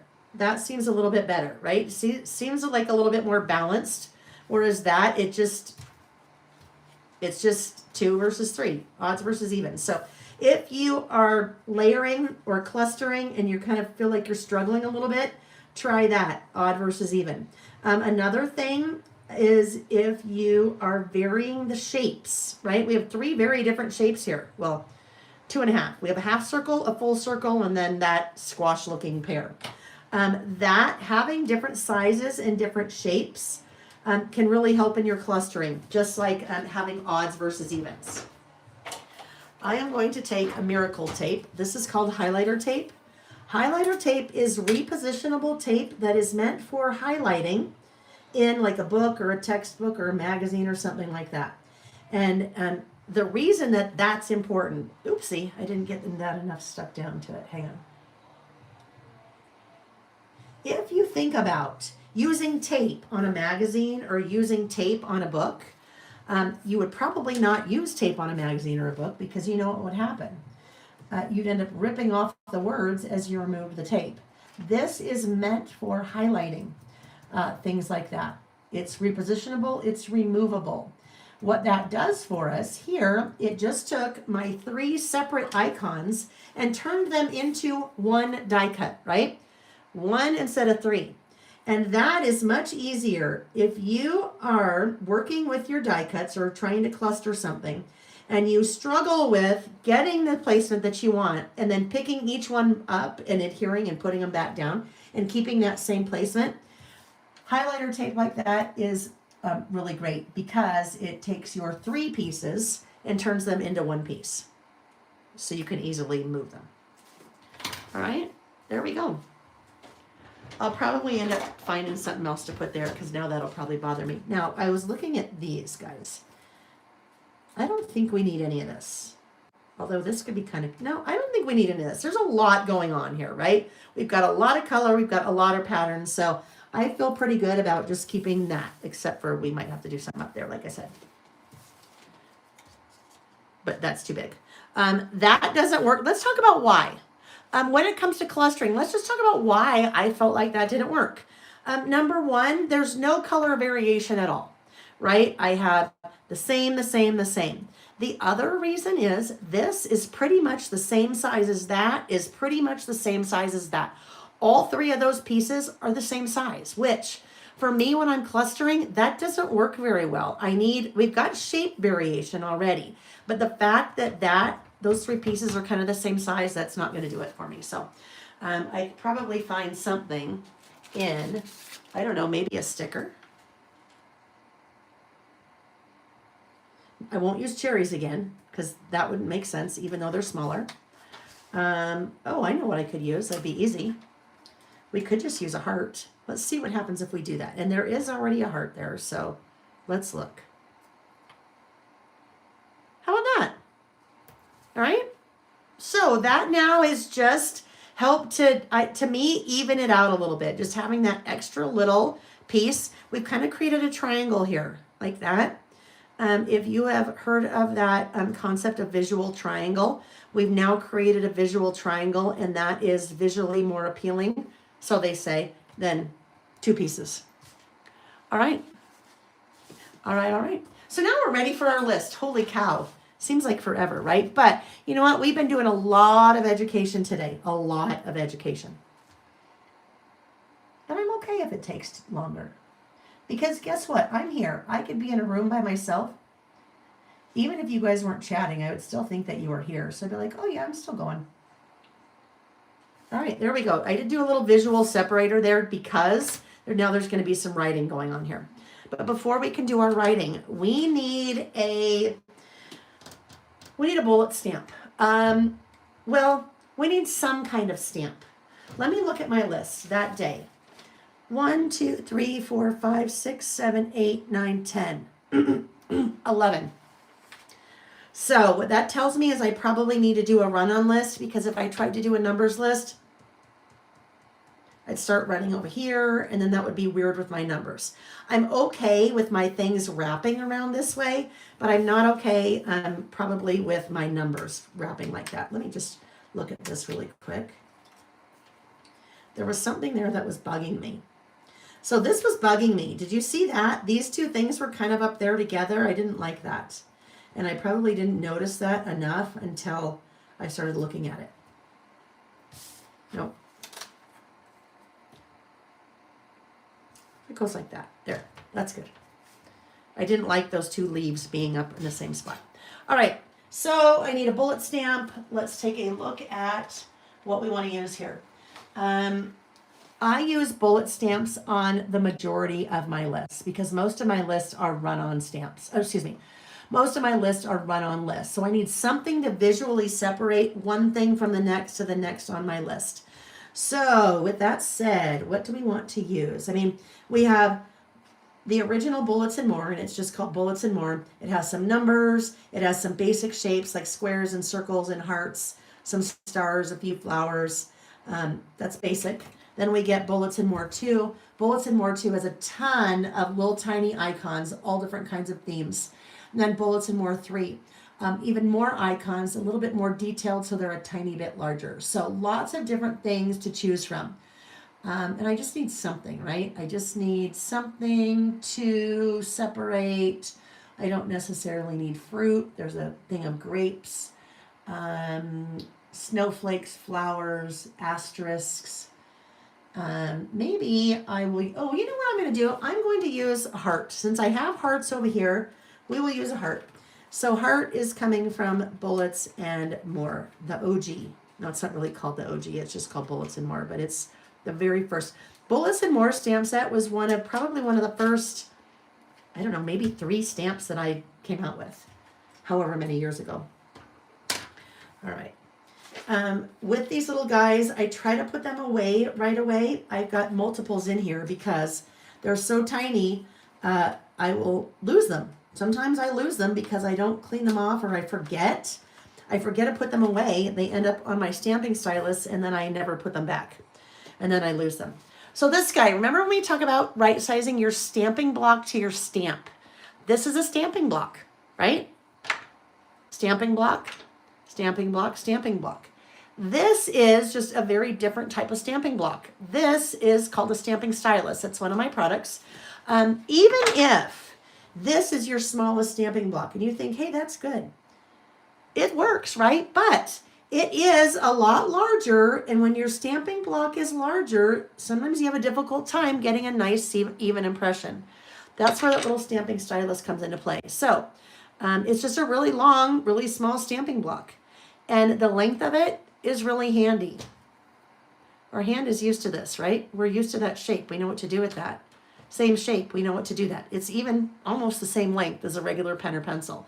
So super easy for you to use this stamping block with that little tiny stamp. On your stamping stylus, there is a sticker. They cannot not engrave. They can't put print like that or cut into a round cylindrical shape like that. So they can't make any mark on it for us. That's why we have a little sticker here. This sticker is not for a brand. This sticker is to give you an orientation. So there's a little squirrel right there. When you have a stamp, your bullet stamp, that has an orientation to it, right? If I stamp, you know what? We might go with an orange. I think it'd be fun to go with an orange, and I bet it's spice marmalade. I'm gonna guess without even getting my thing out. Yeah, that's a good orange. Okay, so with your heart, you either have a nice living, breathing heart, or you have a heart that is maybe not doing so well. Maybe needs to go to the hospital because it's upside down, right? So if I am not paying attention, my heart is going to be all over the board. It could be crooked, it could be straight, it could be upside down.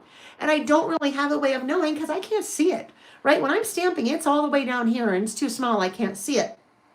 What I can see when I'm stamping is that little squirrel scatter. So if I place my stamp the way I want it to be in relation to the squirrel, and I make sure when I'm stamping the squirrel is in the same place every time when I stamp, then I make sure that it is always in the same direction, all right? And it's pretty close. So my stamping stylus, and this is what is going to start us out. All right, there we go.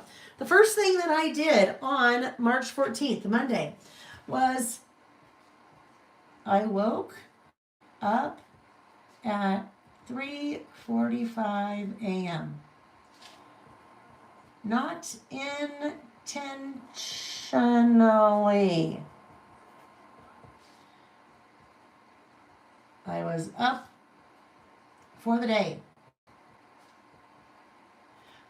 When I get stressed and I have a lot going on, I can fall asleep fine.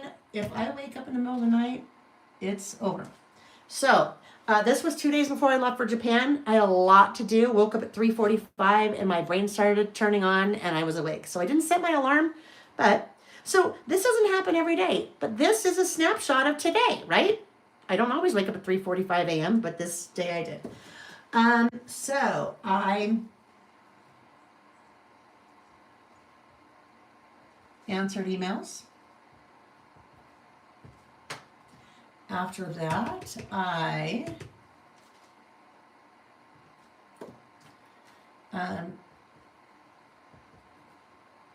designed my April traveler's notebook, set up for the spring, summer season pass, because I had to get that done before I left town for 2 weeks. I was actually very late even on the 14th in getting that done, but wedding and warehouse move and big release, and sometimes it just happens. Then I photographed, edited, and added to website.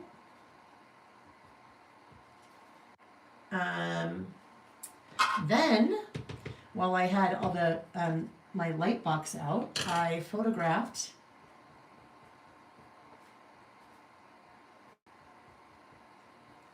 and edited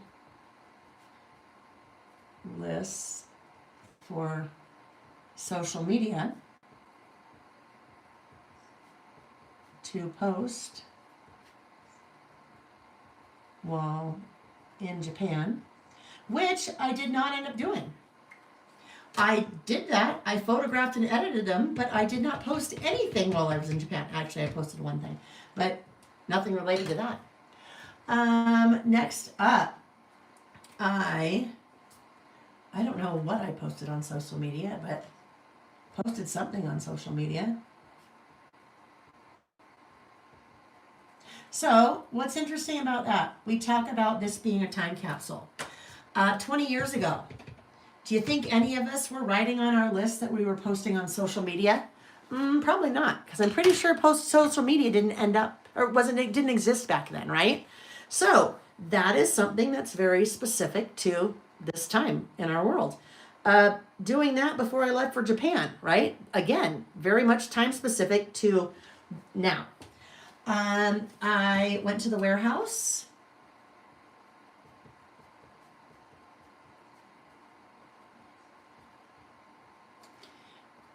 To sign idea books and ship international orders. Needed to do that before I left for 2 weeks. Whoops, orders. I did some Amazon returns, which is the bane of my existence. I order a lot of things on Amazon, both for my business and personally. We did a list sometime in the past called our toxic traits, and buying things on Amazon and missing the return window. So you can no longer return them because you didn't return them in enough time. That is one of my toxic traits. So, yeah. I had a call with Becky for the holidays collection. I went to the dentist to have my crown put on.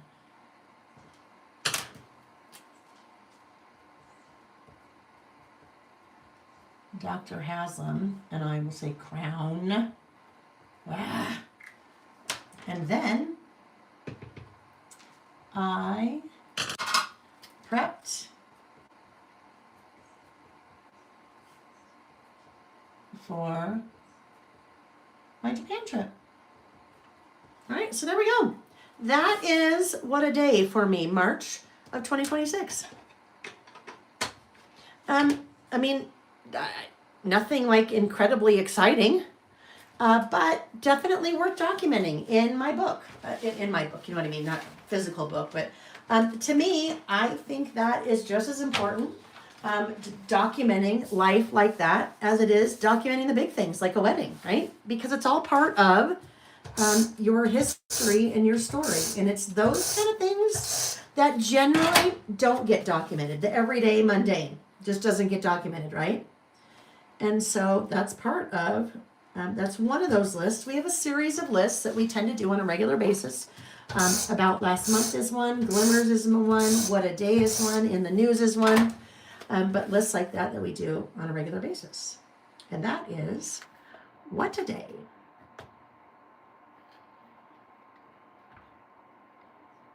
Get that in. And then I think we should do our last giveaway. We still have another list to do, so I'm not going anywhere. I have another list to work on, but let's do another giveaway. We'll bring that up just so you can kind of see that, how that turned out.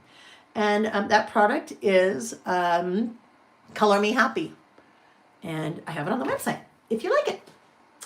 Alrighty, so giveaway. Let's do this. Now the nice thing is now in this room, because this room is downstairs, I can shut the door and it can stay a giant mess, right? I really couldn't do that upstairs because it's the room that you see. Oh my gosh, 2:00. We're going to do our next one. I got to do it. I want to get it done. Because this is a carryover from our last time we listed and we didn't get it done. So I'm still going to be here hanging out if you want to still hang out with me. But this room now, you can just shut the door and no one would see it. But I am trying to turn over a new leaf. Remember when we talked about the 2026 and how the 2026 would not stick to my stamping block because it had lint or dust on it? You will definitely see that happen with your smaller stamps, and that's just what happened with that star. It came right off the sheet because it was not, it just, had dust or lint on it. your smaller ones, that will definitely happen more too, because they just get a little bit on it and then they want to come up. Anyhow, what I was saying, I am trying to, even though I can just shut the door, but I'm really trying to, you know what they say about try, do or do not, don't try.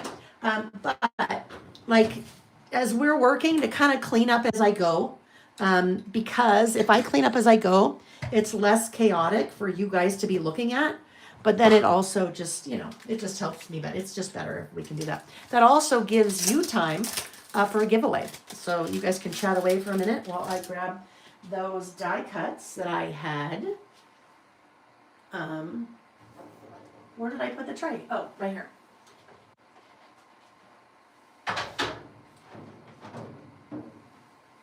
So that I can get them put away. And then I'm not looking for the apple next time, right? Because that's probably what happened to the apple. The apple probably got vacuumed up upstairs or something. Because I didn't put my things away like I should. All right, friends. So tell me while you're chatting, how's your weekend? Are you doing something for Easter? Are you into the Final Four? Either for, look at how fun. I think that is, I'm going to say that's a piece of sushi. Sushi. Maybe nigiri on the rice? Maybe. I'll have to ask Kelly. Kelly Baines, a very good friend of mine, is a designer that designed this collection. She's one of the designers for Simple Stories. Oh, look it. There's the apple. We knew it was in there. Yes, so are you into basketball? Women's Final Four, I believe, is today, right? And the men's, well, no. I think the women's Final Four is Sunday, the championship game. And then I think the Final Four for the men's is today. And then the championship game is Monday. Do I have that right? I think I have that right. Janine's ready for Easter, gardening, daughter and grandkids, not doing anything, hanging out. And it's going so fast, I can't see. Watching basketball and your daughter's softball today. No sports ball. That's funny, Zen girls. No sports ball. We have friends coming over tonight. There's a hockey game on at 5 o'clock. The Utah Mammoth. So Utah has now, we're 2 years in, a NFL hockey team. We have season tickets that we split with 3 other couples. And it's an away game, but from what Nick tells me, this is a very important game tonight because has to do with the standings for the playoffs. So we're having friends over tonight to watch the game. But then Nick said also, I don't know, he's like, but something else starts at 4 and da-da-da-da-da. And I'm like, we're not having people come over at 4. That's too early for me. All right. Oh, Michigan. Go Blue. Yeah. Wait, is that the right Michigan or is it the green Michigan? Is it the blue and yellow Michigan or the green Michigan? I guess I probably better get that clear in my head because I know there's very different. Are we ordering out? Caroline, I think that's for me, maybe. Tonight, no, I think Nick's going to make Mongolian beef. He's got a really yummy recipe for that. Blue and yellow. Okay, there we go. That's the one. Blue and yellow. Green is Michigan State. Okay, I never can remember the two. I should, because my friend Karen that's coming over tonight went to Michigan State, and I know that she's green. I know it's green. All right. So let's do our last giveaway, and then we will move on to our last list. We'll see how far we get. Nick is always cooking, Shannon. Nick does all the cooking in our house. I never learned. And when Nick and I got married, he loved to cook, and he was in sales, and he had a very flexible schedule. And I worked for AT&T. I did not have a flexible schedule, and so he would always just cook. He really, really loves it, and he's very good at it. I do not have the patience. I would eat probably cereal every night just because I'm like, I just gotta eat, get it done and be done. And I also don't really like to follow directions. And if you're cooking and you don't follow directions, sometimes that's a recipe for disaster, right? All right. So yes, and I do realize I am incredibly fortunate because Nick does all the cooking. Jen said I need a cook, right? Oh, Zen girls, all uppercase. I loathe cooking, loathe it. I don't loathe it. I just don't know how to do it. All right.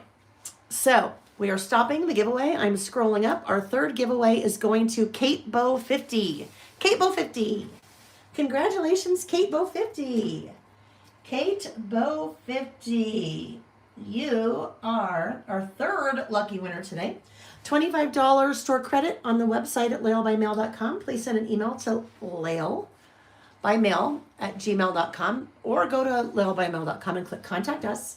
And tell me that you won $25 and I will add it to your account on the website. If you do not already have an account on my website, please set one up. It's free. You just, add your email address and whatever, your mailing address, so that I have something to attach your store credit to. All right, my friends, thank you for the giveaways. Thank you. I will tell you, I ran out of time. You're very welcome, Kate. Congratulations. I assume your name is Kate. So I have not drawn the Janice. You were cooking for 10 people at age 12. That is amazing.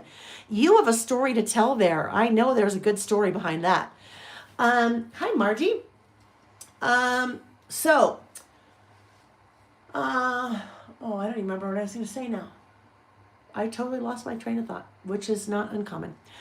Okay, so our third list. Our third list is a list that we were going to do when we were doing our anniversary celebration on the 14th. And we just plumb ran out of time. So we're going to do that one today. And what's very interesting about this list topic, I actually have had this list topic on my list of lists for probably 4 or 5 months. So at one point I had it way back in here, and then we just never got to it. It is a list of things that you're putting off. List of things you have been putting off. What's funny, this is my little sticky from back then. Putting off list. The top thing on that list was a warehouse. Isn't that interesting? So whenever I started writing this list before, I'd been putting off finding a warehouse. And look at us now. We've been in a warehouse for the last month. So this could also end up being things that I was putting off and did, or just a things that I'm still putting off, which I think it's going to be just a things that I'm still putting off. But you could, and you take it whichever direction that you want to take it. If you don't necessarily want to do a list about things that you are putting off, then just turn it upside down and make it a things that you've done. What are some things you've done lately? Right? And you get to, it could be shows you've watched. It could be books you've read. It could be things you planted. It could be friends you've seen. It could be projects that you did at work. I mean, really anything, right? So if things you've been putting off is not necessarily your cup of tea, then just switch it. Janice, large family of 12. Wow, that's amazing.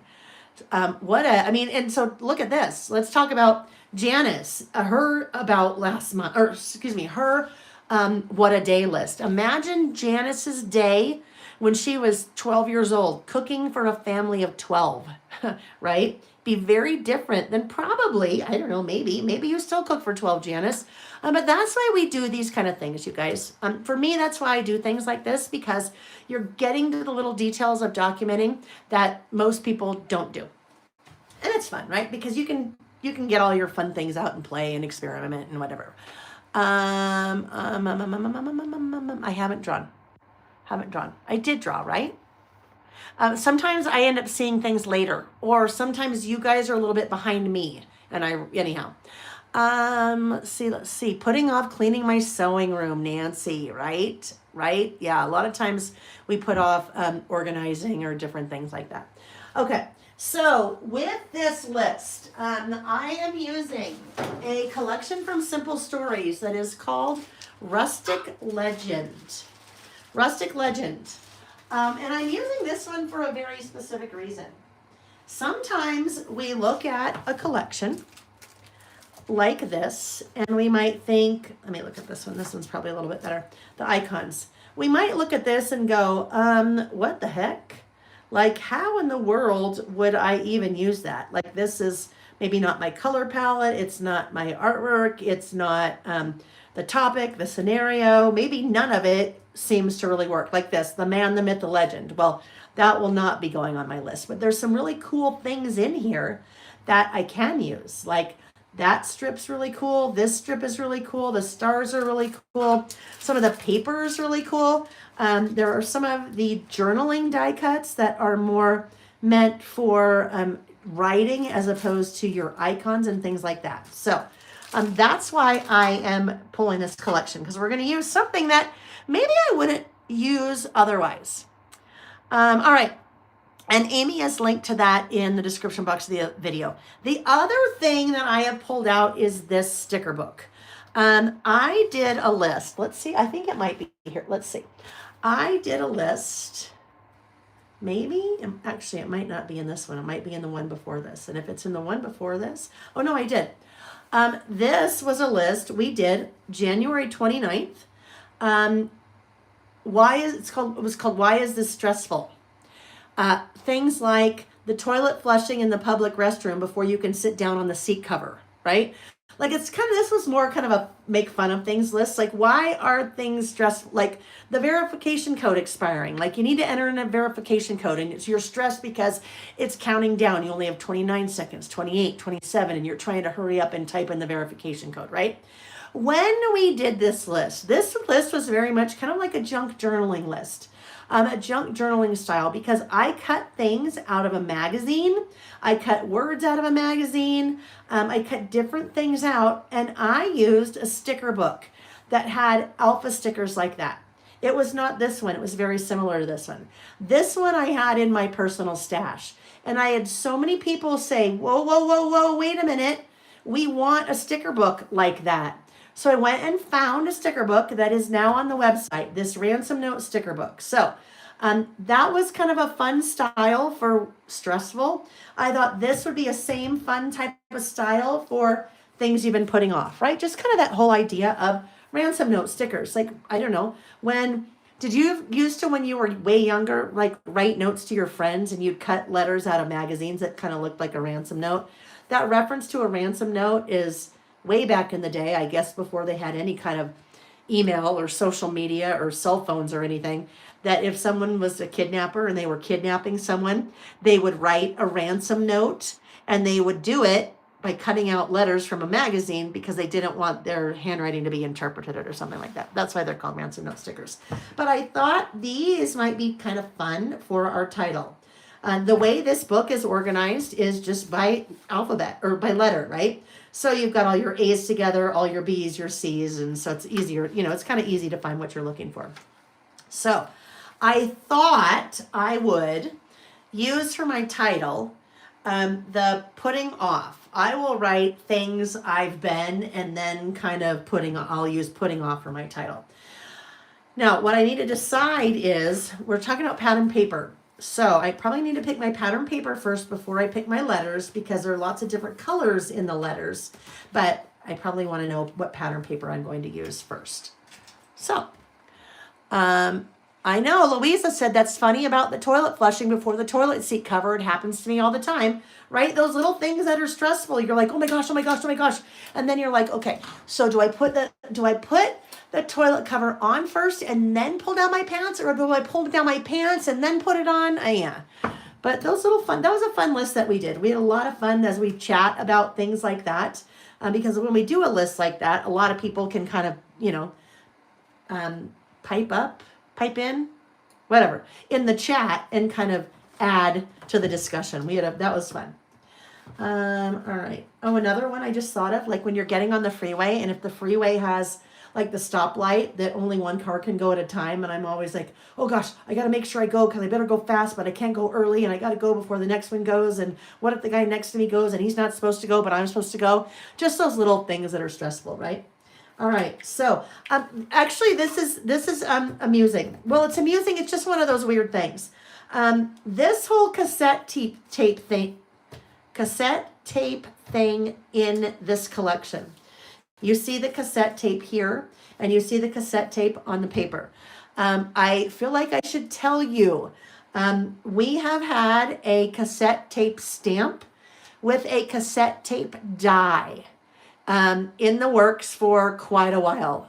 We have the die already, and the stamp we've just tested with a die, because coming down the road, we actually have a cassette tape stamp and pocket die.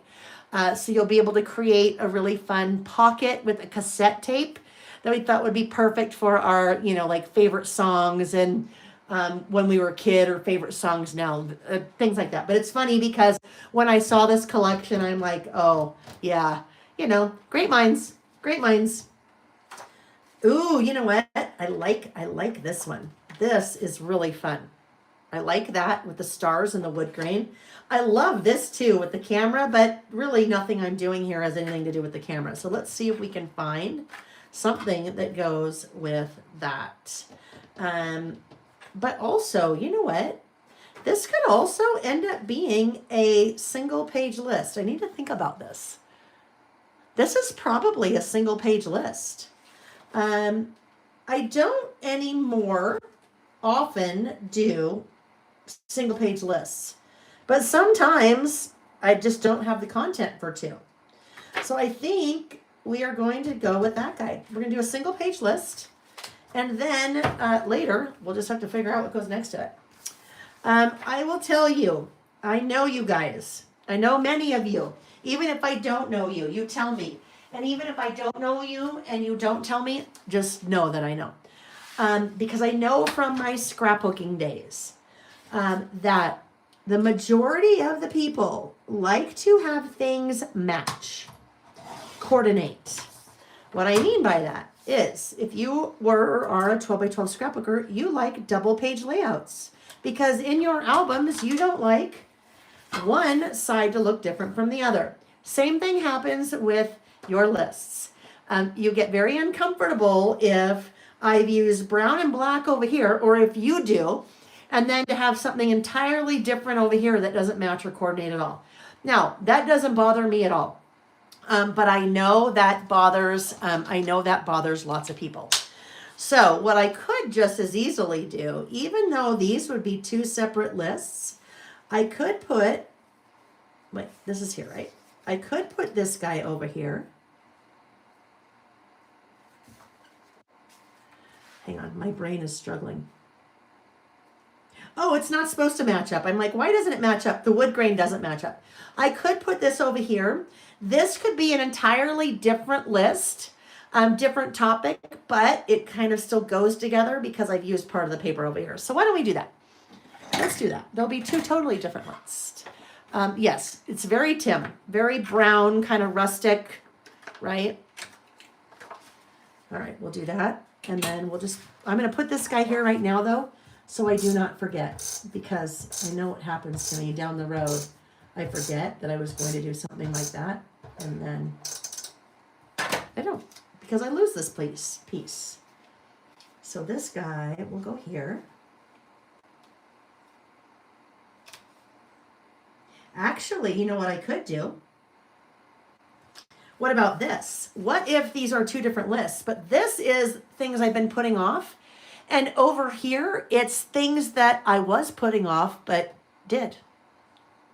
Then that way they're two separate lists, but they still go together. I think that is the idea. So I am only going to do the one list today, but when we are together next week, that's what we will start out with. The opposite of that list, things you had been putting off, but did. And guess what? If you haven't done this list with me, you're not doing it. Well, next week you can be thinking, what are things that are on your list that you've been putting off? Well, do some of them so that they can go on the other side of your list. Or this could be books I want to read, books I've read. I mean, anything like that. This now needs to move. I feel like it needs to, it's not quite where it's supposed to be. Let's just get a little bit closer in there. Like so. And now, I don't have to put any kind of pattern paper there, right? I could just make my list on there. It still looks it's totally crooked.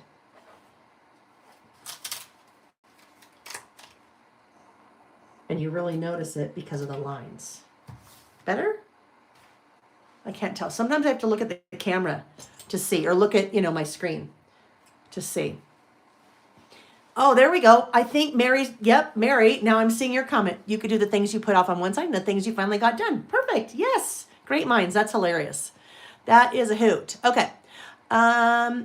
So now we know, because I've told you, Well, I would never do my list on there. That would be really hard to do because you wouldn't see it. But this is where our white cardstock is coming in again. So what I might do to mix it up a little bit. Oh, okay. Do I have that here? I do not. I do not have it down here. I haven't brought it down yet. What I was going to do was use some of my grid, my 6x8 grid paper, but I don't have it down here, so I'm not going to use it. I won't run upstairs. We will just do this. We'll use our plain old white cardstock again. And with this, I need to make sure, like, I want to make sure I get some of the stars, right? We need to have a little bit of the stars. That's kind of, I mean, we see the wood grain no matter what, but we want to make sure that we get the stars. So let's see what this ends up being. I bet it ends up being probably about 3 3/4 by 7. That's what I'm going to say. Let's see how well I'm. 3 3/4. That's pretty much dead on. And now let's see how we are with the 7. Wait. My gosh. Is that crooked? I don't think so. I don't know. My perspective all of a sudden is way off. Where's my... Wait a minute. That looks so crooked. Hold on. Is it? It is. Doesn't it look crooked? No. I think it's fine. It just looked like it narrowed down. It does. I know it does. I got to prove it to myself. Hang on. That is 3 3/4 with like 2. Uh-huh. It is. It's off. It's off down here by like 1/8. No, 1/16. That's going to bug me. So I have to fix that. Sorry. Apologies. But that was totally going to bug me. I knew it.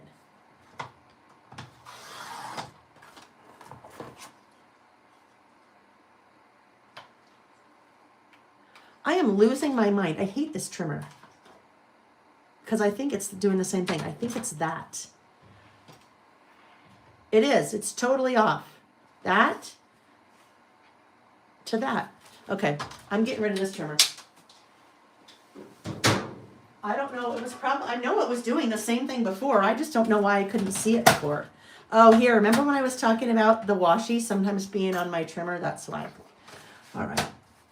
3 3/4. You don't want to know how many trimmers I have. Lots.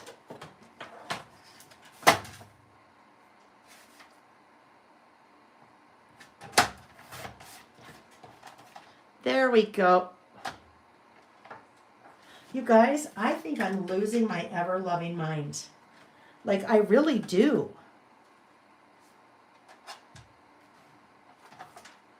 Do you see that? Am I losing my mind? Please tell me I'm losing my mind.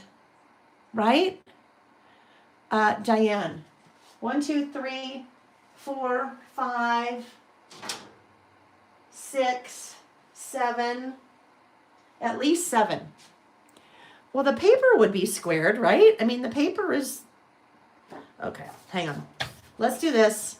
We're going to get rid of all of those. We're going to a brand new piece of paper that we know is straight. This is 8.5 by 11. The herringbone. I know, but even when I looked at it like this in the air, maybe it was because I was looking at it in the air.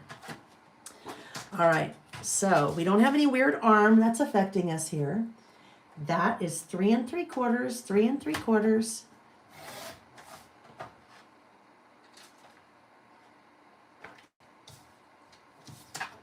When I don't know. I think lock me up and put me in a white jacket. It's right. It just looks so weird. It just looks so funny. I think they were probably all fine. I think it was just me. There we go. And if it's not straight, it's art, and I meant it to be crooked. Right? That's what I'm going with. Wow. Like someone says to you, what did you do today? Well, I watched this lady on YouTube try to cut the same piece of paper 8 times for an hour. All right.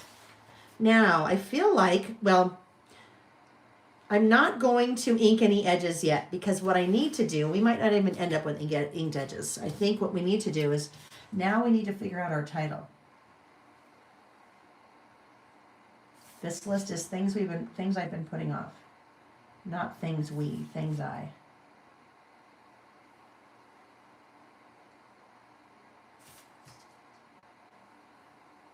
All right.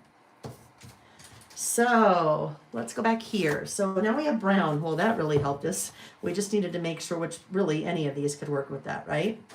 So my title for my letters, it's going to be putting off. And I'll write things I above it. So I am going to grab my handy dandy ruler. My ruler is going to do, well, it's really going to do one thing for me. I'm not worried about the letters being even, because I want them to be all over the board, tall and above and below. And so I think I am going to need to embrace all the color, because if I don't embrace all the color, I will not be able to have enough of the same color or similar color, right? P, let's find a U. I think like if we do things like this, where we're really varying height and style, right? And it will make sense in a minute why I am using the ruler. I'll explain once we get there. It's a lot easier for me to explain when I can show you. P-U, ooh, this is kind of fun. This one, this T.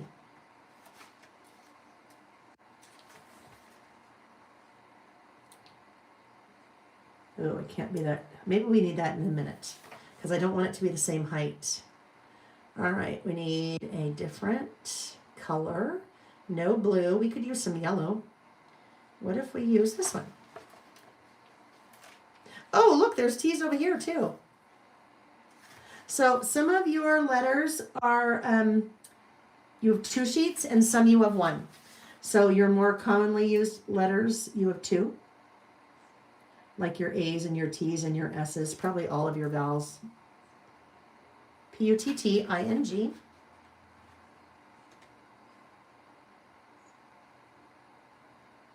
I know, the sticker book is very fun, isn't it?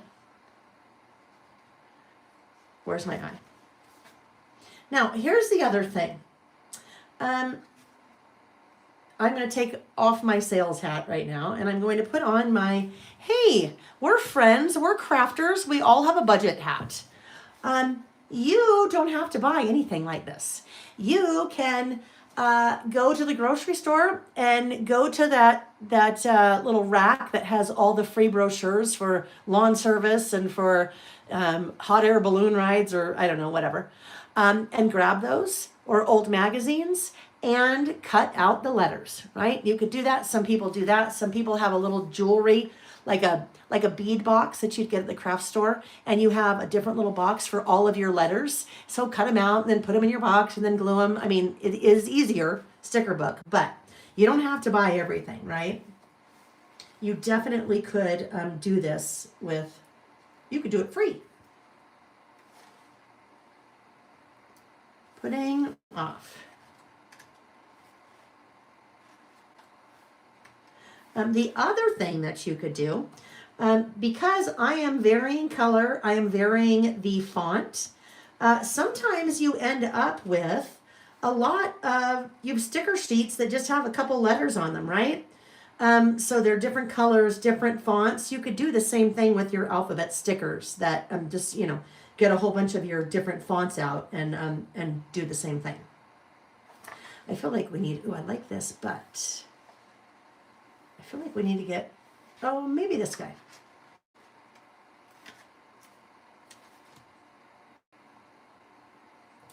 Pudding, it looks like it says Putin, doesn't it?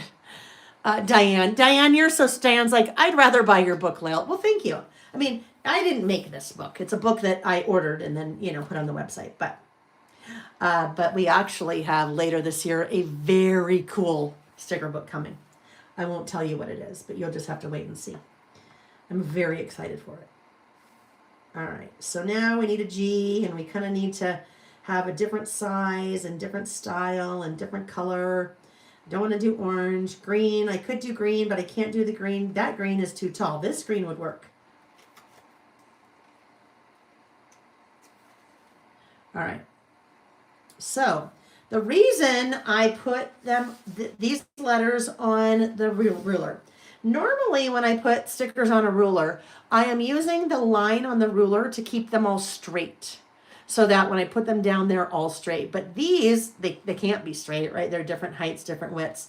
The reason I put them on the ruler is so, ooh, look at that. I might, well, no, it's okay. It'll be fine. But it literally goes right to left. So that normally I say, well, or I could do, no, I won't do that. Normally I say, you can, if I am, let's say we're trying to, let's say this is our list. This is our paper. And we're trying to figure out where to place this. All you have to do, because they're not sticking to the paper, they're sticking to the ruler. You move this around until you hit the center. You hit the center and you go, oh, there we are. And then you push down on the stickers and then pull out. But that I'm not really doing here because it just so happens to be the width of, it happens to be the width. But it can also help me figure out the height because I have to write things I've been. But that looks pretty good right there. So now what I do is press down and gently roll the ruler out.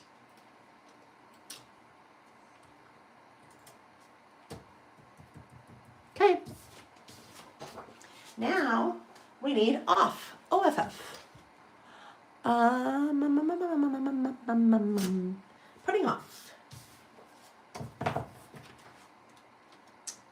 Oh, so tell me, romper, dump, bumper, stumper, do, tell me, tell me, what would be on your list? Even if you're not listing with me, what are some things you've been putting off? Generally, the things that I put off are things I don't want to do, right? I mean, hey, if I want to go buy new clothes, if I want to do it, I'm generally not adding that to my list. I've been putting off doing it, right? It's usually things that we don't want to do, right? Cleaning, right? What else? All right, now I'm looking for off. So what if we do this? That O. And now my F's, I just have to make sure they're really different from each other, right? EF. Exercise, yeah. Oh, Julie. Taxes. Taxes also on my list. Yeah, taxes. Yep. That has to happen this weekend. Always cleaning will always be on Louisa's list. Always, always. Cleaning out my closet, right? So here's the other thing. Louisa, if cleaning is always on your list, what, would you add to your list? Would you say cleaning out my closet, cleaning the, cleaning the toilets, cleaning the litter box? Like, what am I thinking? Things I don't like to do, right? So, cleaning the garage. You could make a whole list about cleaning and the different things you've been putting off cleaning. All right, last one. Maybe we should get blue in here. How about that? Now, I don't like that. That's way too small for those guys. If it was a longer word, it would be okay, I feel. But I feel like that doesn't really work. So what if we do this guy? This guy. There we go. That works. All right, now this will make more sense because I certainly could say, well, there's 3 letters, and so I try to figure out where the center is and then go from there. But it's a lot harder when you have varying width, stickers. So we're actually just going to tuck these right in like this. Let me get this closer to me just so I can see. The reason I'm going to tuck those in like that is because if I go down to here, I have this weird trapped white space in there, and that weird trapped white space will bother me. I know me. So I'm going to just put this right up here. And it looks like it's pretty well centered. Okay, there we go. Things I've been putting off. Now, if I were to do this again, which I will not, I would have rather had not had that go to the very edge. I would rather if there was a little bit of white, but there's not. So that's the way it is. Louisa, all the rooms in the house. Going to the DMV for a real ID. Going back to the dentist. Purging photos. Let's see. Putting off taking down my bedroom Christmas tree. Cleaning off my craft room table. I finished things that are on said tables. Much more fun, right? And I love that. Virginia said she still has her Christmas mice decorations in the kitchen, right? We can do whatever we want. If you have a Christmas tree and you want to keep it up all year long because it makes you happy, then you should. Remember, during the pandemic, a lot of people put their Christmas trees up way early and kept them up way longer, maybe than normal, because it gave them some joy in a time when we were all really struggling to find joy. Things I've been putting off. All right, things I've been putting off. So this is now going to go right here. So actually, the fact that we kept a pretty basic background, right? If we had tried to do this on this paper, I mean, that would have been crazy, right? I mean, that, I don't know. That for me is a lot because there's a lot going on. But if we pick a background that's pretty simple, then that tends to shine and it's not fighting necessarily what's behind it.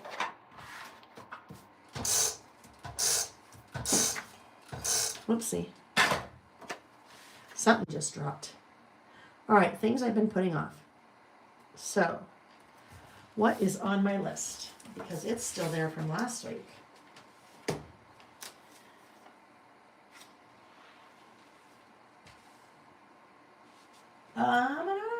Oh, Amazon returns. Those are done now. I can get rid of that one. All right, so what I was going to do, I was going to use a number set. I was going to use by the numbers Layle, but because I'm only doing a one-page list,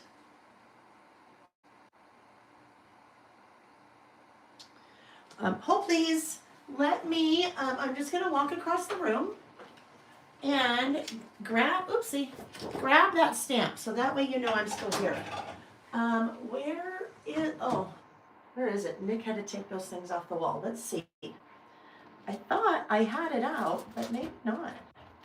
Let me look, because now I have thought. There it is. This could still be a two-page list. Because if I do this with by the numbers Layle, there are 4, soon to be 5. In April 15th, there will be 5 by the numbers stamp set. By the numbers Allison, by the numbers Layle, by the numbers 1, by the numbers 2, and then a new one. Anyhow, this is called by the numbers Layle because that is my writing in between all those numbers. So what I could do here, I don't think I've used that either. I'm going to have to prime it. What I was thinking I could do like 1, 2, 3, and then just the rest of my numbers there. I think we'll do that. I think we will do that. So very quickly, let's come in and get that ready to go. Now, if I was really ambitious, I could use a different color for every one of those numbers. I'm not going to do that. Even if I was ambitious, that'd be way too much for me. There's a lot of color and stuff going on there, so I wouldn't do that. But you could certainly do that. Get that all cleaned. Look at us. So this is, what time is it? 2:48. Holy cow! Here I was thinking, oh, we can get today done in 3 hours. Well, no, I didn't think 3. I did think 4. All right, we got that cleaned off and dry it off. Remember, super important. Christmas lights. Oh, Mary Pat, I love that. Mary Pat said, my Christmas tree has been up since 2004 when my life dramatically changed and I'm determined to still have joy. Good for you, Mary Pat, and thank you for sharing that with us. There's, especially I think what happens as we get older, we realize that we can do whatever we want, right? And if that's something that brings you joy, absolutely. Why not? Who the heck cares if you've got your Christmas tree up year round? I'm curious. Do you redecorate it? Is it always Christmas? Because some people have a Christmas tree, but then in February they put hearts and red and pink on it, and in at Easter they might change it up. So I'm just curious. Or anyone else that has a Christmas tree year round. I'm curious what you do.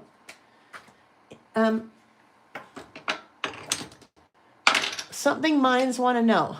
Not curious minds. What is it? Inquiring minds want to know. What is that from? Inquiring minds want to know. All right. So I think I'm going to go with the black. Okay, let me think about this, Layle.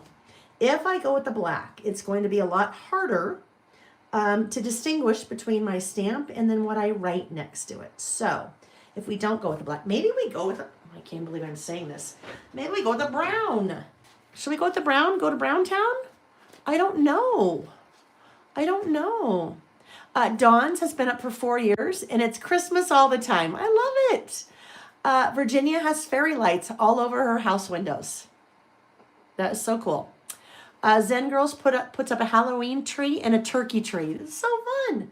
All right, now, but I gotta think, because brown is not really me. I mean, brown would just be, I don't think we want brown.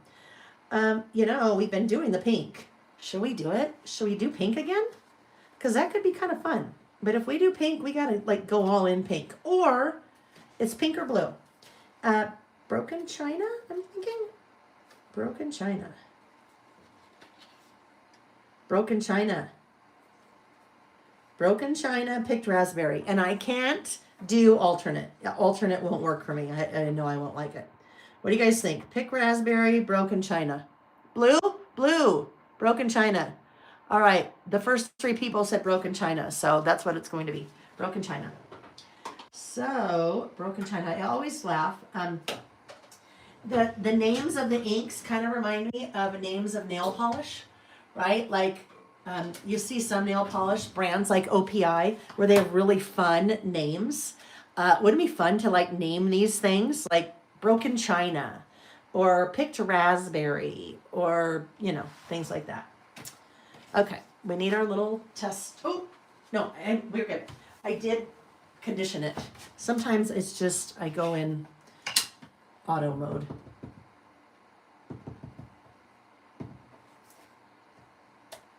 Yes, I think that'll be good. That'll be fun, right? That will be great. Always Christmas, Mary Pat said, although I did purchase Valentine decorations, but haven't used them yet. Yeah, you know what you like. And you know what? Here's the thing. And it's kind of like when we do our Glimmers list. I always say, I don't know about you, but I've never said, yeah, you know what? I don't need any more joy in my life. That's kind of like with your Christmas tree. If it brings you joy, there's, and I don't know what you mentioned happened, or you mentioned something happened. And, I don't know what that is. And it really doesn't matter what that is. It's that if we can find things in our life that bring us joy, to heck with anyone else, to heck what society says you should have your Christmas tree up and put it down on this date or whatever, right? As long as it doesn't hurt anybody else, we should be able to do whatever we want to do. I like that blue. I think that was a good suggestion, you guys. Thank you. All right, so that's kind of a fun stamp set, isn't it? Where you have the number and then you have it written out and my little handwriting in between. So what this means here, this is still a list, right? It's a numbered list, which we haven't done today. But what it means is, we'll just do this here. It means I will need to do a little bit more writing associated with each of the items on my list, right? Because I can't just write, well, I could, but I won't just write one thing right there. I'll, expand upon it a little bit. More joy always, right? More joy always. No, thanks. I think I've had enough joy today. No, thanks. I'm good. Right? Hey, come look at the beautiful sunset. Yeah, no, I don't need any other joy in my life today. I'm good. I don't know. I never say that. I'm all for having the joy and recognizing the joy and looking for it. That's a big part of it too, I think, right? And with Mary Pat, she's realized that, hey, that brings her joy. Okay, let's look at what's happening here. Do you see that space right up there? Now, I haven't tested any of these. Look at me. I didn't test. I tested the one, but not the two. But I visually looked, and I can tell there's something on that stamp set that if I stamped right here, it would not look right. There'd be a big blip right there. You see how the top of that 3, there's nothing there? That's because there's something on that stamp. So visually inspect, and it was just, I don't know what it was. It's not there anymore. But visually inspect and then test. I would much rather spend an extra minute and find something like that out before I actually stamped on my project. And here's the thing. If you stamped on your project and it wasn't full right there, who cares? It's not a big deal, right? Okay, number 3. Oh, I guess I should walk the talk over here. Not the taco, but the talk. Oh, that reminds me, I'm hungry. It's 3 o'clock my time, right? It's 3 o'clock. Thank you, Amy. Amy just, I think it looks like sent a link to all the by the number stamp sets, maybe. I will tell you as we're working, as I'm stamping, where the idea for this kind of style came from. My friend Allison.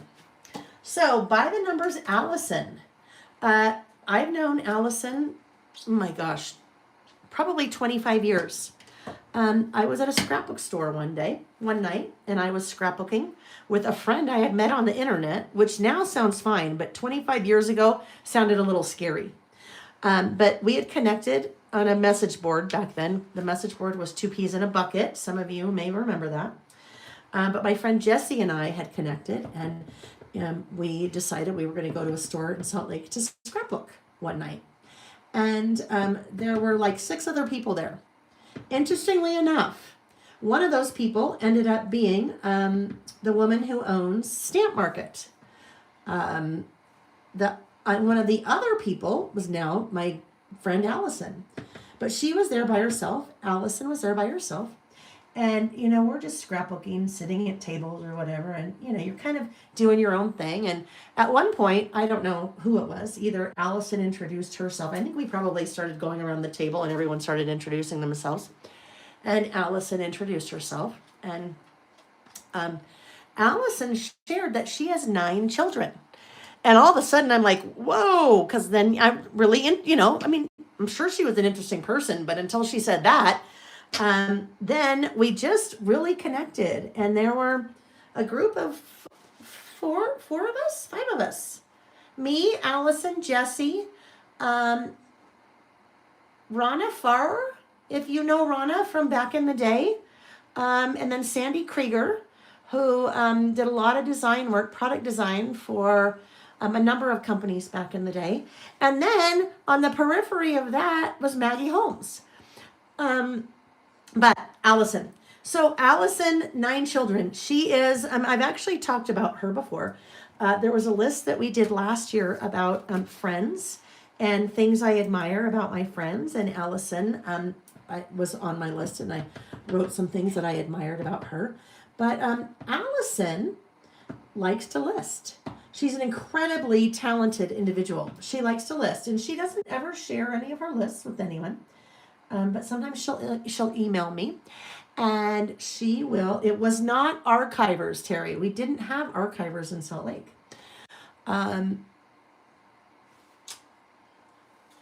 So she will every once in a while email me and send me pictures of some of her lists, and every so often she'll say, "Hey, I have an idea for a stamp set." And one of her ideas for a stamp set, she said, "I would love to have a number stamp set that had the number, but then also," I just walked over to the side of the room for a minute, so bear with me for a second while I find this, that also had the number written out as part of it. And I thought, well, that's really cool. That sounds like a really fun idea. Where is it? Anyhow, that was where the By the Numbers started, with By the Numbers Allison. And I don't know where it is. It's here somewhere. I probably already pulled it out to show you and totally forgot. But that's kind of where the whole idea for this By the Number stamp set started, was from Allison. And so this one is similar, but it has my writing. That one didn't have her writing. But anyhow, yes, Miss Archivers. I know. No, Utah did not have an archivers, which is kind of surprising. But also, I don't know, just never did.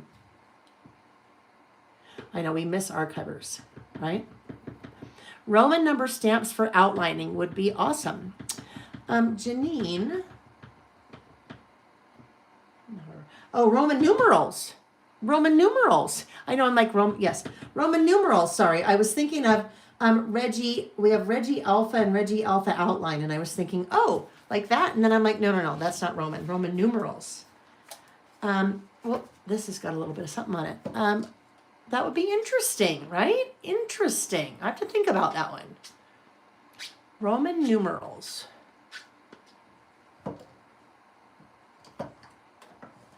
Okay, I had to clean that because it had a little something on it. And I will dry it again. I love it that a bunch of you are, let's see. Diane said, I started with Scrap Girls about 26 years ago, made several online friends from around the world. Super great, right? And some of you have even made friends here during the way early days of the pandemic. I had met Mindy Hall. I had met Mindy teaching up in Spokane. A friend up there owned a scrapbook store, and I was teaching, and I met Mindy Hall there. And then Mindy Hall said that she was moving to Oklahoma. And then the pandemic hit, and we're on one of our Saturday sessions way early in the pandemic. And Kim Pope in the chat said, oh my gosh, is anyone from Oklahoma? I would really like to connect with someone or whatever. And I'm like, wait a minute. And I'm like, Mindy, are you here? And she said, yes. And I'm like, Kim and Mindy, you both live in Oklahoma. Now, I mean, really? Come on. They both live in Oklahoma. Oklahoma's a big state. Turns out they lived an hour from each other. And they started connecting online during the pandemic. And then when it was okay to start, kind of being in person again, they got together and started crafting together. And now they are very good friends, which I think is one of the coolest things. I mean, there's a lot of cool things that have come out of our Saturday listing sessions. But I just loved that it was two people that, especially Mindy, was in a brand new state, brand new city, didn't really know anyone, and able to connect through this, which was awesome. All right. I don't think we will make 9 because I was not planning ahead whether we would have room or not. So if 8 goes there, and then we'll put something else down there. I don't know what we'll put down there. Oh, sure I do. Maybe. Ouch. I haven't even been testing. I've just been looking and thinking it's probably okay and going. So we're living on the edge here, folks. All righty. There we go. 1, 2, 3, 4, 5, 6, 7, 8. 9, 10, 11, 12. Ladybugs came to the Ladybug Picnic. Remember that? Sesame Street. Way back in the day. I don't know. It's probably still around, but way back in the day. All right. So, before we get too much further, we need to... How am I going to do this? I think we'll just have a little bit of outlining here.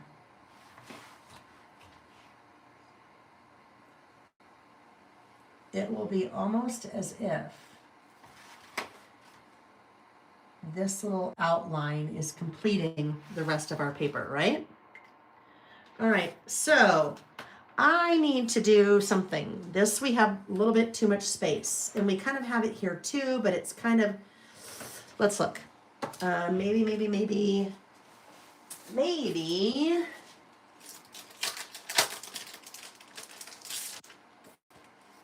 Maybe this sticker. Let's look.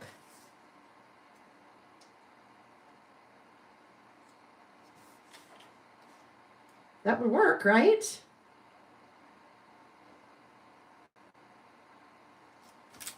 Do we like it? Should it go extend off the edge a little bit? like that. It needs something. Don't you think it needs something? I think it needs something. I just don't know if that is it. And I don't think we have enough. All right, let me pull this off. And let's look at this other guy. Because this other guy is kind of a, well, it's kind of layered, right? So what if we did that instead? I like this better. I like this one way better because it kind of brings in the color, I think. I think the other one was just too, I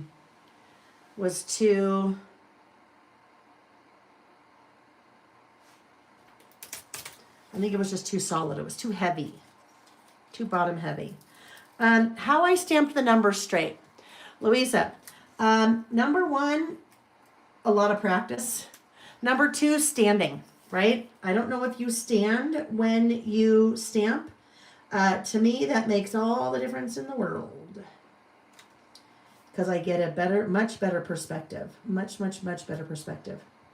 All right, it's going to be that. The other one was just too solid, too heavy. It just seemed a little forced to me. This one seems to fit a little bit better, in my opinion. So we'll cut this off here. I'm going to cut this off over here. And then there's something really important to do. If you are ever taking something, whether it's paper or a sticker, and it's spanning the spread, you should separate it in the center. By the time you get your book filled, it's going to cause way too much pressure right there. It's going to pull too much. So either take your scissors or take a craft knife or something like that and do this.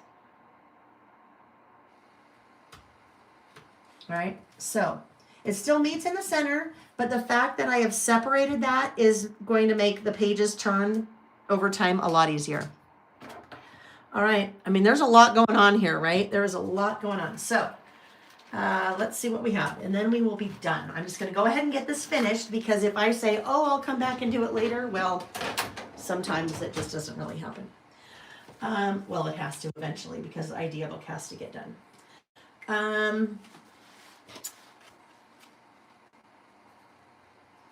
Going to the dermatologist. It's been a few years and I really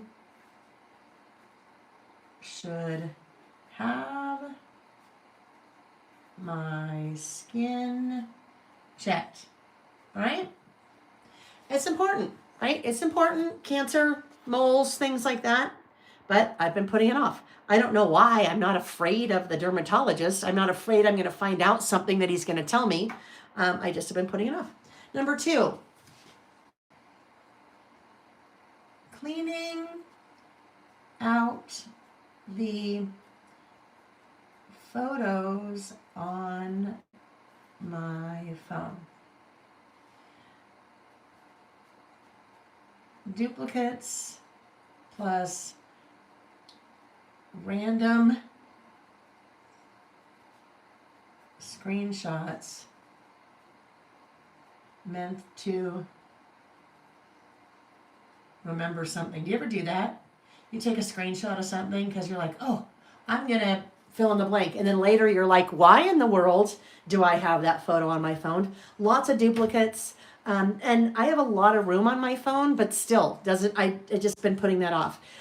There is something that years ago I heard someone talked about a great way to do that in a very approachable manner is that, let's say you start this tomorrow.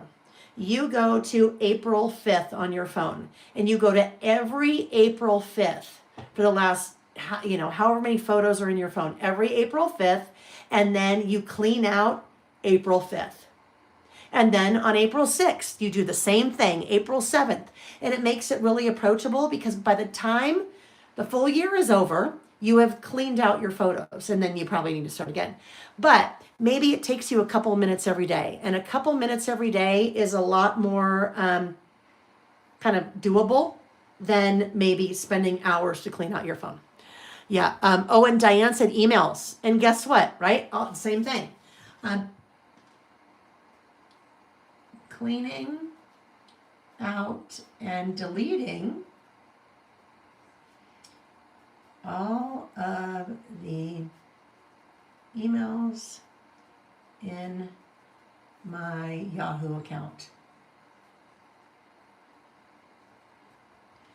I don't even know. Tens of thousands, probably way more than that. Tens of thousands that are years. I mean, 20 years old, right? But again, it's something that takes time. Something that takes time.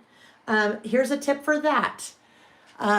If you sort by sender or sort by subject line, or usually what I'll do is sort by sender, especially if you get a lot of junk mail and you haven't cleaned it out. If you sort by sender, and let's say you're getting emails from, oh my gosh, Better Homes and Gardens magazine. I don't even know. And they send you an email 5 times a week for the last 28 years. If you search your email by sender, Better Homes and Gardens, then you find all the Better Homes and Gardens together, highlight them all, and hit delete. That's a really easy way to do that too. Now listen to me. I know how to do it. I just haven't done these things. Next up, lots of cleaning here. Cleaning out the guest room closet. It's become the dumping zone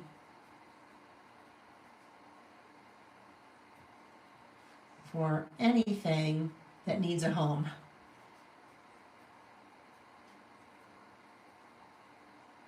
Do you have places like that in your house? A closet, under the bed, right? Need to do that.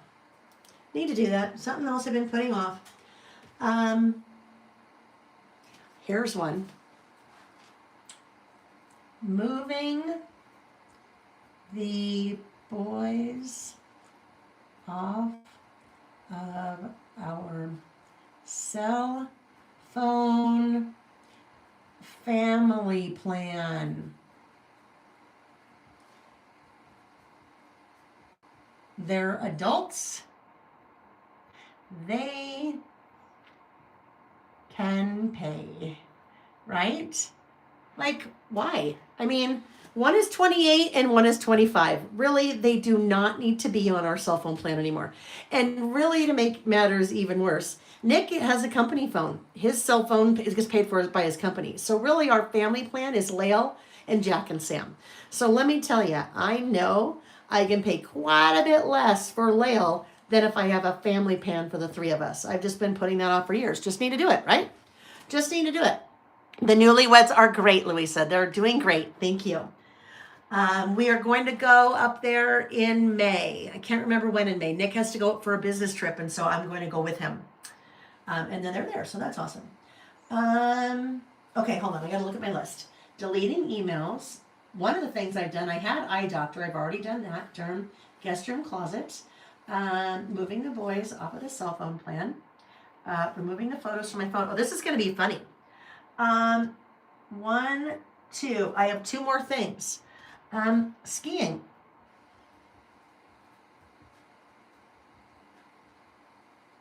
It's been years.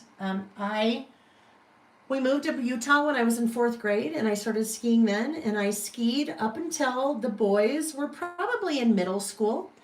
And I haven't skied since then. So it's probably been at least 10 years. At least 10 years. I've been putting that off. I don't know why. And this is a funny thing. I decided this year was the year. And then no snow. So really, this was the year. I was gonna give it a try again, and I'm a good skier. So it's not that I'm afraid. It's just that so this was the year I was gonna do it. And Sam was so excited. I'm like, Sam, I'm a good skier. You don't remember this from when you were little, but I'm a good skier. And he's like, well, yeah, whatever. And I'm like, I'm going to show you. And then the snow here has been horrible. So putting it off, maybe next year, hopefully. The next one is adding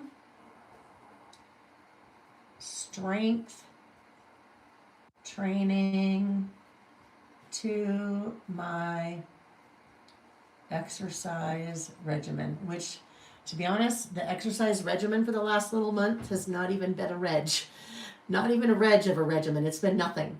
But I really need strength training is important, and especially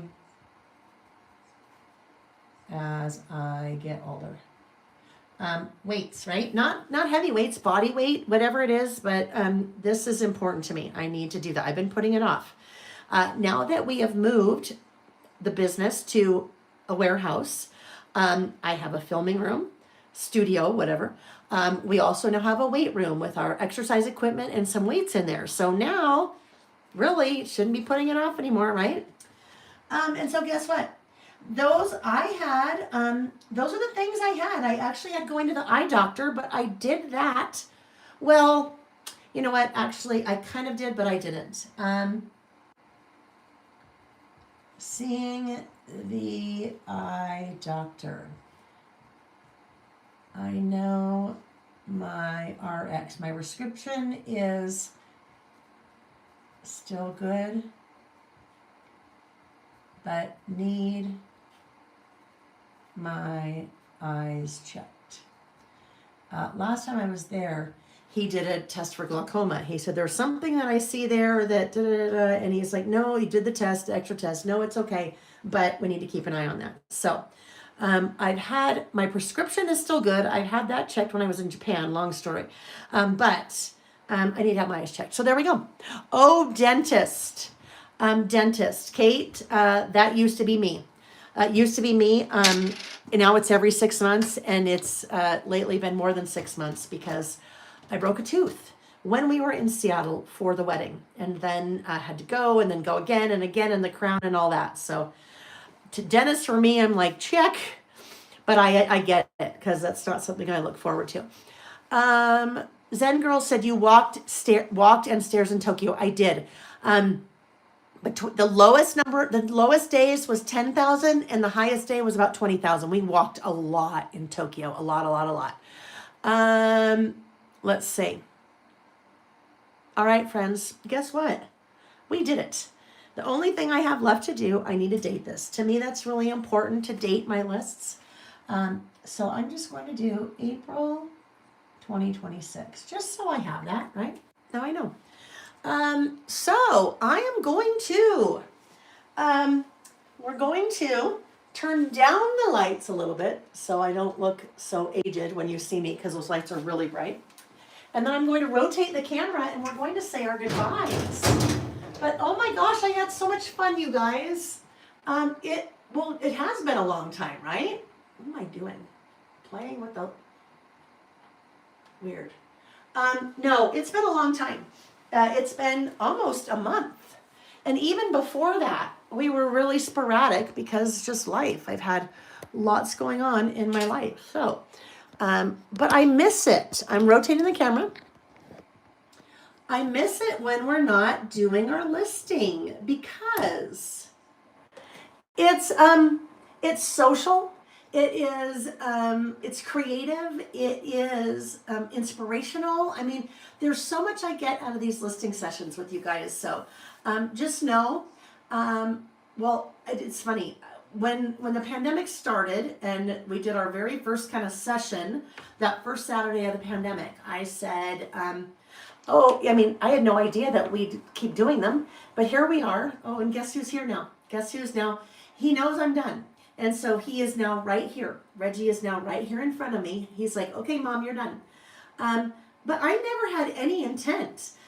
When we started doing our things on Saturdays during the pandemic, it was to give me something to do, give you guys something to do, take our mind off of all the craziness that was happening with that. And I just had so much fun. We've never stopped. And I don't plan on stopping because I enjoy this so much. I get so much out of this. When they say when your business is your hobby, I mean, my business is my hobby, right? I'm a creative person, but that's also my business. So it's dangerous when your business is your hobby because a lot of times the business part takes over and it doesn't become a hobby anymore. And that is what I get from our Saturdays, is that it gives me the time to enjoy my hobby, enjoy my time to get product out and play and stamp and be creative and do things like that. So thank you. Thank you for continuing to show up and giving me, you see my hands, it's just cat, because he'll start biting me. I mean, but he's just telling you, hey, pay attention to me.